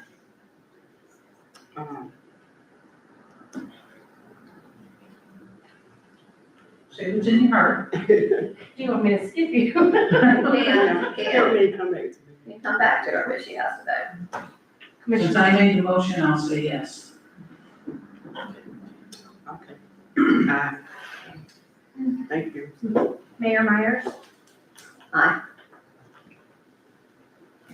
And I would ask that somebody, reach out to, somebody from the Blue Ribbon Committee, if they can, reach out to those in Seville. General Register, Dan, Haynes, they both are very involved in that, and that was a private entity that did secure that school in Seville. So reach out to them and see how they went about it. It was a private entity that also bought the school in Palaca. Palaca never owned that school in Palaca. I don't know about that, I just know about the one in I Seville. really did check that out. Thank you to everyone that has sat through this. And we're gonna continue on with ours, and now we have to go to our budget workshop scheduling. Everyone, please get your calendars out. Mr. Martin, Currently, right now, we had a tentative date of July 25th for a budget workshop for financial director. I'm gonna ask everybody, please, we're still in meeting, if you would just take your conversations outside, thank you. Yes, so July 25th was, for the proposed. Apologize, thank you. I'm sorry, Mayor, thank you. The budget workshop is set for a tentative date of July 25th for our finance director to present the proposed general fund and the CRA budget to you all. Tentatively, we had it set for July 25th. On Friday? Okay. Then, What does everyone's schedule look like on the 25th? I don't have my, if that was what it was. That's what it was. Then I need to get online with that. I didn't have it, I don't have it in my calendar, so I think it might have been discussed and we didn't decide on it. It So, got changed, I think, to the 8th, and that's when we had to reschedule. okay. So, Mayor, I have a question. When we brought this up, when we reviewed the tentative schedule, you said that you did not care for meetings on a Friday. And since then, I have been asked by my relatives in North Carolina, one of whom is very elderly, to go up and visit them, and that weekend is. So you're out, so that's Well, I'm just saying, easiest to if- say, you're Okay. gone that weekend. What I was gonna say is if we can do it before Friday, the 25th, or after, What about the Tuesday. 24th? What is Thursday, the 24th look for everybody? We had tree and garden at 2 o'clock. can, The 24th is a Thursday? Yeah. can we do Wednesday, the 23rd? No. No, no Wednesday. Who's available on the 24th? So you have tree and garden at 2 o'clock? Yes, ma'am. So we could meet at 10 o'clock? Could we meet at 10 I'm o'clock? not town, Huh? 23rd and 24th. You what? I'm not town. The 23rd and the 24th? Yes. Okay, then let's go to, where are we on the 21st or the 22nd? Monday. Monday won't work for you? Monday, no, that's. The 21st, okay? How does everyone's schedule work for the 21st? I can do that one. Everybody can do that on the 21st? Yeah. Yep, that's a What Monday. time? I would probably say, this could be a long, Mr. Martin, how long do you think this meeting's gonna be? How much are you gonna try to cram in there on the budget? What time? And will Steve be ready? I would say at least 2.5 to 3 hours. So 3 hours, so if we were to do it at, say, 1 o'clock on the 21st, That'd be fine. and then we're going to have our special meeting. Who's bringing dinner? I'll order pizzas. So, and then we'll have our special meeting, we need to schedule it, so our special meeting is immediately following, On Monday? Immediately following yeah, on that. that Monday. On that Monday. So 1 p.m. to To set approximately. millage, has to be set before August 4th, and for your Blue Ribbon Committee. And we were. Okay, so we'll have the special meeting immediately following, okay. What? Thank you. No. What? Between that. Yeah, come on, guys. No, it's about this, it's about what time we have to leave to go to from the. No, Rachel, that's the next week, Okay. 21st.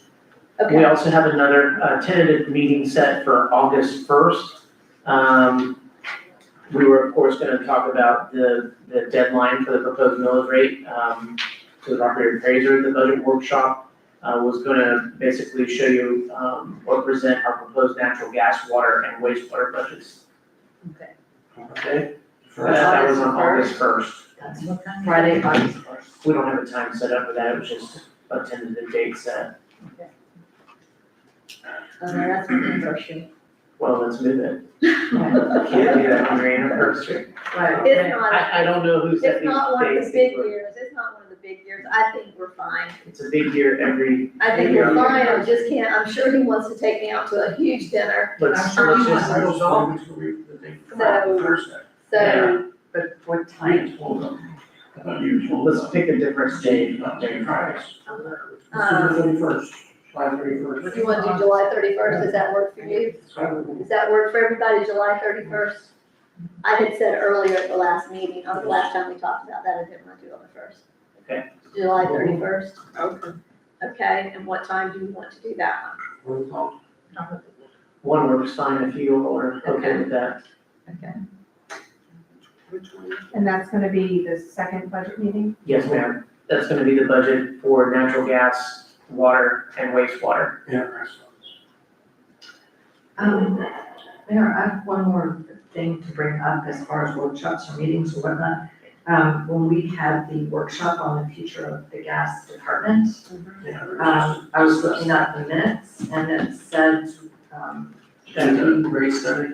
for the rate study, we needed to discuss that at the July meeting. So are we going to move that to the August meeting?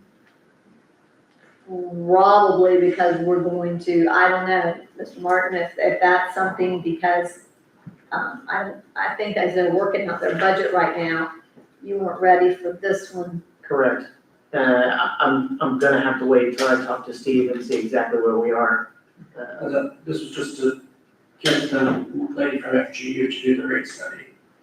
I'm sorry, The For her to do FGU the to do the rate rate study okay, that we had asked her to do at the workshop, but no one wanted to give you direction to do that there. okay. We needed to take official action to do that in the meeting, Right. So I guess my question is, which we'll discuss that for this meeting, but. should we, if we're talking about authorizing the rate study, should we do that on Thursday, the 31st, when we do the budget workshop on our, That, or you can do it on the 21st. Why don't we do it on the 21st? 21st is fine. And I'm sorry, I didn't hear you. I was reading something when you were discussing That's that, so I was still thinking. Okay, so we'll do it on the 20, so we'll put it on the 21st. Thank you for bringing that back up. okay, but that's, I guess And that's what else not do we- too much for the 21st, because the 21st is gonna be a bigger, more involved workshop, just a bigger part of the budget. Just eat your Wheaties that day. Everybody eat your Wheaties. Well, I want us to have sufficient time, and it seems to me that it would just, we would give it enough time.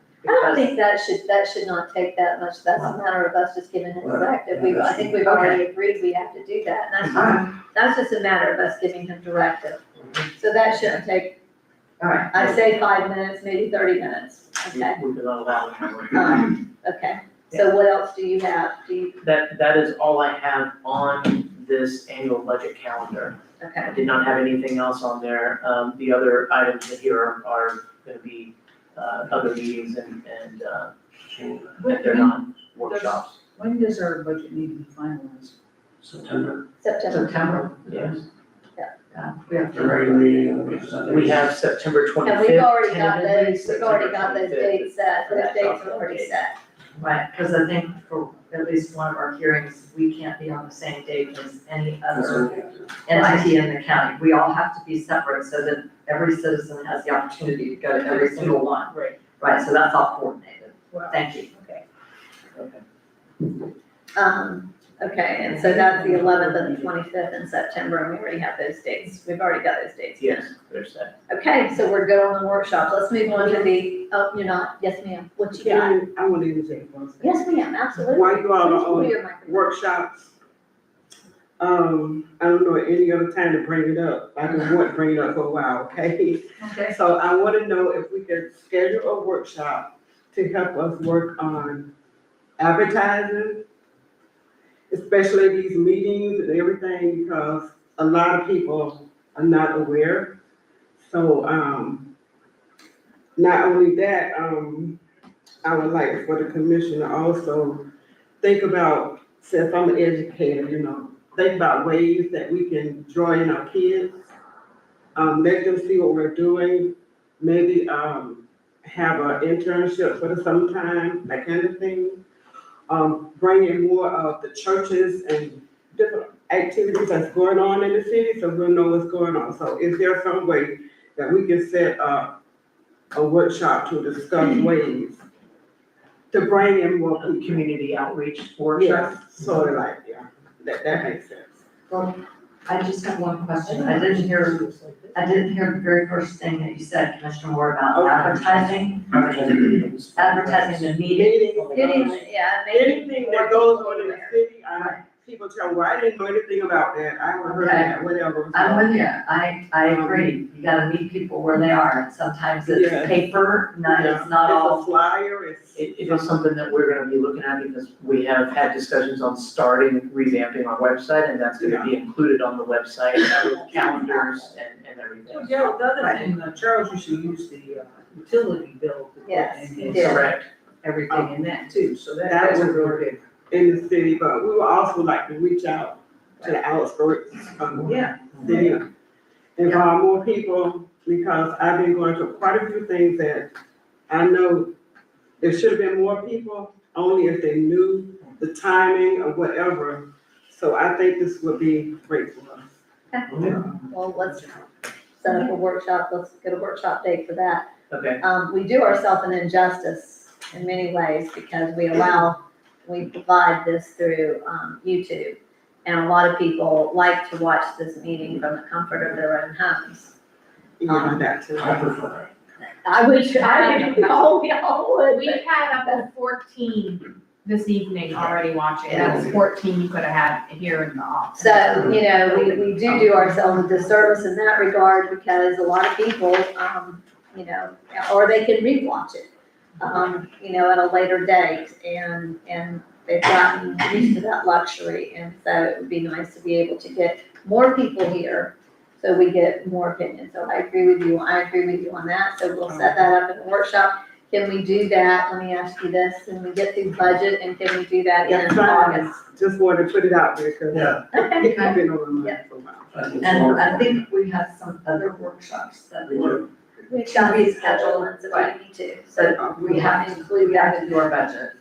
so if you'll make note of that. So I do. we've got it. Okay, so with that, I'm gonna need a motion, we haven't taken a formal motion on this, we've had discussion and we've said it, but we haven't done a formal motion for the August 12th to move our regularly scheduled meeting from the 14th in August to August 12th. So can I get a motion on that? I move that we reschedule our regular August meeting, 2 days earlier on the 12th of August instead of the 14th of August. And make sure that's advertised appropriately. And that's so we can attend. So that we can attend the Florida League of Cities annual I'll conference. second. Okay, we have a proper motion and a second, all in favor, do we have any discussion? All in favor, please say aye. Aye. Opposed, nay? Okay, so moved. Going to go on to the city manager report. Does anybody have any questions? I know, Derek, you included in that, we are, thank you, we received our legislative appropriations. Yes, we did. So for our fire department and for the, town treatment, yeah. In doing that, I'm gonna go ahead and send you, I proposed, I didn't send it because goodness knows I We didn't. have copies.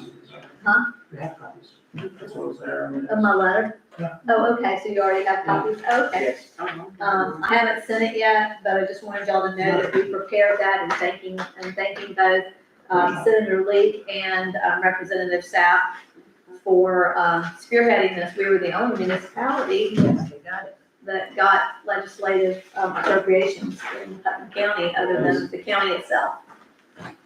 So, Even though that's we great. just have what we asked for.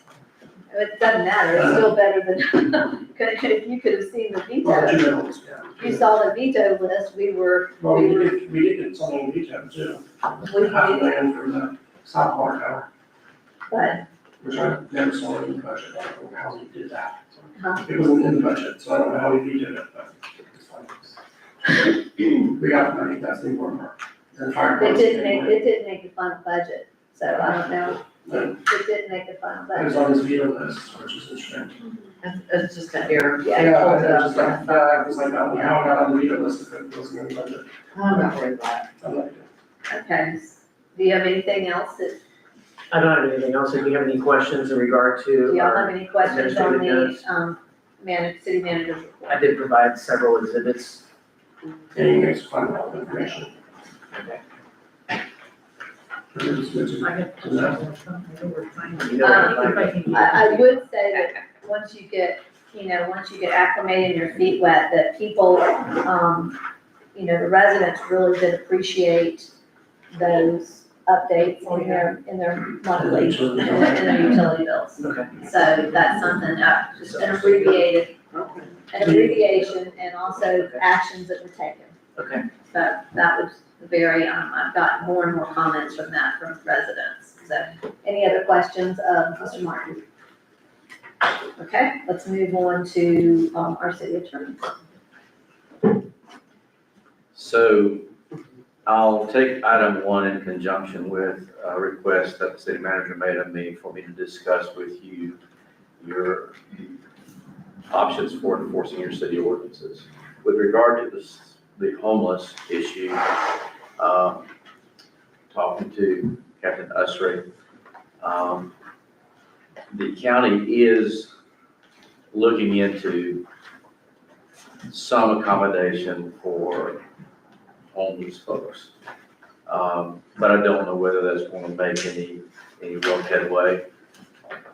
So with regard to the issue of homeless folks sleeping in public parks and so forth, as you know, the statute basically is not self-enforcing. It says that you shall not permit it, but the process involves someone making a complaint to you saying that you are permitting it, then you have a curative period. Only if you don't cure do they go from there. First I'll talk about the option that I think that the sheriff's office is prepared to implement, and that is if you choose to go that route, they will issue and if you direct them to, they will issue a notice against trespass to folks that they find sleeping in the park.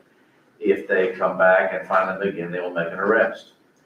They will be arrested for trespass after notice. That's a state statute. It'll be processed through the state court system, and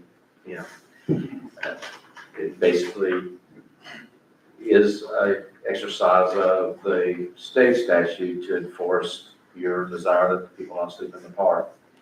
On the broader picture of your ordinances, I've contacted the state attorney's office, the clerk's office, the sheriff's office, and have essentially got the following information for you. You can establish a vehicle for enforcing your ordinances. You're going to have to budget for it. The clerk's office will charge you $10 for each ordinance violation you file, and then after a hearing, whoever loses that hearing will pay a $40 penalty. If that's you, you pay a $40 penalty. If it's the alleged violator, they pay it. The question then becomes who's going to hear it. The sitting county judge has determined that she's not going to hear ordinance violations. There are some there from the city of Palatka right now. And when I say that, I guess that I'm told that she has contacted the court administrator, and there's some conversation ongoing between her and the court administrator, but as of right now, she's not hearing them. They're not being scheduled for hearing.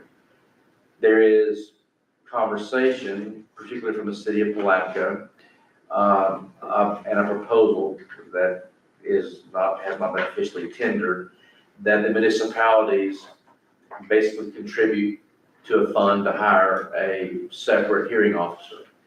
Now, how that position will be funded, in other words, if they're going to fund it based upon just by dividing the cost up among those communities that want to participate, or if it's going to be on a per ordinance basis, that there is no framework. It's just an idea that's been floated. Kind of like a magistrate. Kind of like a magistrate, y'all would pay for it, and the municipalities that want to participate would pay for it. And then he or she would hear the ordinance violations and issue a ruling. Again, cost totally unknown, because for two reasons. One, they're not certain about the formula for prorating costs, whether it be based upon per ordinance basis or violation basis, or just if you want to do it, the city wants to do it, then you guys split the cost of a magistrate equally. That's totally up for negotiations. The next item is who prosecutes. I went to the state attorney's office and asked if they would prosecute the ordinance violations, and the answer was they would have to get a circuit-wide determination of that. So I honestly can't say whether they would prosecute them, and if they do, whether they would charge you on a per ordinance violation for prosecution. Your alternative would be to have a special prosecutor appointed that you would pay for, and that person would prosecute your ordinance violations. And then the sheriff's office has indicated that enforcement of your ordinance is part of the contract that they have with you. They will enforce your ordinances if that's what you choose, but they will be doing it as an arm of you, not as basically an arm of the sheriff's office. To the extent that they enforce your ordinance violation, if something arises as a result of that, they're doing that as your agent, not the county's agent. Okay. So that would be the vehicle that you would have to set up to try to enforce your own ordinances. I'll be getting more information from the state attorney's office and the city of Palaca in the near future about the relative costs. And then the state attorney's office will, depending on what they tell me, we can start looking at the idea of special prosecutor, if that's an avenue that you want to pursue. The other avenue is you simply take advantage of the state statutes that exist right now. The county court judge hears them, the state attorney's office prosecutes them, and you go down that road. But I was asked to specifically advise you of your options. Those are your options. You can continue to have your laws enforced based upon the existing state statutes, or if you want, for whatever reason, to have your own ordinances enforced, then you can. But there's going to be a cost associated with it. Okay. Thank you. Thank you very much. Sure. And I'll get that information anyway, give it to the city manager, and then if you want me to explore any of that further, be happy to. Okay, thank you. We've got 3 minutes. So you also have an item on there. I do. So I was directed to look into the possibility of having someone investigate the complaint that was made by one of your employees. I've gone through, I've gone through my sources to find someone who's done this in the past. She is a licensed attorney out of Orlando, has prepared, both investigated and prepared investigative reports that have been utilized by other municipalities. I asked her for a flat fee because my experience has been otherwise. I'm not sure what the funding amount would be, and that's difficult for municipalities sometimes to deal with. Her flat fee for the investigation and for generating a written report would be between $7,000 and $8,000. And she is willing to do it. It's up to you.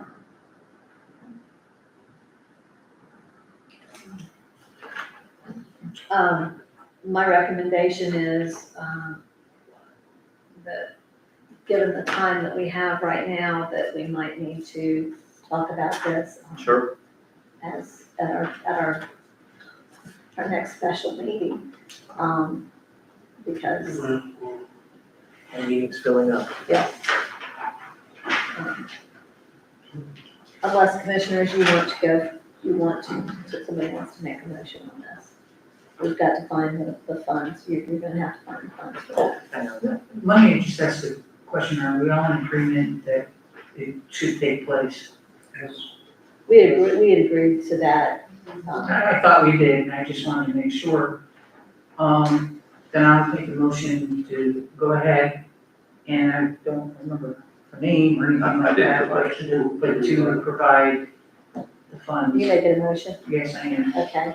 Of between $7,000 and $8,000 to cover the cost. Okay, do we have a for the second? inspection. Second. Okay, would you do a roll call for us, please, Nancy? Do we have any other discussion? I've got a couple of seconds. Commissioner Burton, Aye. Commissioner Moore, Aye. Commissioner Lori, Aye. Commissioner DeVito. Oh, No, and I am not voting. I'm going to recuse myself on my advice of Attorney Don Holmes. Okay. okay. So- Mayor Myers? Yes. Okay, so approved. And with that, I want to, before we end this meeting, about 30 seconds, we want to congratulate both our Commissioner Lori and Commissioner DeVito. You are heroes. Good job. Thank you both for, all to do for the city and for the state of Florida through the quarterly to cities. And the time you've spent in commission, and I know Commissioner Burton, you have done the same, and your time in Tallahassee. So thank you both very much for your service. Okay, and so with that, can I have a motion to adjourn? I move to adjourn. Second. All in favor, say aye. Aye. Okay, thank you very much. Thank you for that person being here.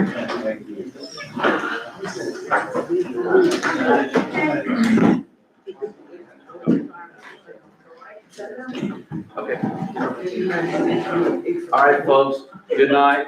Thank you. Drive carefully. Good morning. Good morning, yeah, whatever. That's not. I hope you look at your house.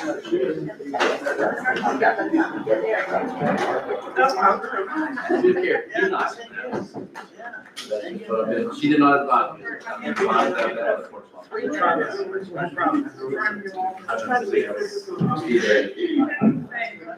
Ask her. Yeah, I like it. And I like it. Finally subscribe to the flag. Volume of water. Yeah. Yeah.